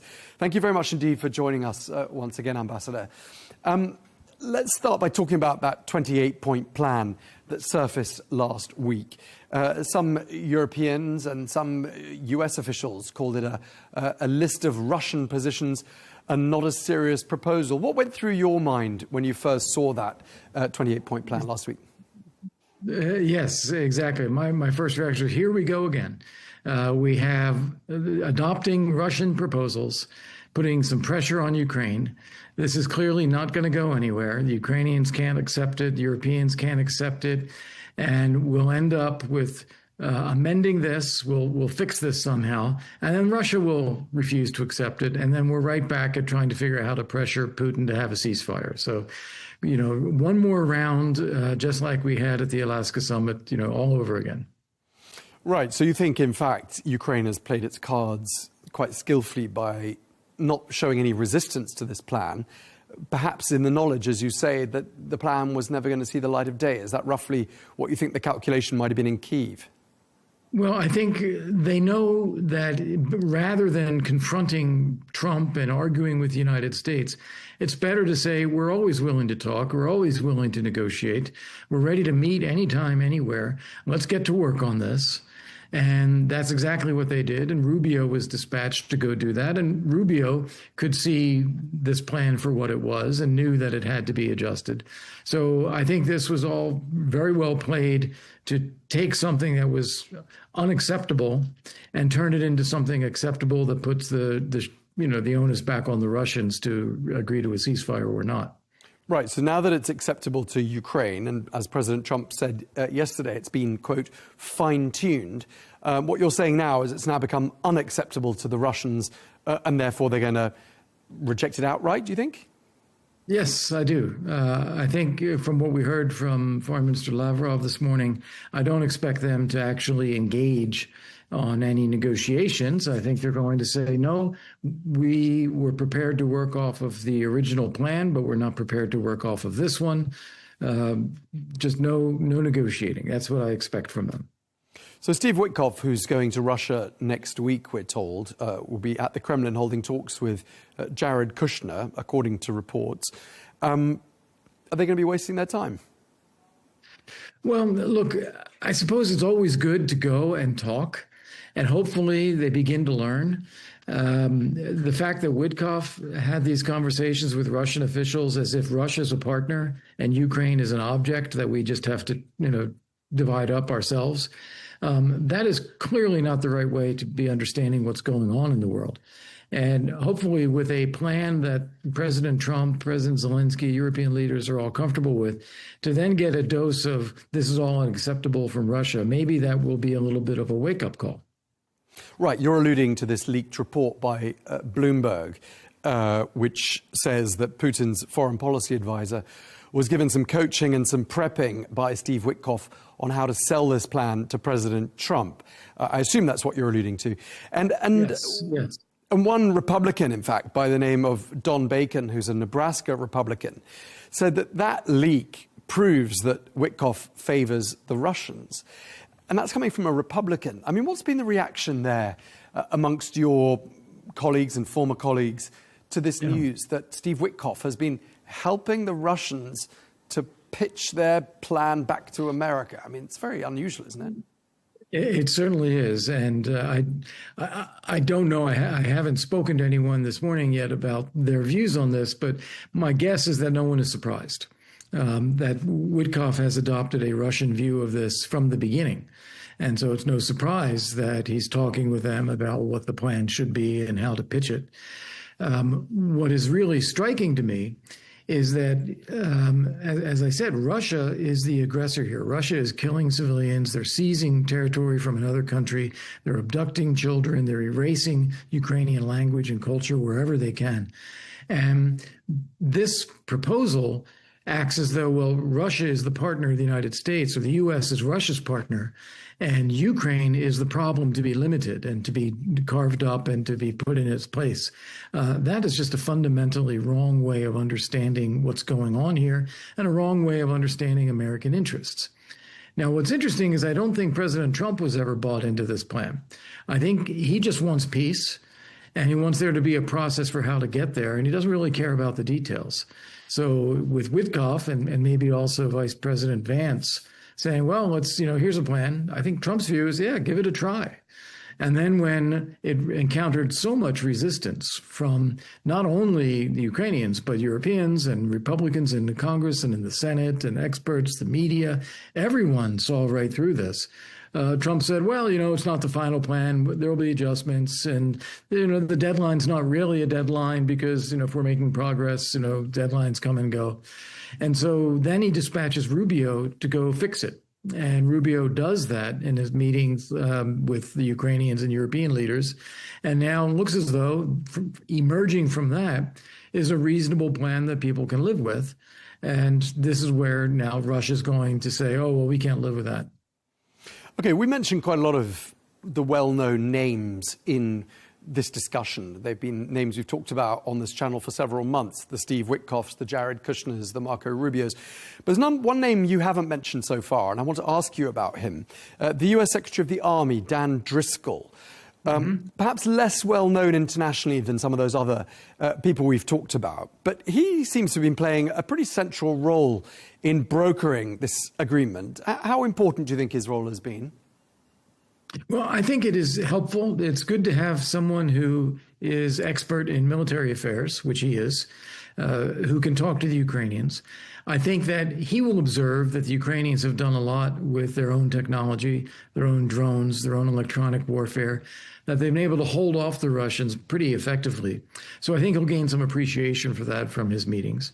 As a former military guy, he's not going to be a political leader. He's not going to be making decisions about what the U.S. policy is. That's only Donald Trump, really. silly. But military guys tend to be very direct and very straight about representing what the political leadership wants. And so I think he'll do that effectively.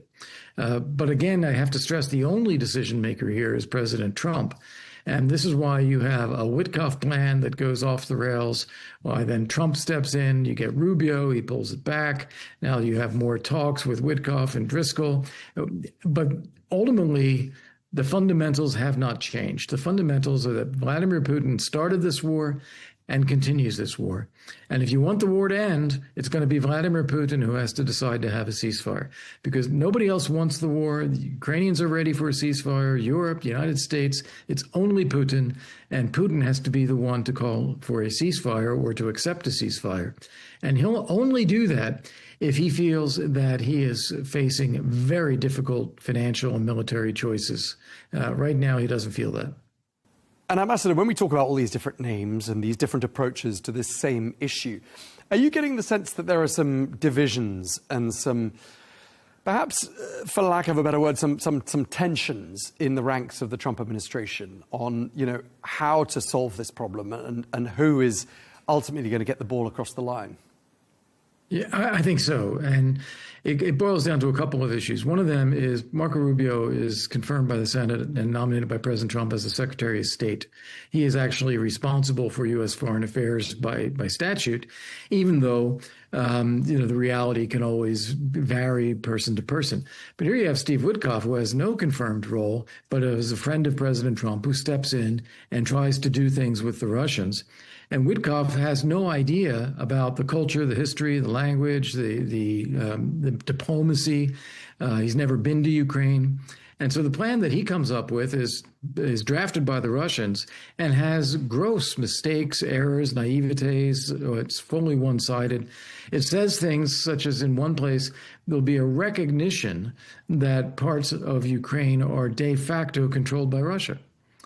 Well, that's a non sequitur. If they're de facto controlled, it means you don't recognize it in diplomatic terms. If you recognize it, you are legitimizing it as being Russian, which we should never do. So even that was just a fundamental flaw in the plan, and there are many others. So I think this causes tension between some of the actors in the Trump administration, whether there's expertise or non-expertise, whether there is official responsibility or informal activity. And we saw this also. I would just mention that the special envoy for Ukraine, Keith Kellogg, announced at the same time that this plan came out that he is not planning to stay on in his role after January. So I think that is also a reflection of the fact that the guy who's supposed to be responsible for this is not actually given the responsibility. Right. And actually, interestingly enough, last week we spoke to a former U.S. ambassador to Ukraine on the day that the 28-point plan came to light. And his initial reaction to it was that this was fake news and that this was could not possibly be an official government position from the United States. I mean, is that roughly what you thought? No, I believed it. I fully believe that this is what Witkoff and others are capable of, but it wouldn't remain the U.S. position, that this was something that was cooked up with Dmitriev, Putin's envoy, but it was going to fizzle out because it's not something that anyone could reasonably support. So it'll get changed, and we'll be back where we were again. And that is, in fact, exactly how it's playing out.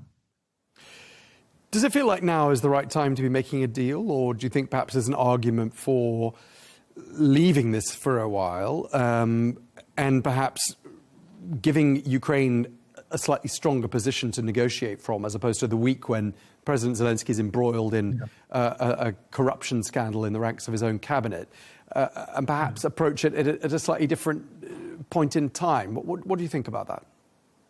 Well, I think what you're getting at is that the conditions have to be right for the Russians to want to end the war.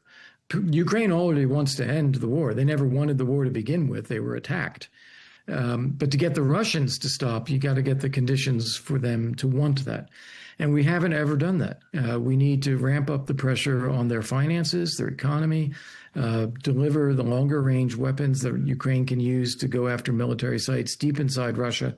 Those are things that we have still not done. But if we do those things, if we increase the pressure on Putin, it is the time to press him and say, look, this is bad already for you, and it's going to keep getting worse unless you do a deal or unless you have a ceasefire. So do this now. I also think that we will end up with a ceasefire but no agreement. Putin will never back off of his maximalist demands to eliminate Ukraine as an independent state.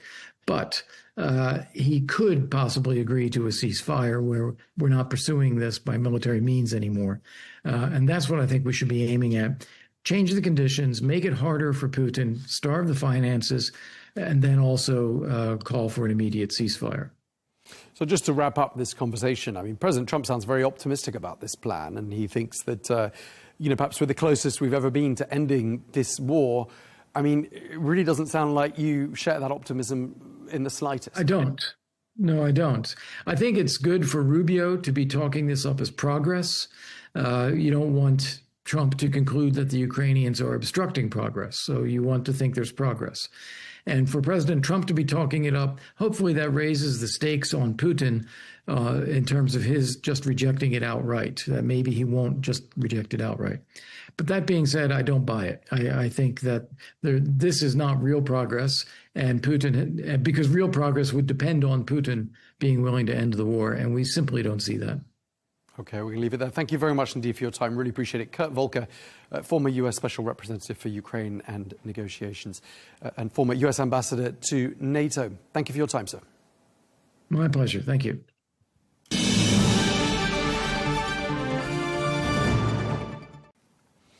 Well, let's get more analysis now. We can speak to Michael Carpenter, who's a former U.S. ambassador to the Organization for Security and Cooperation in Europe under President Biden, and now a senior fellow at the International Institute for Strategic Studies. He joins us from Washington. Ambassador Carpenter, thank you very much indeed for talking to us. I'd like to start by asking you about what's changed since we first heard about that 28-point plan. Reports of it surfaced sometime last week. What went through your mind when you first heard about it, and how do you think it has changed since it first entered the public domain? Well, the original 28-point plan was quite extraordinary in the sense that it was a document that was completely lopsided in support of Putin's maximalist demands. It read like a Russian document. There were obviously a few points in there that did not seem like they were entirely pro-Russian, but on the whole, the document was heavily skewed in favor of Russia's position. And as such, it was obvious would be completely unacceptable, not just to the Ukrainians, but to all European countries, with the possible exception of Viktor Orban's Hungary, which did in fact support that original proposal. Since then, of course, it's gone through a number of changes, and now we have a document that has been modified with the support of Britain, the Germans, and the French, which is more, I would say, balanced, although probably at the end of the day unacceptable to Putin. Right, I was going to say, if it's been redacted to that extent, I mean, what are the Russians going to say about this? Will they accept such a heavily revised version? Or is this document simply going to go back and forth for quite some time to come? Well, I think eventually this document is going to be buried, and I don't think it's going to serve as the basis for a peace deal. And I've been saying this for a long time because I just don't think that the fundamentals align here. I don't think there's a proposal that will simultaneously meet with Russia's demands and with Ukraine's demands. I just don't think that's possible, for the very simple reason that I think Putin wants to be able to preserve the option of reattacking Ukraine at some point in the future. Because for Putin, if there's peace, and if Ukraine or rump Ukraine is able to integrate with the European Union and has some modicum of peace and stability and democracy, that is a strategic defeat for Vladimir Putin. And by the same token, I think Volodymyr Zelensky is unable to agree to anything that does not provide those security guarantees, rock solid security guarantees, which are not envisaged in any of these plans, that would allow Ukraine to integrate with the European Union and have peace. So between those two camps, I just don't see how there's a middle ground. Okay. I mean, do you think the Trump administration and everyone in Washington is on the same page here? Because, you know, sitting from where I am on the other side of the world, it looks like there are some differences of opinion on the best way forward. Even at the very highest level, people did seem to be quite taken by surprise by the 28-point plan we were just talking about. Do you think everyone is singing from the same song sheet here? Well, no, clearly they're not. And clearly there are differences, in fact, stark differences that have emerged from rival camps inside the Trump administration. I think the most important point, however, is that President Trump himself endorsed the original 28-point plan that was worked out by his special envoy, Steve Witkoff, together with Russian envoy Kirill Dmitriev. So the fact that Trump himself endorsed it, I think, is very telling. But if we're to believe what's being written in the press, then it appears that Witkoff is not just a surrogate for Trump, but has been working very closely with Jared Kushner and with the vice president's office, or potentially even with Vice President Vance himself, suggesting that the weight of the Trump administration supported this very pro-Russian proposal. The outliers, if you will, in Washington are Secretary of State Marco Rubio and Treasury Secretary Scott Bessent. Those two have been much more skeptical of Putin and wanting to impose costs to leverage a negotiation that is more even-handed. But they appear to be outliers. And as I said, Trump himself endorsed the original 28-point plan. And I think that is the most important data point to take away from this discussion. Ambassador, I want to ask you about a leak that Bloomberg has published. They say that President Putin's former foreign policy advisor, Yuri Ushakov, was briefed and coached in a way by Steve Witkoff on how to win over President Trump's support for this peace plan. The White House was asked about this, and they said this is standard negotiating procedure. In your experience of these matters, is that standard negotiating procedure? No, not at all. I mean, it's unusual for an American to be coaching a foreign interlocutor, in this case, an adversary, one of America's primary adversaries, in fact, on how to approach the president. Now, that said, there are times where we have discussed with foreign interlocutors, and I've done this myself on numerous occasions, the framing for a future conversation, either a phone call or a meeting in the White House. That is normal. But putting words into a foreign head of state's mouth on how to approach one's own boss, one's own principal, is a little bit unusual. And of course, the fact of this leak is also very unusual because it must be coming, I would suspect, either from the United States or from Russia. Right. And if it comes from Russia, I mean, what's their objective here? Because, I mean, reading between the lines, I mean, there are some trust issues already between the United States and their European allies. And such a conversation and such a set of circumstances is only likely to broaden the gulf in trust between the two sides, isn't it? I think that's right. I frankly, I don't see much of a Russian motive unless it was some sort of a personal vendetta against either Yuri Ushakov or against most likely Kirill Dmitriev. But I think that's unlikely. I think more likely is that this came from the American side. And then you have to ask the same question, you know, why? Probably from someone inside the administration who was appalled by the substance of the 28-point plan. But that's just guesswork. At this point, we don't know. I mean, European leaders are clearly very uneasy about all of this. We've heard European leaders saying that this plan rewards Russian aggression, or words to that effect. Are they right? No, absolutely, they're right. The original 28-point plan would have given Russia not just territory that it has conquered by force, violating all norms and international law in order to do so, but it would have also given Russia territory that Ukraine currently controls. And it would have neutered Ukraine's military, making it impossible for Ukraine to defend itself against future Russian attacks. I mean, this was a capitulation plan, and those who say that are not being hyperbolic. That this is truly a plan that would have sold out Ukraine to the Russians. It had all the elements that they wanted. Yes, there was some language there about security guarantees. It was very superficial, very flimsy, unlikely ever to be treated seriously by the Ukrainians. And so, yeah, it's kind of shocking that this is a plan that was endorsed by the President and Vice President of the United States of America.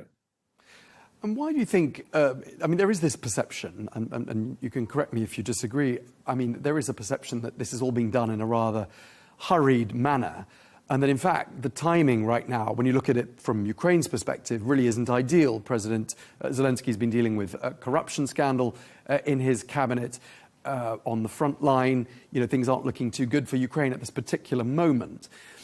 Wouldn't it be more prudent, given that the conflict will freeze during the winter months anyway, to use the time available, i.e. the time when the conflict will be frozen, to perhaps thrash out a rather better deal? What do you think of that?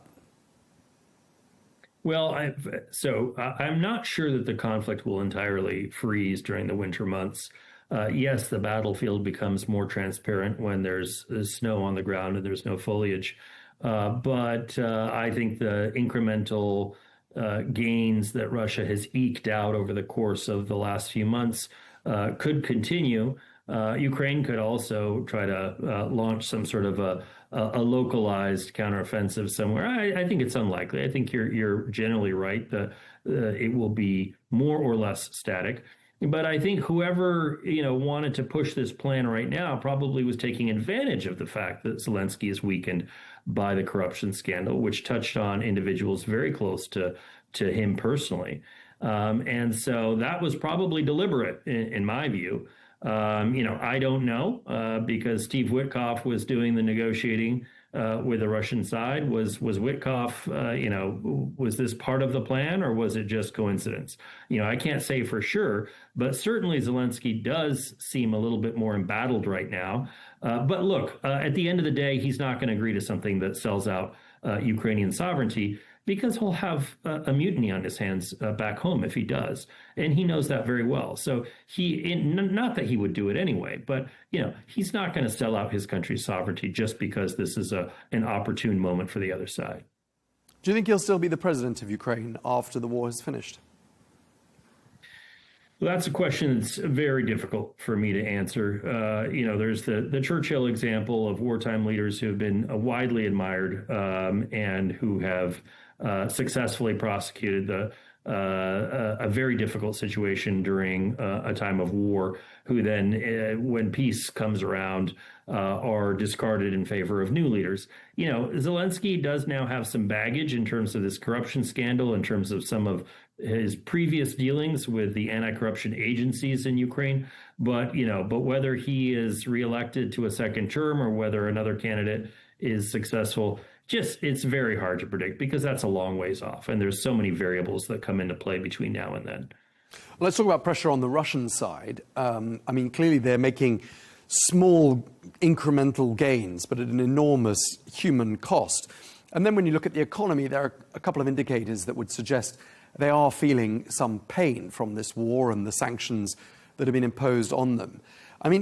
On that front, has anything been painful enough to perhaps force the Russian hand? No, not at this point in time.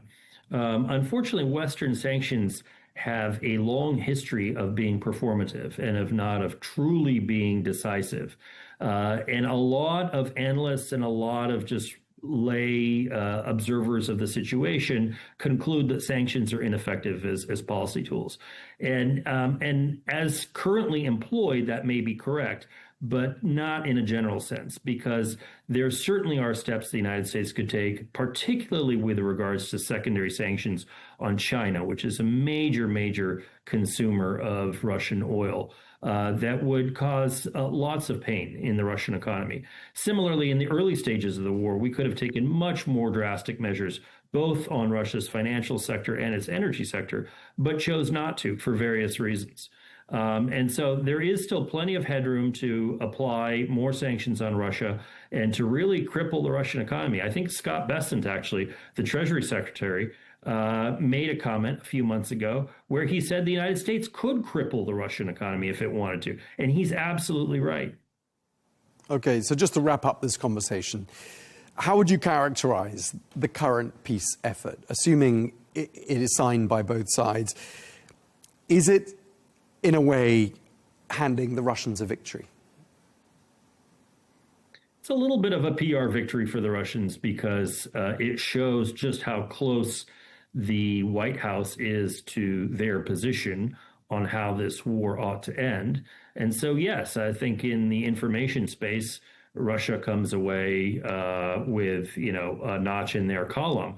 However, I do think that this proposal ping-pongs back and forth, and ultimately it's going to be up to the Europeans if they want to take the initiative away from the United States and actually provide Ukraine with a reparations loan and the resources to be able to defend Ukrainian territory for the years to come, or whether they sit on the sidelines, as they have been for the last 10 plus months of the Trump administration.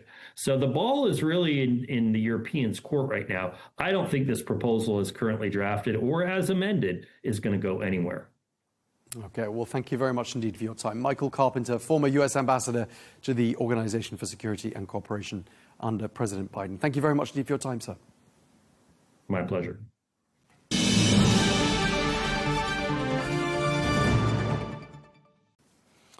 Now, the United States says it will designate certain branches of the Muslim Brotherhood as foreign terrorist organizations.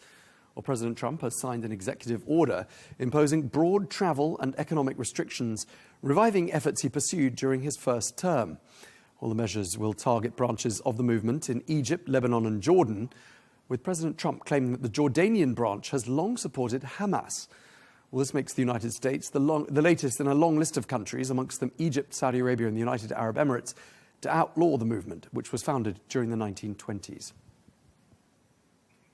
Well, let's get more now from Mick Mulroy, who is a former US Deputy Assistant Secretary of Defense for the Middle East. He joins us from Montana in the United States. Thank you very much indeed for taking the time to speak to us. First of all, designating certain chapters or branches of the Muslim Brotherhood as foreign terrorist organizations, how significant is this step? So, Tom, it is a significant step. Inside the State Department, there is a ability to be designated a foreign terrorist organization, and it has three basic criteria. The first is that it's an organization, right? So you have to be able to identify it and essentially nail it down. It does have to be conducting terrorist attacks, and in the U.S., it has to be either geared toward American citizens or U.S. interests. Of course, the last category can be broadly interpreted. And that, as you mentioned correctly, gives the U.S. the ability to do things like travel restrictions and sanctions. It doesn't necessarily mean military action, which has been something that's been conflated and talked about during the issues with Venezuela right now. Okay, for people who don't know, the Muslim Brotherhood was founded about 100 years ago in the 1920s in Egypt. And that raises the question, why 100 years after this organization was founded, has the Trump administration decided now is the time to crack down? Has there been an event or a particular issue that's prompted this, do you think? Well, of course, we did see Saudi Arabia, the Crown Prince, come to the United States recently. It might have been something that they were pushing for the United States to do. If the United States does this, it obviously will have a significant impact on these chapters. This is kind of a broad organization with different chapters. It's not necessarily all unified, but for certain chapters that are designated, this will make it very difficult for them to raise money, right? So any organization, including a terrorist organization, if that's how the U.S. and that is how the U.S. is going to view these certain chapters, raise money. That's how they survive.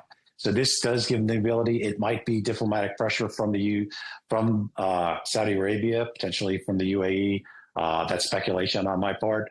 The other potential is that the intelligence said that several chapters were conducting terrorist attacks, and that the White House and the State Department deemed them as a contrary to U.S. national interest, therefore fitting the statute requirements that we already talked about. Okay, since you mentioned the money, how much money does the Muslim Brotherhood have, and where does it get it from? So I don't know how much they collect, and I imagine it's done by individual chapters, but certainly in the United States, there would be a means to collect money for these chapters. If they're not designated, obviously, as a terrorist organization, then there shouldn't be any restriction. If they are, then that would be material support to a terrorist organization, which in and of itself could be considered a crime, could get severe restrictions, penalties, financial penalties, and essentially that group could be banned from using the banking system, for example, or banned from travel, and potentially have a Department of Justice investigation opened on them. So the designation, although it doesn't include the authorized use of military force from a State Department designation, it does carry a lot of consequences financially and diplomatically. Okay, the Muslim Brotherhood has terrorist status in Egypt, Saudi Arabia, and other countries. I mean, are there any countries where they are perhaps more warmly viewed or more viewed in a more friendly way? Who's supporting them? Yeah, Tom. So that's one of the issues is there are chapters in countries that we have strong diplomatic relationships with. For example, Jordan, who is a great partner of the United States. How this would change our relationship with those countries is unclear. If they have a faction of their political spectrum that is deemed a foreign terrorist organization chapter of the Muslim Brotherhood, how does the U.S. then go about carrying out normal diplomatic relationship with the government writ large? That's a question I don't know the answer to, but certainly that is something that we're going to have to grapple with here in the United States to determine how that will be done, because it's just simply not the case normally where you would have what I would say a traditional terrorist organization like Al-Qaeda being a substantial part of a foreign partner's government. So that is going to have to be looked at. I don't know the specific designations of the chapters, so maybe it's not as important as I'm making it out to be. But if that is the case, it's going to have to be addressed on just how the diplomatic relationships would change. Right. So clearly the Muslim Brotherhood is the thorn in the side of a lot of countries around the world. And we've talked about countries in the Middle East, obviously the United States with this new executive order. Earlier this year, President Macron in France ordered his government to draw up some proposals to counter the influence of the Muslim Brotherhood and the spread of its influence there. I mean, that's not quite the same as banning it or deeming it to be a foreign terrorist organization. Does that sound like France and Europe in general being perhaps a little bit too soft on this kind of organization and perhaps a little naive? Well, it really does come down to what the intelligence says. If they are a traditional political organization that's not advocating for violence, then essentially in a free democracy, that should be taken into account. I don't know what it is that this U.S. State Department's looking at now. If it indicates that they are advocating openly for violence or they're supporting groups that do, then that would indicate the need for this foreign terrorist organization, and perhaps Europe should review the same information, which is generally shared between allies like the United States and our European countries. If that's not the case, then I guess it would be more appropriate to simply watch and observe and see if it gets to that level. And it's not just specific to the Muslim Brotherhood. That would be any organization that openly advocates for violence or political means. But I don't know what the Europeans are looking at or specifically what the U.S. is looking at. It could have came from diplomatic pressure. It could have came from intelligence information or a combination of both. Again, how much support do we think the Muslim Brotherhood has been giving to Hamas over the years? So that's the question that I think is most acute. I don't know. I haven't been in government to look at classified reports for many years. But I do believe that those that are might have been looking at that. If you provide material support, which obviously finances a group like Hamas, which is clearly a terrorist organization, then you are a material supporter, and that is against the law in most countries, and it would definitely earn you a spot on a foreign terrorist organization list.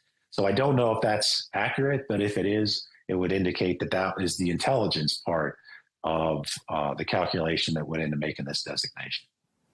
Okay, and just how much influence does the Muslim Brotherhood have around the world? I mean, clearly there are places in the United States, pockets in the United States that have centers for Muslim people to attend. I mean, is there a feeling that perhaps some of those centers could be funded by or used by the Muslim Brotherhood? Do you think that's part of what President Trump is getting at here? Well, as you mentioned, Tom, the organization is very old. It's had influence, particularly in Egypt, substantial influence. Some would say that they also advocate for the jihadist form of terrorism. To the extent that that is, perhaps it's certain chapters, perhaps it's people using the cover of Muslim Brotherhood to advocate for these groups. But clearly that has to be determined by an objective analysis of intelligence and then reviewed from the point of view of law enforcement and diplomacy. In this case, the U.S. State Department determining that they've reached this threshold, which is clearly laid out. So it's not subjective. There's an objective criteria for meeting this. If that's the case, then that's what happened here, and it's going to change the dynamics of how they can not only collect for different causes in the United States. If they're a designated terrorist organization, they essentially can't collect money in the United States because the individuals that would be contributing to a foreign terrorist organization, which in itself is a crime. So it's going to have a significant impact in the United States. And of course, the banking system around the world could be affected as well because of this designation. Okay, I mean, people will remember the Muslim Brotherhood because in 2013, the president of Egypt was overthrown. He was Mohamed Morsi, and he was at the time the leader of the Muslim Brotherhood.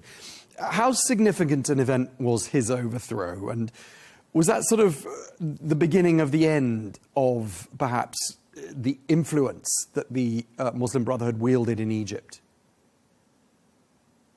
Well, I think that's a good point. That could have been the pinnacle right there with their opportunity to run a country that obviously did not end well. And I think it's viewed in that manner.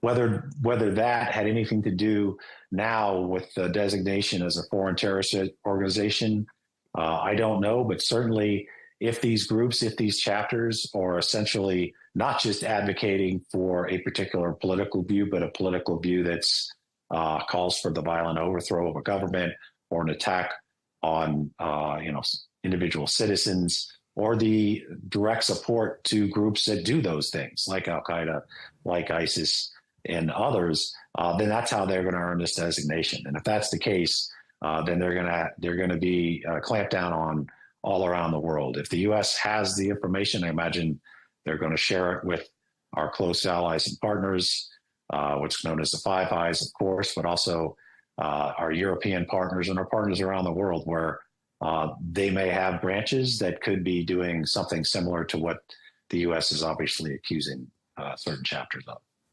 Okay, well, we appreciate you taking the time to speak to us. Thank you very much indeed. Mick Mulroy, former U.S. Deputy Assistant Secretary of Defense for the Middle East. Thank you very much indeed for your time. Thanks, Tom. Good to be with you.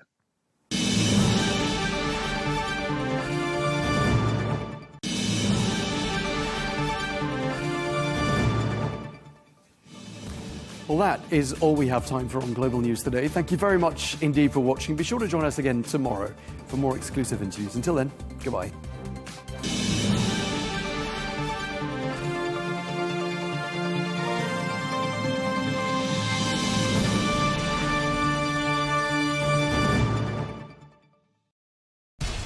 We have to take care of our people, and we're going to take care of our people first. For in-depth analysis and all the latest developments across the globe, make sure you join us every weekday. President Trump is trying to negotiate a ceasefire. With so much happening, so much information, and so much noise, International law will have no part in his administration. it can be hard to keep track. Tariffs will just fuel inflation. We're going to fight these tariffs. But you can count on us to tell you what you need to know. We stand by your side. Join me, Tom Burges Watson, for Global News Today, right here on Arabiya News.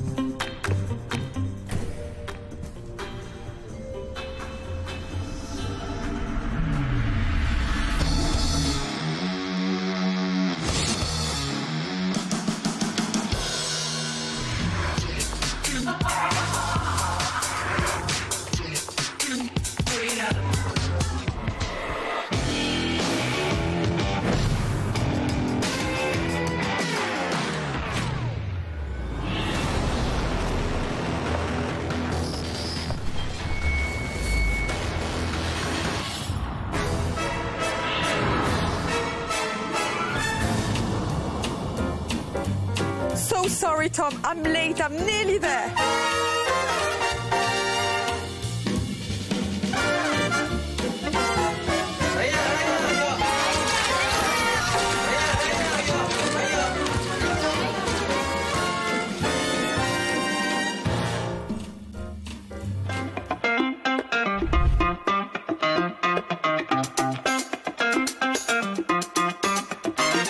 Important because, you know, who Naz was to his community, you know, the Muslim community, the Middle Eastern community, and how he was important to me. You know, I'm mixed race and I'm from the same neighborhood, and I felt very, you know, represented by Naz growing up. I also thought it was important to make the film simply because it's just so unique. Oh, that was a solid shot from heaven. It's a knockout! Rowan was so generous on set. He really trusted me with bringing Riyadh to life.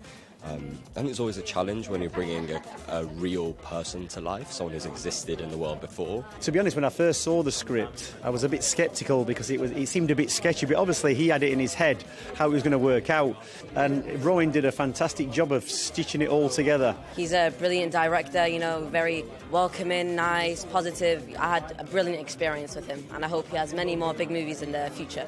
Children, they are having trouble at school.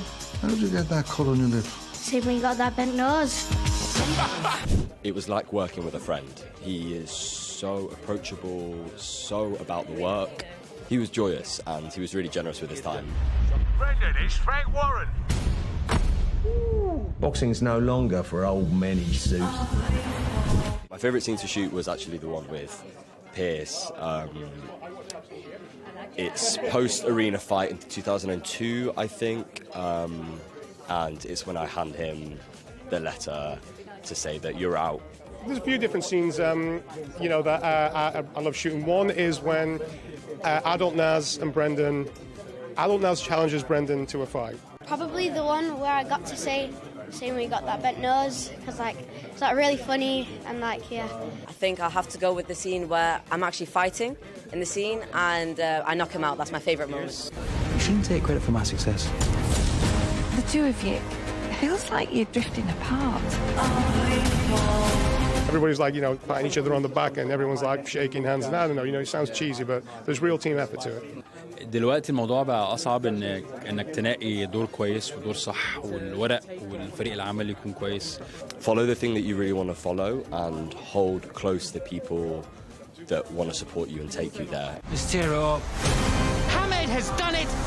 The Prince is champion of the world! Who's more important, the trainer or the fighter?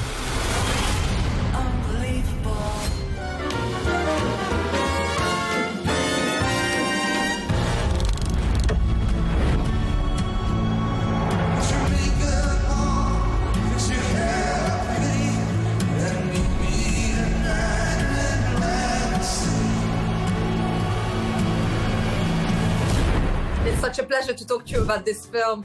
How exciting was it to take on this project?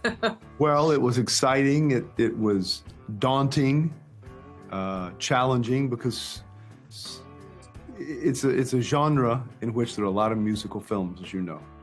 So I think a lot of people come in with expectations of what they might see, what they want to see. And then I know that Bruce Springsteen, a lot of people have ownership over Bruce. So they want to see maybe a version of a film that they have in their mind. And I hope that they come to one that they find this is very unexpected. The minute they said film and somebody was going to have to portray me, I immediately thought of Jeremy. There was some sort of physical resemblance, some sort of the way he carried himself. And then there was the way the camera read his internal life. That was really essential. I just said, this is the guy, you know, I didn't have number two. Let's talk about Jeremy Allen White and the moment where you felt that he could, I mean, for him, it must be such a huge pressure to, you know, to embody a living icon, basically. But for you, when was the moment where you thought, okay, no, this will work? Well, I knew that Jeremy could embody the spirit of Bruce and the essence performance ability. Yes, his emotional truth. Yes. But it wasn't until we started really working on the performance, the singing, that I thought, oh, wow, this is going to be great. Everybody has their own idea of Bruce Springsteen. He's such a legend. So taking on the role, there was a big leap of faith. But once I knew I had Bruce's blessing, that gave me the confidence to go on the journey. Let's try one. And it's a movie, it's not a documentary. I mean, we have to say that there are facts in real life that are not in the film and vice versa. How important was it to detach it and make him a character versus only him? Well, when you make a film about Bruce Springsteen, America's most authentic artist, it has to be incredibly realistic. And most everything that happens in the film really happened. The only invention is the character of Faye, his love. Yes. She's a concoction of probably. Yeah, she's an amalgamation of a few women. So the film hews very closely to fact in almost every regard, including the final scene of the film. Trying to find something real in all the noise.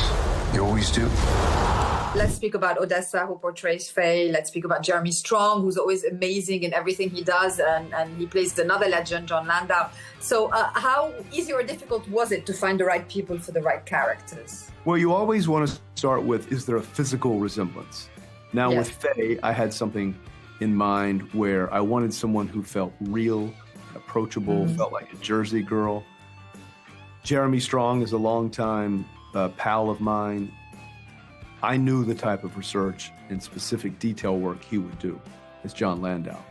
And I think he gives, for me, maybe his best performance because it comes from a very rich interior place and not exterior work. Yeah, and those two, you know, John and Bruce, are the complete opposite of what you would expect of, you know, big rock star and their manager. I love how, you know, they're so normal and loving and simple and still interesting. Don't you agree? And that's what makes them so human. In America, we say, don't meet your heroes for fear of... disappointment. Not so with Bruce Springsteen. He exceeded my expectations in every regard. Thank you, Scott, so much. Congrats on the film. Oh, thank you so much. Something about Bruce that even if you're a fan, you might not have known. There's a lot in this film to enjoy. Thank you guys for being here tonight. Wow.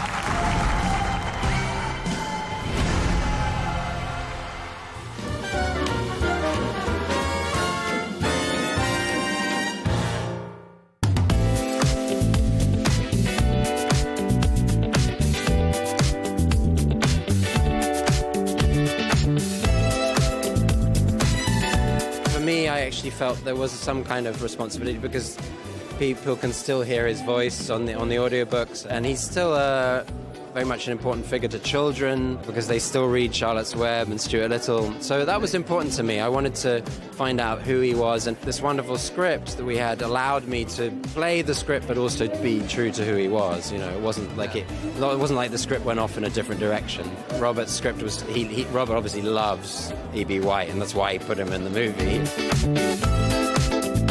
It's really someone else's success. Richard Rodgers in Oklahoma, and Lorenz Hart's kind of it's sort of like he's at the wedding of your ex. You know, it's like, what are you doing here? And my tagline for the movie was forgotten but not gone. So it's kind of a perverse idea, but the movie's funny too, about someone who's being left behind. The whole thing's kind of based on a real time and place and real characters, but it's all kind of a flight of fancy too. We're imagining a lot and trying to tell an entertaining story. It's completely wonderful. You know, it's very important that we were able to create that dynamic of people who know each other extremely well, love each other and have a little bit of tension with each other, and just completely intertwined with each other. Ethan is a completely wonderful actor, and it's an extraordinary performance, and so I was just honoured to be able to act with him. His movies with Rick are incredible, and I was just thrilled to be asked to be part of the team. You know. Well, I don't think any other director would have even thought of me for this part. Something that the movie's kind of born out of friendship. The screenplay's written by an old friend of Richard's, and he sent an early draft to me, and I got really fired up about it. And I think he's the only person in the world that would know how much I would love playing this part. Really what I did is I just listened to as much of his music as I could. His lyrics are so beautiful and transcendent that I just tried to internalize those lyrics, and I saw the whole movie as a song. It's really striking. Are you and she... Oh, no. I mean, I'm in love with her, but everybody's in love with her.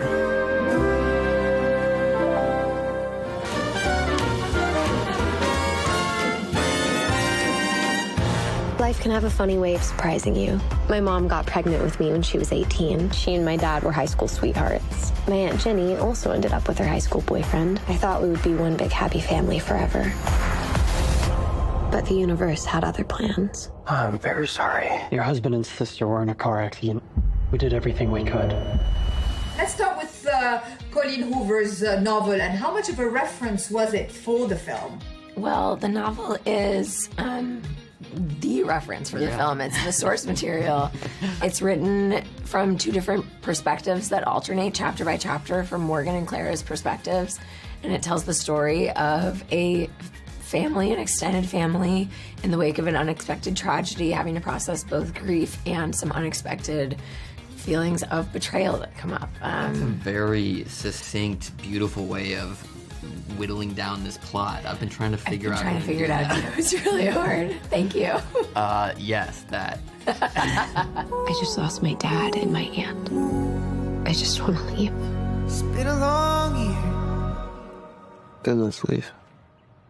And we couldn't know that the sun was collapsing. It feels like there's this wall between her and me. How easy was it to find the perfect tone for this, mixing the dramatic and the romantic? You know, this movie is really balancing a few different tones. There's romance and drama and humor and, you know, serious, heavy emotions that lead to tears. And so that is a difficult task to pull off, but I give our director Josh Boone a lot of credit for just kind of overseeing it all and making sure that each scene kind of seamlessly blended into the next and didn't feel like all of a sudden you're in a different movie. I think what he did so well, Josh is an incredibly gifted director for many reasons, but one of the things I admire the most is that he has a really light touch.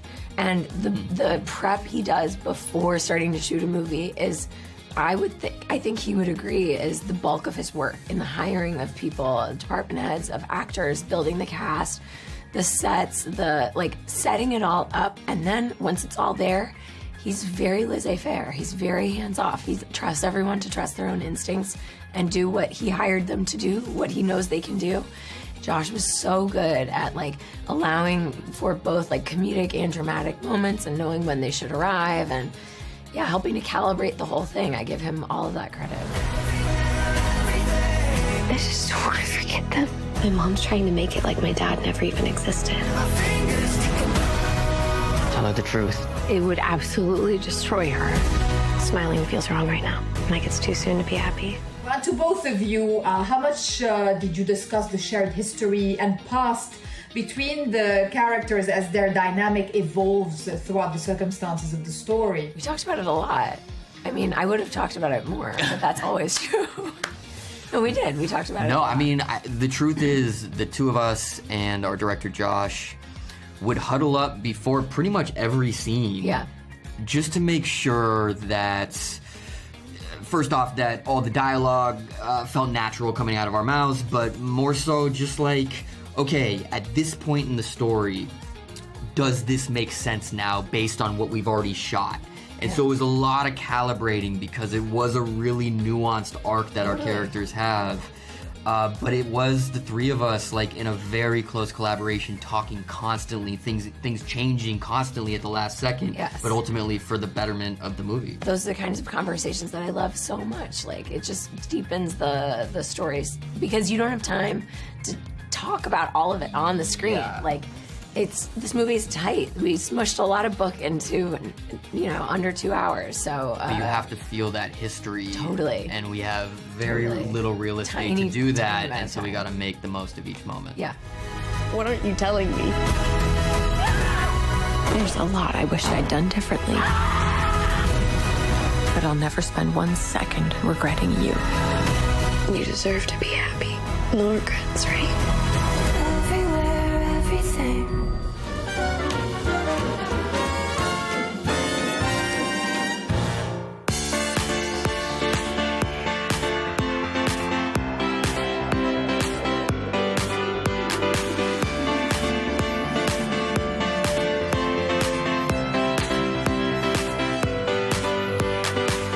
Felt very lucky. Yeah, very, very happy to. Yeah. I guess just because we've worked together multiple times, and Jesse too, so many of our department heads, it just felt like if we were all going to be stuck together in a basement, it was nice that we knew each other so well and to kind of experience this together. Yeah.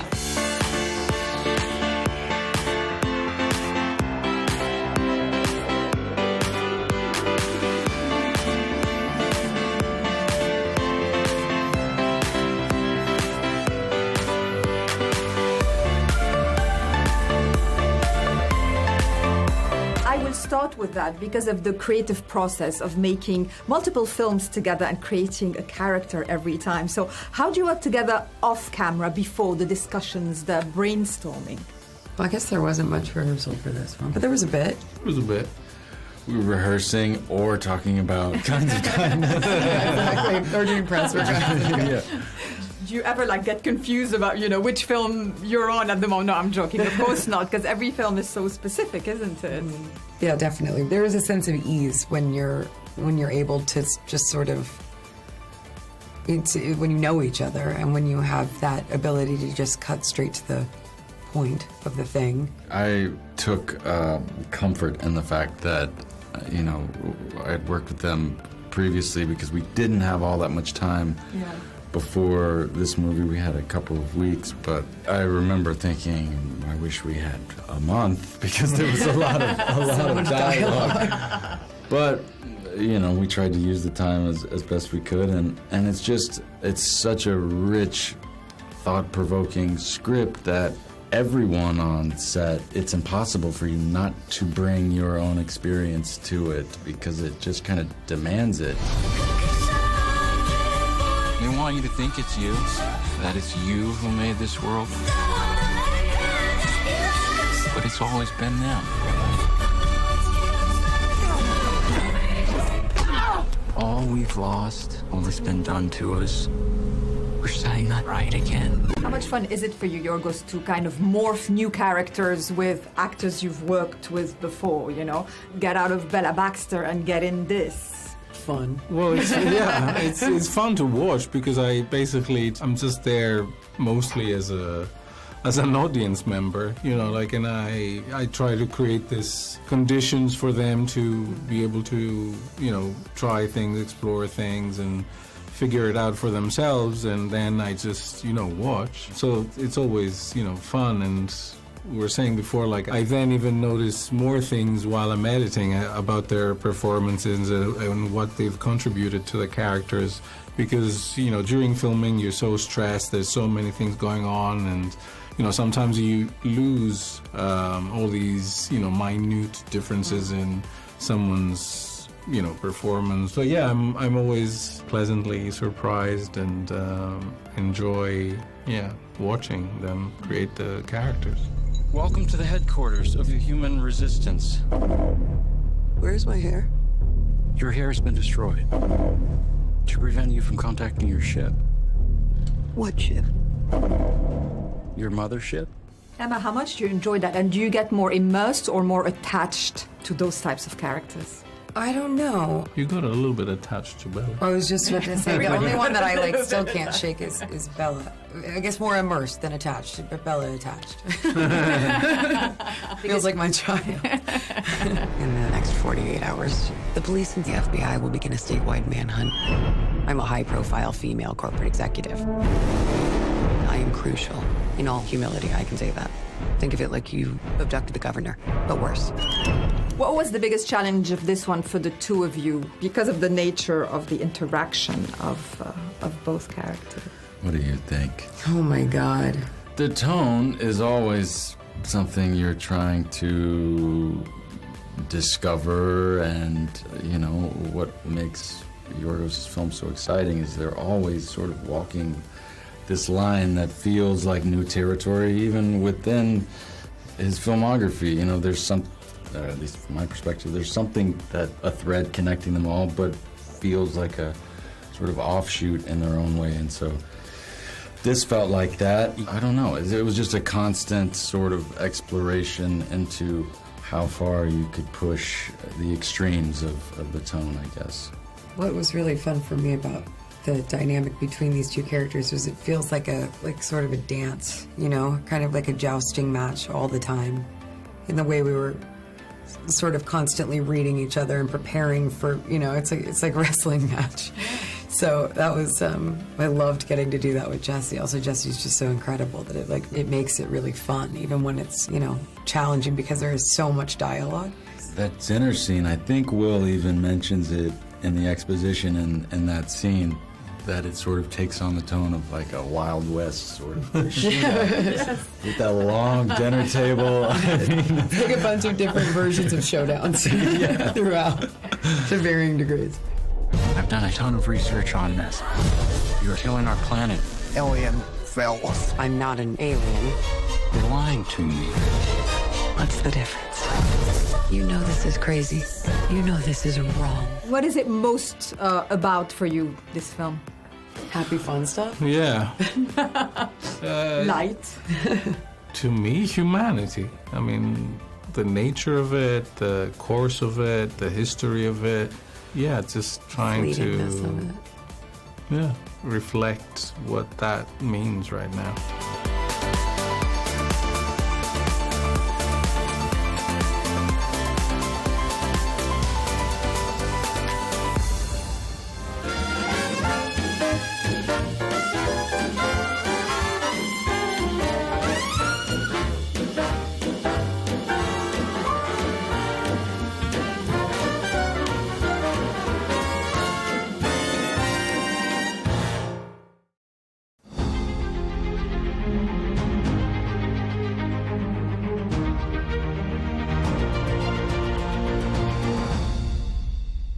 Hello and welcome to this special interview with Lord Roderick Balfour, the great-nephew of the former British Foreign Minister Arthur Balfour.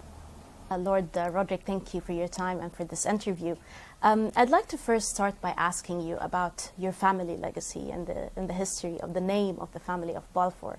Being a descendant of former Foreign Minister Arthur Balfour, how do you think that carrying the name shaped your own perception and understanding of the declaration and the impact given its significance and to the whole world, I would say? Good. Well, listen, thanks for your interest. The Balfour Declaration, you may have read before, hung on the back of the lavatory door in our house in France. Nobody ever talked about it. It was just not a feature through the 50s and the 60s and the 70s when I was growing up. Although I say the 70s, by then it was a bit, because the first time I came across it seriously was during the Six-Day War in June 1967, when I worked for the New York Herald Tribune in Paris. And unlike today, you'd be amazed, all of the Champs-Élysées and all the area around was completely pro-Israeli, bizarrely. That wouldn't be the same today at all. And then I really, when it first sort of mattered and people wanted to talk about it, I would say was really around the centenary. So really quite recently. And I wanted to ask, looking back 100 years ago, do you think that the UK government and your great uncle have foreseen the long-term consequences of this declaration?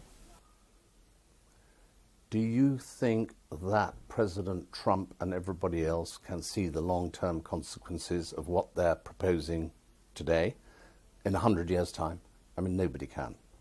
And I think it's very important to stress, I mean, a lot of people who talk about this talk as though it was a problem 100 years ago. It wasn't. I mean, there were only 700,000 people in the whole of Greater Palestine and Cisjordania and I think the south of Syria.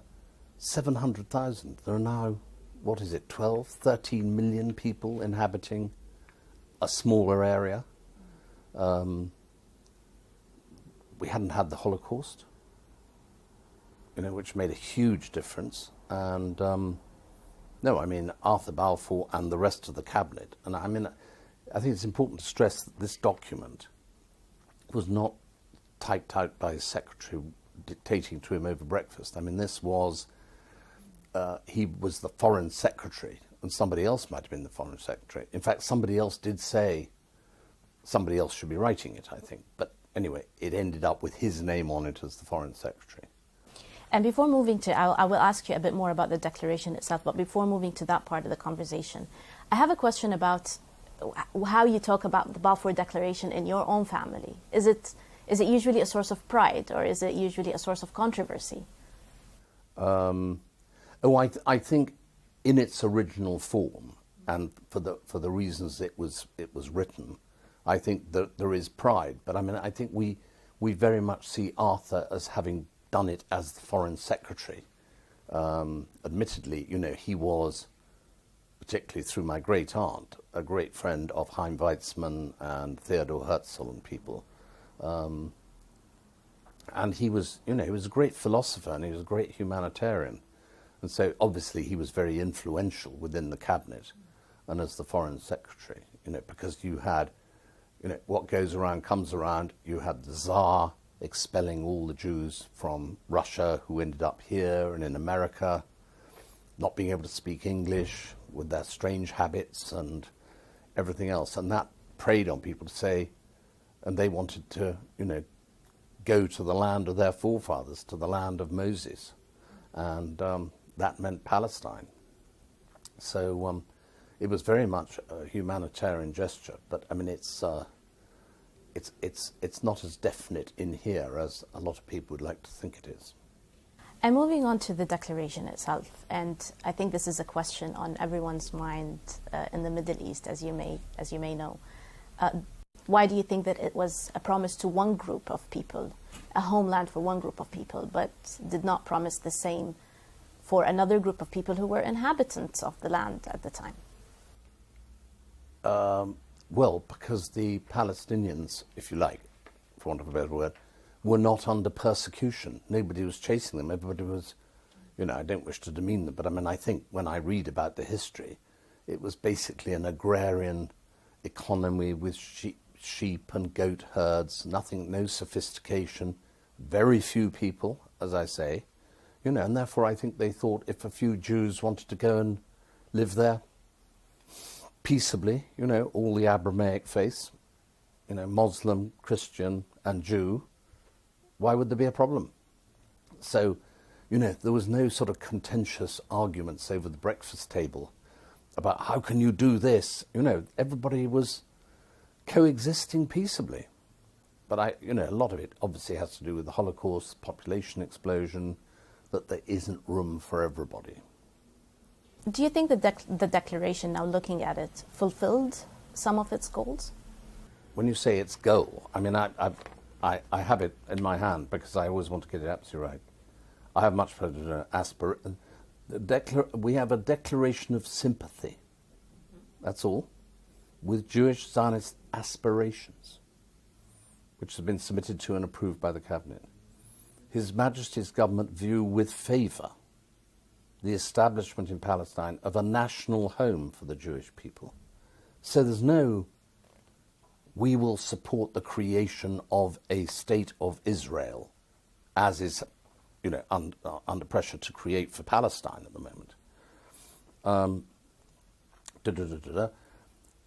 And this is the strong bit. Everything else is what I think in the lawyers call precatory. It's a wish, okay? But the next sentence is the one that gets me into trouble in Israel. It being clearly understood that nothing shall be done which may prejudice the civil and religious rights of existing non-Jewish communities in Palestine. So I leave anybody listening to think what is going on today is not what he or the government of the day would have wished. But do you think that the UK government has done enough for that clause to protect non-Jewish communities? That's a very good question. I mean, when you say done enough, I mean, I felt for many years that the United Nations, who got involved in the Congo, in Sudan, in all these other places, never really got sufficiently involved in the Holy Land. And I call it the Holy Land for all three religions. And I've never quite understood why not. And particularly as, one has to say it, but Israel has never attacked anybody else. I mean, they've gone off and done these missions in recent times, but they've never wanted to wipe out the Palestinians. I mean, the occupation of the West Bank and these settlements under the very right-wing Israeli factions, is not something. I mean, that goes completely contrary to this, as well as to United Nations resolutions and things like that. So, what could we do, just Britain? I mean, it wasn't a, we came out of it after the mandate finished in 1947-48, and the State of Israel was announced, recognized by the US, recognized by the United Nations. They were a sovereign nation by whatever other means you want to call them.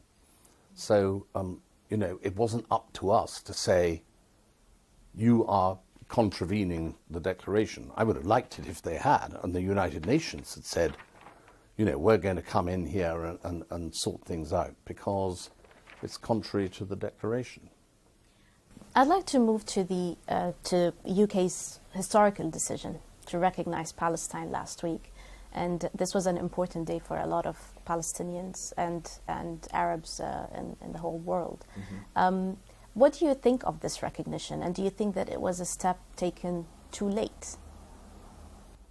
No, I don't at all. I think that again, with the United Nations help and everybody else, there should have been a far greater effort to deal with the two population problem much, much earlier, whereby there would have been far more democratic regimes in both Gaza and the West Bank. And instead they've just been able to run riot and do whatever. I mean, the West Bank hasn't had elections for 20 years. Gaza has been ruled by Hamas. I mean, are these, in their present condition, are these really suitable entities for us to recognize as a state? I'm not sure. But I mean, it's symbolic. It shows that we are in favor of the two-state solution, but there's got to be a lot more before it actually means anything. And do you still believe in a two-state solution? Do you think that with today's circumstances that it's still a viable solution? Well, clearly the Israelis don't think so. And I don't think Hamas thinks so, because Hamas want to get rid of Israel, and Israel doesn't trust any of the Arab countries while they're run as, the Palestinian enclaves, until they have a reassurance that they're not going to be populated by people who swear death to Israel from the river to the sea. So you've got these two blocks who are implacably opposed to each other. And I suppose that's what, love him or hate him, but, President Trump is actually somebody who at last is not just muttering warm words, but actually getting on and doing something, and I think has realised and obviously done a lot of talking around the Middle East and with other Islamic countries, who, you will know yourself because you're from there. I understand none of the countries want to have an unstable world there, which is rife with terrorism and murder and everything else. I mean, I think, excuse me, especially Saudi, I believe, very, very keen to have peace. And of course, we were talking earlier about Abu Dhabi, and I mean, these are now commerce has taken over from the theocracy element, which I think ruled a lot of the sort of views of Islamic countries before. And now they're major economic powers. They don't want to see war and terrorism on their doorstep. So I think that's why they're, as I understand it, giving their full support to this effort, the Trump effort. But moving to today's reality, do you have any reservations about Israel's act of violence? Do you think, what is your view on what Israel is committing against the Palestinians today? I think you've got to take that in two halves. I think the West Bank is something that really has got to be stamped on. That is so contrary to the declaration and against the United Resolutions things which we were talking about. But Gaza, how has Hamas allowed this to happen and not said, listen, please don't bomb all our houses and think we will surrender the hostages? I mean, one feels, and this is evidently what everybody else feels through the Trump proposal, that Hamas, I mean, he said it, Hamas has got to be neutralized because they're the destabilizing force. But I think the West Bank and Gaza are, but I'm no lawyer, I'm not a professional historian, so these are just my personal opinions, but you've got to separate the West Bank problem from the Gaza problem. And how's your relationship with the Palestinians and the Israelis, if you have any? Well, I've not really come across too many Palestinians per se who live in Palestine, but I have come across a lot of the Arabs who live and work in Israel. And of course they don't like it either, because they've peacefully coexisted in Israel, done a lot of business with, they're integral part of the business landscape. And I just want to ask two more questions. One of them is, when you reflect back at the declaration, for you personally, do you feel that it's a source of responsibility? Do you feel it's a burden that you carry the Balfour name and you do these interviews? And that's interesting. I mean, I suppose that really why I accept sort of the invitation to do these interviews is it gives me an opportunity to defend the declaration and point out what it actually says. I've read up quite a lot of opinions on the declaration, and one of the things I find, which I think are provocative to the Palestinian side, is all sorts of people have read this and said, oh, this is definitely an official document. This is, we will create the Israeli state. And it doesn't say that, but it's been seized on by sort of the more, I suppose you'd call them extreme or right-wing in this day and age, elements who want to say that this has a force of law. As I say, I'm no lawyer, but when I read it as it says, and I'm not trying to interpret it like a scholar. I have one last question, just because a lot of people did take this as an official document. Well, it's official in the sense that it came out of the British government and was expressed a wish with a particular reservation. Yep, official. But then what do you say to the millions of Palestinians? Some of them are still refugees in some countries. What do you tell them now that this declaration and the name of Balfour was so central to the path that they had in life, or they took in life after what happened in 1917 and 1948 and everything afterwards? I think I've never understood why the Palestinians and the Jews did not all just get on and build the fabulous economy together. It's been so one-sided, and I never understood why the Palestinian side was not keeping up with the Jewish side. Maybe because a lot of them were expelled out of their homes. Arab Israelis who very happily coexist. I mean, why after the Intifada in 2014, was it, did Hamas decide to destroy all the greenhouses, that had been left by the Israelis to help grow food for the Palestinians? As I understand it, Hamas didn't want their population to be happy. They wanted them to be constantly fed an anti-Israel mantra. Not good for peace. Thank you, Lord Roderick, for granting us this interview and for your time. Thank you for watching. This was an interview with Lord Roderick Balfour, the great nephew of former British Foreign Minister Arthur Balfour. Thank you for watching.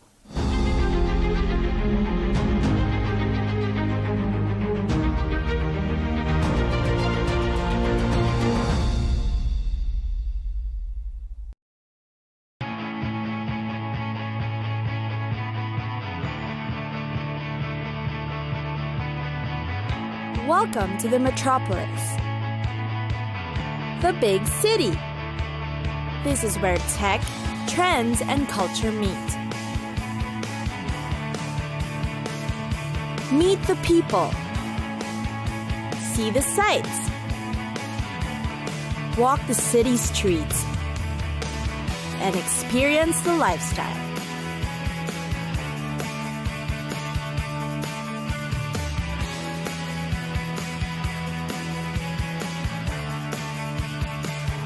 This is your first-class ticket to the cities of the world.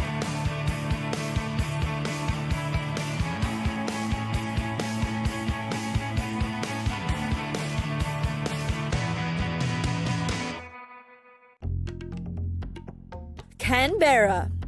Not your typical destination in Australia, but Canberra holds a lot of promise for tourists. There's just so many attractions to explore in the city. Prepare to be surprised. Canberra is in fact Australia's youngest capital city. What it hides is its thriving arts community, lively food and bar scenes, and then of course, the cultural institutions. It's got a healthy mix of man-made and natural attractions for every kind of tourist. Overall, Canberra is where you can explore, discover, learn, and yes, have a lot of fun. Know more about the history of Australia at the War Memorial.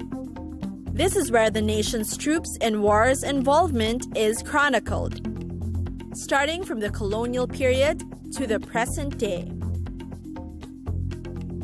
Here, you'll find a new range of exhibits, such as the Anzac Voices and the revamped First War Galleries. You can also tour Parliament House, a modern complex opened in 1988. This is where you can witness the democratic process at question time in the House of Representatives or Senate. Historic and educational stops aside, Canberra's also got a funky spirit. You can experience this at the weekly Old Bus Depot markets held every Sunday. It's where you can buy the most interesting of things: hipster clothes, homeware, and yes, delicious organic produce. It's also where you can shop for souvenirs to bring home. The city is also a haven for art lovers. Small art galleries line the city, not to mention that some of the country's most important collections are displayed here. The National Gallery of Australia is the nation's preeminent public gallery, housing collections of Australian, Indigenous, and Asian art. There's also the National Portrait Gallery nearby that you might just be curious enough to check out. And then there's the Institute of Sport. Get up close and personal with elite athletes, gymnasts, swimmers, and cyclists that train at the Australian Institute of Sport in Canberra. The Institute welcomes visitors and offers tours for them. The place houses many facilities like swimming pools, tennis courts, and of course, a fully equipped gym.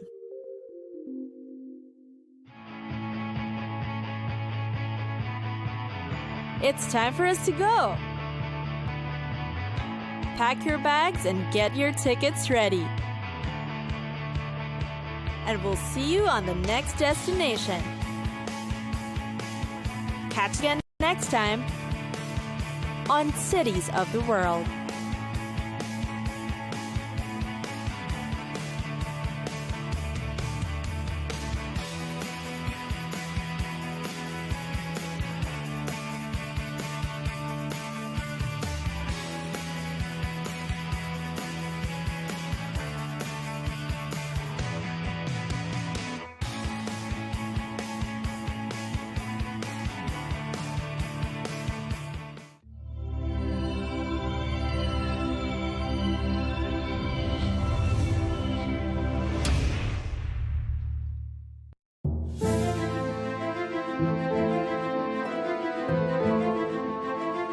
It is the oldest crop known to humanity.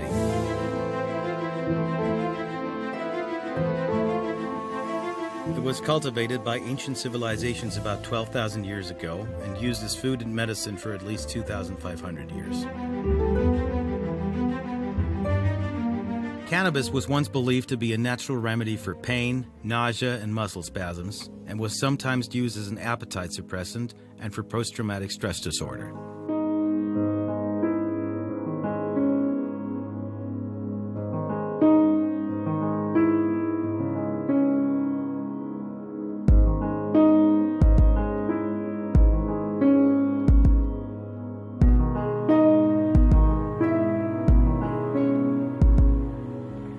However, countless studies have shown that cannabis may cause serious health risks, worse than cocaine in the case of repeated addiction, especially if it begins at an early age. This was confirmed by a psychiatrist at the University of Ottawa, Marcus Salmi.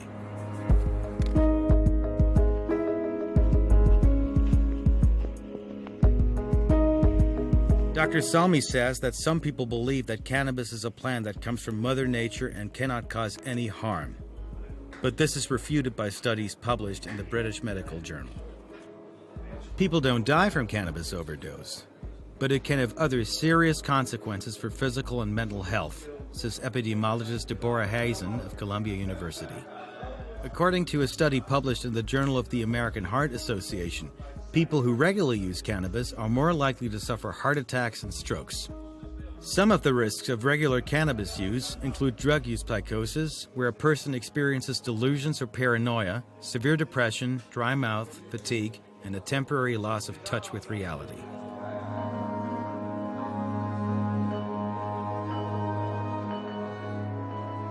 Now we've noticed that people who are using cannabis are using stronger cannabis than, for example, the type of cannabis that was available in the 60s and 70s in terms of the THC content, or the actual active ingredient that make people hallucinate or feel relaxed or feel that they're going through a good time. And at the same time, also people who use cannabis have been noticed to have overall poorer health and being admitted to hospital more often. They're also associated with smoking or with more drinking or with more use of other drugs.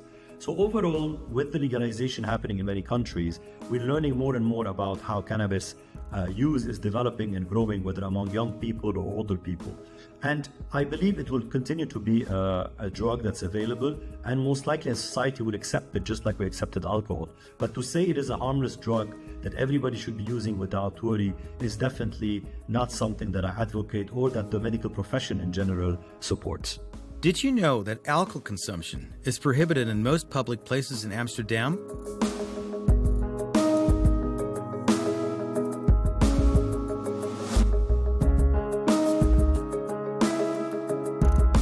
Contrary to popular belief, cannabis is not legal in the Netherlands, but since the 1970s, it has been tolerated to a certain extent. Coffee shops may not store more than 500 grams of cannabis, and they may not sell more than 5 grams per day to the same customer. The cultivation and supply of cannabis are also illegal, meaning coffee shops are technically operating outside the law when they receive stock. Sometimes the suppliers are opaque and may even be affiliated with criminal gangs.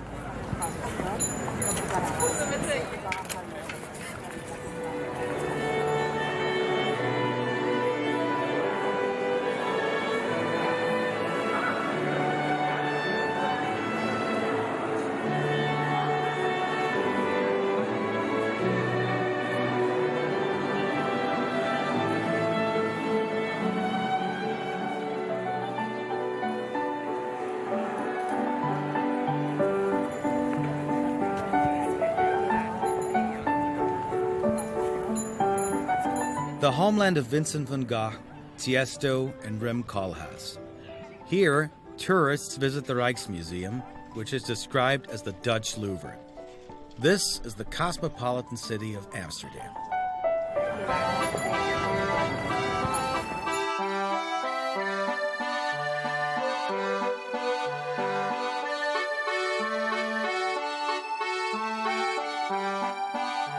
The Netherlands, despite its small size, is a global agricultural powerhouse and a major exporter, earning it the nickname the grocery store of Europe.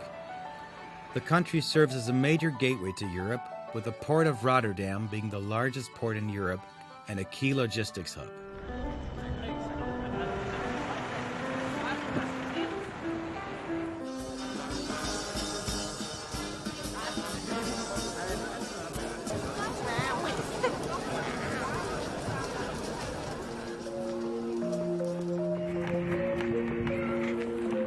Amsterdam, the Netherlands' most famous city and cultural capital, is also one of Europe's most prominent financial centers. The city of canals, museums, and theaters is visited by millions of people every year. But what percentage of these tourists visit for the smoking freedom in its coffee shops? While the Netherlands was the first country in the world to allow the free use of cannabis in public since the late 1970s, with conditions and restrictions, this policy was intended by the government to limit the risks of hard drug addiction. However, in recent years, the Netherlands has been plagued by the growing influence of powerful drug gangs and the violence of organized crime.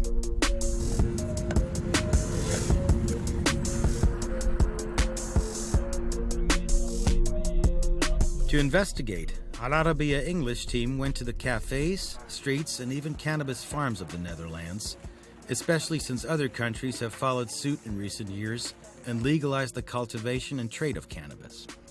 We traveled to Tiel, a town located 85 kilometers from Amsterdam, to meet the first person to sell soft drugs in a cafe he once owned. Soft drugs is cannabis, hash, and marijuana.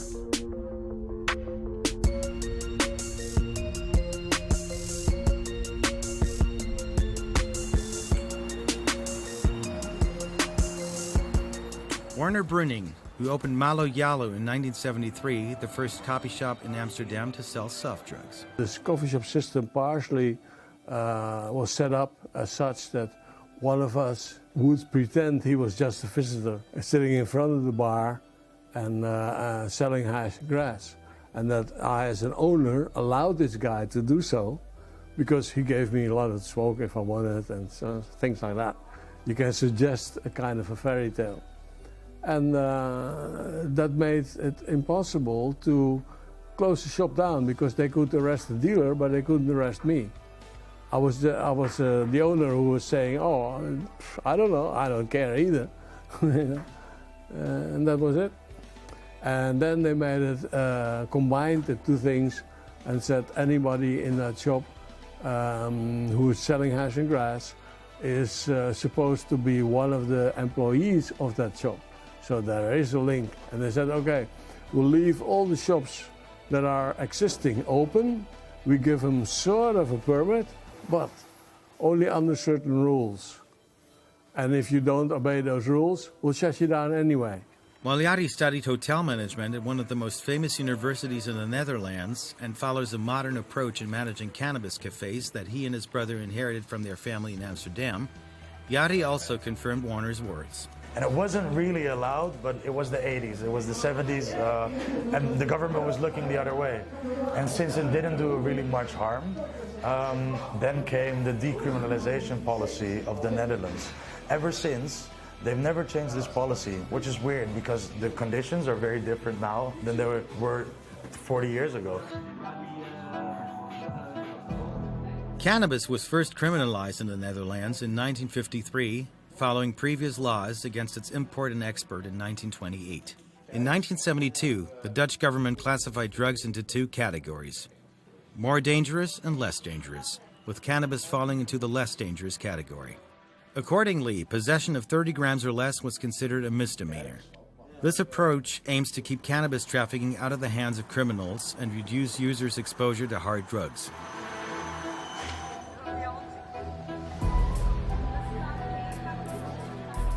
Dan van Gogh, we spoke with via Zoom, is a researcher at Trimbos, the National Research Institute for Mental Health Care, Addiction Care and Social Work, responsible for informing government policymakers about mental health issues affecting the Dutch. It's a loophole. It's a clear loophole in our current policy for many years already. You are allowed to buy cannabis from a coffee shop, but nobody knows what actually it is that you are buying, since there is no control whatsoever or criteria whatsoever, and this needs to be improved, of course. And this is why other countries, they have moved forward. They are doing that already from the start.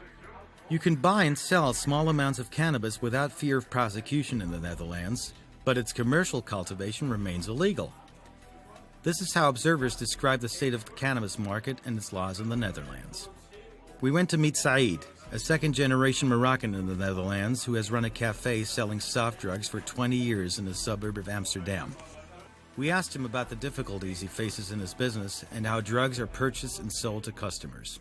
The thing with coffee shops, one of the things, you can only have 500 grams inside. If you have 501 grams and they come inside to check your business, they will close you for like 2 weeks. The second time, you have more than 500 again, they will close you definitely. They come and check, and they check some people's pockets, and somebody has drugs, they shut you down. So it's a really delicate business. If you sell a customer more than 5, you're breaking the law. If they find out, they close you. Now, we can sell this, we can sell the weed, we can sell the hash, we can buy it, but if they see us buying it, we're trafficking, so that's against the law. We can buy it, but they cannot see us buying it.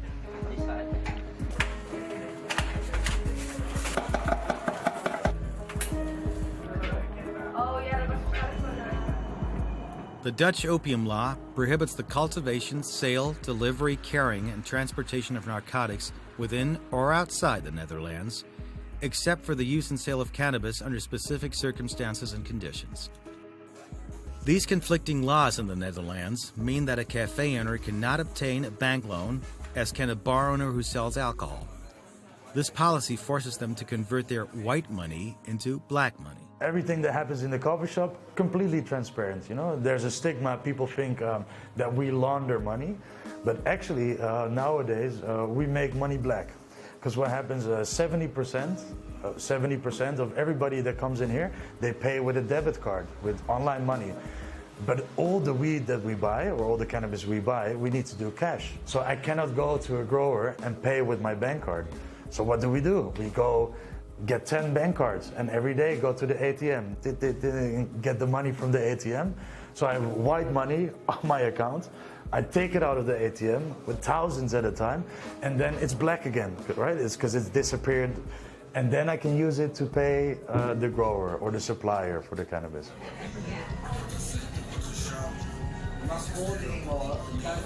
I would love to just get an invoice or buy my product legally from a known reseller who does fair trade cannabis with the highest quality. However, the government has made things more difficult in recent years due to the growing cocaine trade.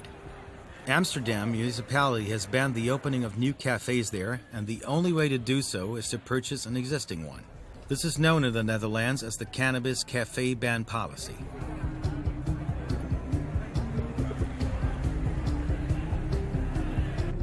For years, they tried to extinct coffee shop.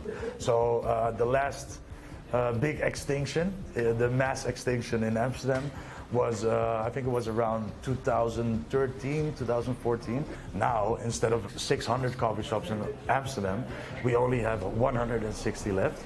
So of course, the coffee shops that remain, their business increases, and that also means that nuisance or problems for the neighborhood also arise. Suddenly, a coffee shop with 100 guests now has 500 guests.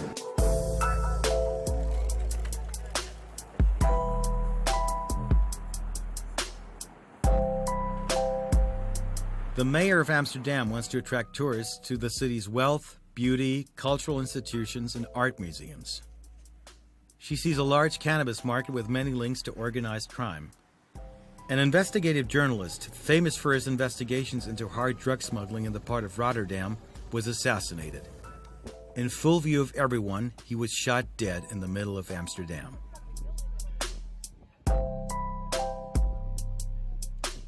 Drug policy is targeting public health, basically, so it takes care of the people who use drugs. Whereas the production of drugs is a different field. It's in the hands of the Ministry of Security and Justice, and they have stepped up in the last, maybe 10 years, pretty much to counteract the production of drugs. And yes, it's true. We are, it's not something good to be very proud of, but the Netherlands is the #1 producer of both ecstasy and amphetamine in the world. And also methamphetamine is growing in the Netherlands. So there's a lot of production taking place in the Netherlands, not for our domestic market, but for the world, basically. And this is something that it should be attacked, but it's different. Then you are attacking the production of drugs.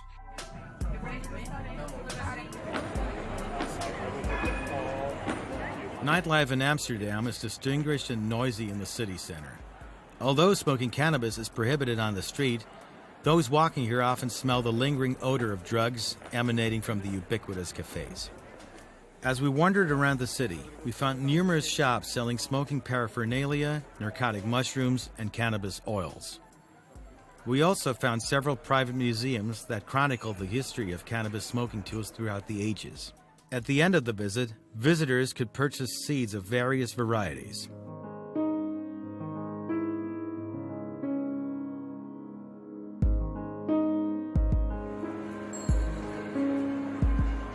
Like in Holland, here you can grow 5 plants. Yeah, but there is a but. You can grow the 5 plants, but you can grow them in your garden. So you can grow the 5 plants outside. But once you grow them inside to make good weed, stronger weed, that's more effective weed, it's not allowed.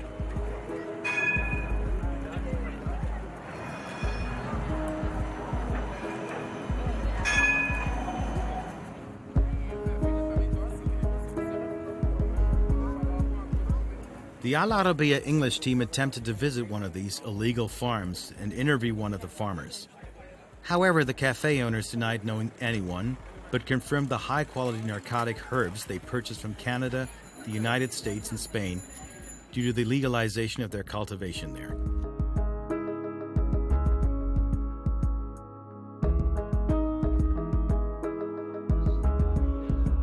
Why is it interesting to buy weed from Canada or from the United States or from Spain? Because the quality there is getting higher. If you can do it legally, the quality will automatically rise. But because of the law, we can sell a space cake here in Holland, but that's about it.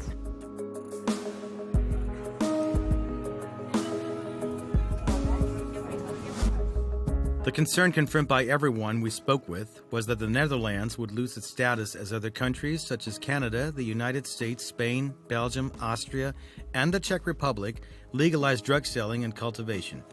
Everyone emphasized that the only way to change the current status is through a clear legalization policy so that the Netherlands does not lose millions of dollars in income due to this tourism.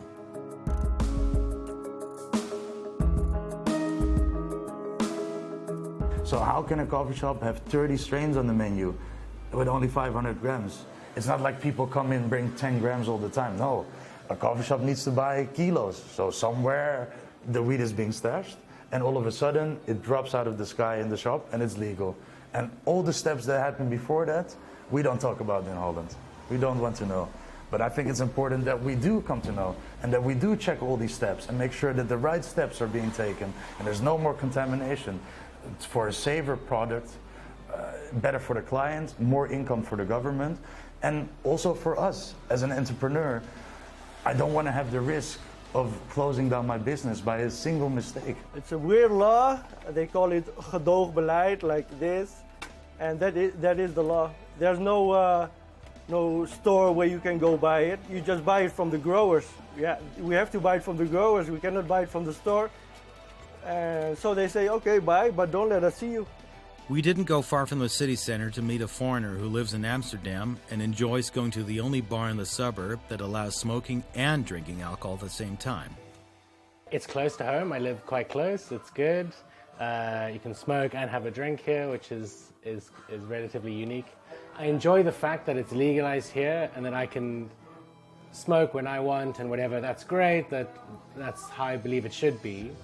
But I think I probably prefer a system where I know the supply chain better, right? Like, where has this come from? Who's grown it? Has everyone along the supply chain been equally paid and for their labor and for how's it got here?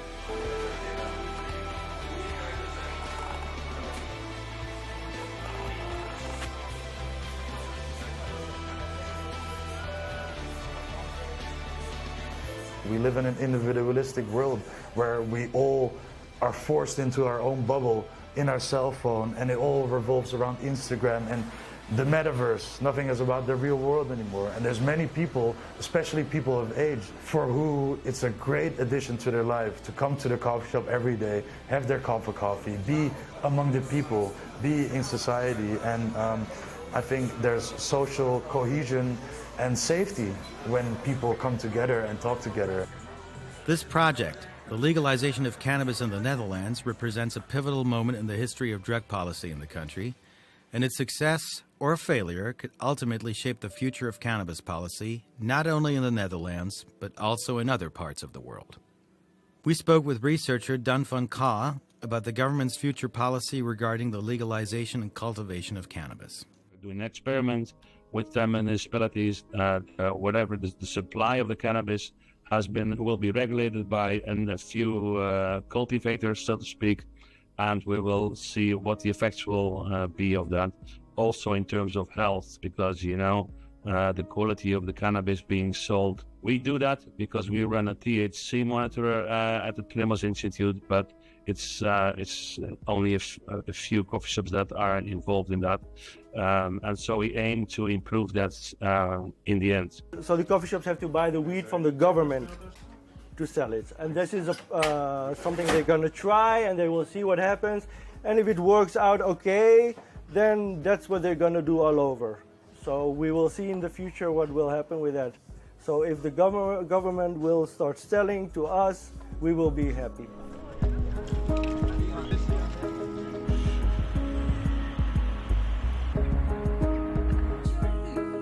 The Dutch Cannabis Legalization Project, which launched its pilot phase in late 2023, required regulating the sale of permitted cannabis. Farmers and traders demanded a law that would protect them and regulate their work in this field, but the project was full of challenges. Warner, who gave up his coffee shop business and importing herbs and bulbs for cultivation, now confines himself to treating people with cannabis oils and teaching them how to make THC oil. I do medical marijuana, and I promote the usage of medical marijuana oil because these people don't do it for fun. They do it because they have no other regular solution. This place is a place where we train people to make their own THC oil. I developed an apparatus, a machine, that's called the cannulator, and we teach people how to make it themselves. The course is 2 hours.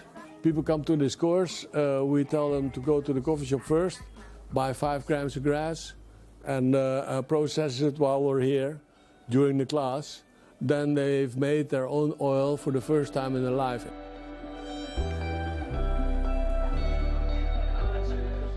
Advocates of THC argue that it is less harmful than many chemical drugs extracted from narcotic plants, such as opium, but studies remain inconclusive. I realized that the active substance, THC, was mainly present in the oil that covers the cannabis. And then you have a very strong oil, which you dilute again with olive oil so that you can take it per drop exactly, and thus avoiding getting high and at the same time gaining the medical benefits of it. Cannabis has been used for centuries as a recreational and medicinal plants in many cultures. But over the last 15, 20 years, there's been more interest in expanding its use to more complex medical problems such as cancer, epilepsy, mental health problems, and it has been tested. Unfortunately, the results are not up to the expectations. So it's true that it does help some people sleep, it does help with anxiety, it does help with encouraging people to eat in cancer, or with people who, for example, had HIV/AIDS. But overall, it still remains a very limited use compared to what was hoped for it. We also spoke with Gabriella, a Dutch Muslim of Italian descent who has worked with Warner for more than 10 years. She met him when her husband suffered from drug poisoning, while she herself was diagnosed with cancer. We arrived at contact with Werner because we were searching for alternatives for normal medication. I believe that God created for each sickness, He gave us a medicine, and cannabis, it's a holy plant, you know, it's a gift from God for humanity in general. So it doesn't matter what I am, and also the people who are coming here, it doesn't matter what they are. We are there for everybody. My husband and me, we use it every day. It helps me against the pain, but normally I had strong painkillers. And my husband he was poisoned by medication. So now we only use natural things that God gave us. Some illnesses drive their sufferers or their families to seek any means to alleviate their physical and psychological pain and suffering, even if the methods aren't guaranteed or reliable. This is part of what Gerard, a retired pharmacist, had to say when he came to learn how to make oil because he hadn't learned it in his academic studies. He believes herbal medicine can greatly help people. So that's the reason that I'm here, because I have a friend. He has prostate cancer. He has a lot of pain. For myself also, I have also pain in the back and have sleeping problems. So I learned about THC, and now I'm making the oil so that I can give it to my friend and make it for myself.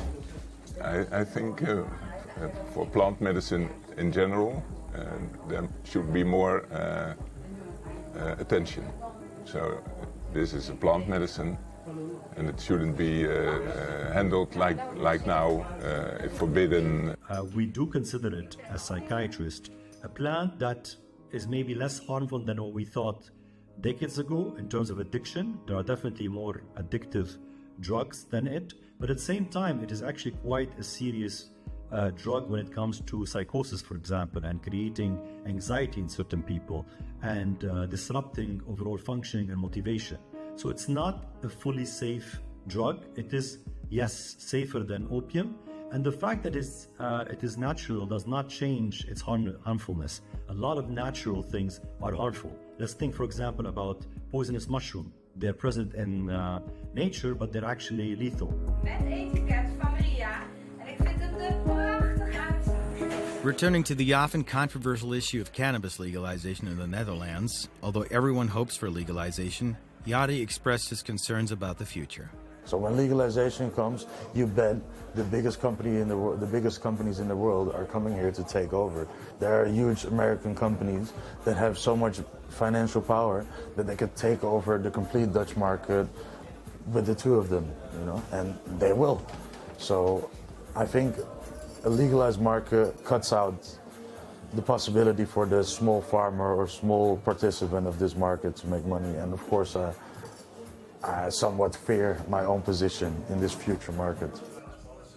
This is what drives Jari and his brother to try to keep up with the times by making their cafes trendy and environmentally friendly.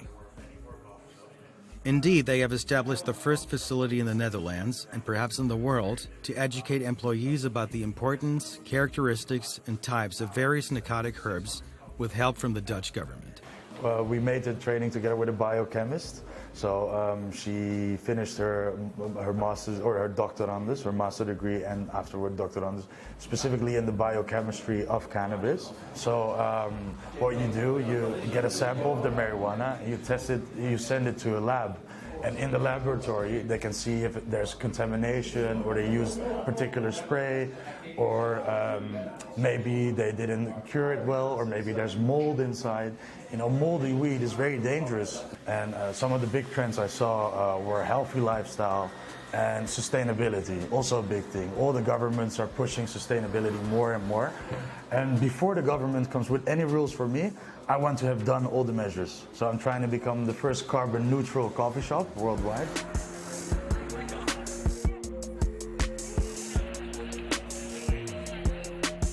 We try to meet with our contact officials at the Ministry of Justice, but were unable to do so. We only communicated via email and received a response from the Minister's media office several weeks later.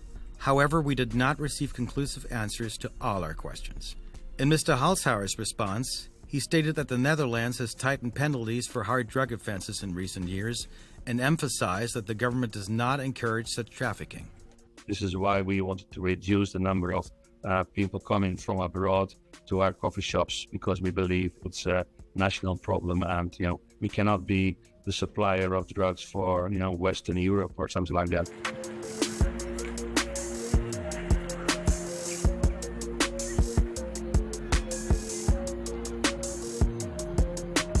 The Dutch government is doing everything it can to combat crime and is pursuing a policy of separating soft and hard drugs, which has already contributed to reducing the number of hard drug addicts, stabilizing their number at around 25,000.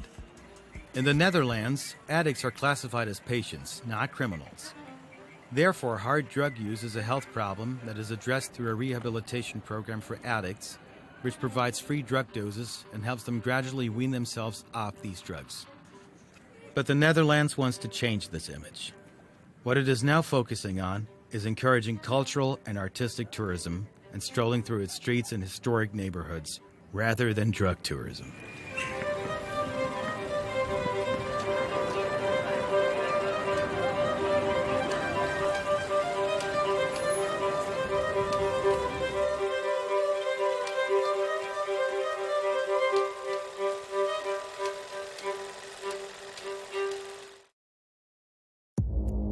Our allies, in many cases, are worse than our enemies. Stay informed and connected with the latest international headlines.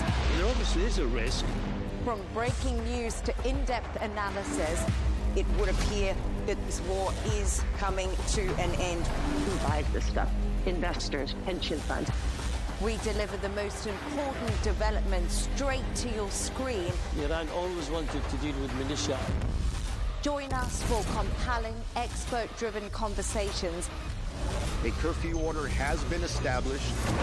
And an insightful look at the issues shaping our world today. There are a lot of proposals about European architecture for security. I'm Leigh Ann Gerrans, and this is W News. We dealt with this when I was Chief of Staff in the first term. Where you don't just hear the headlines, you get the full story.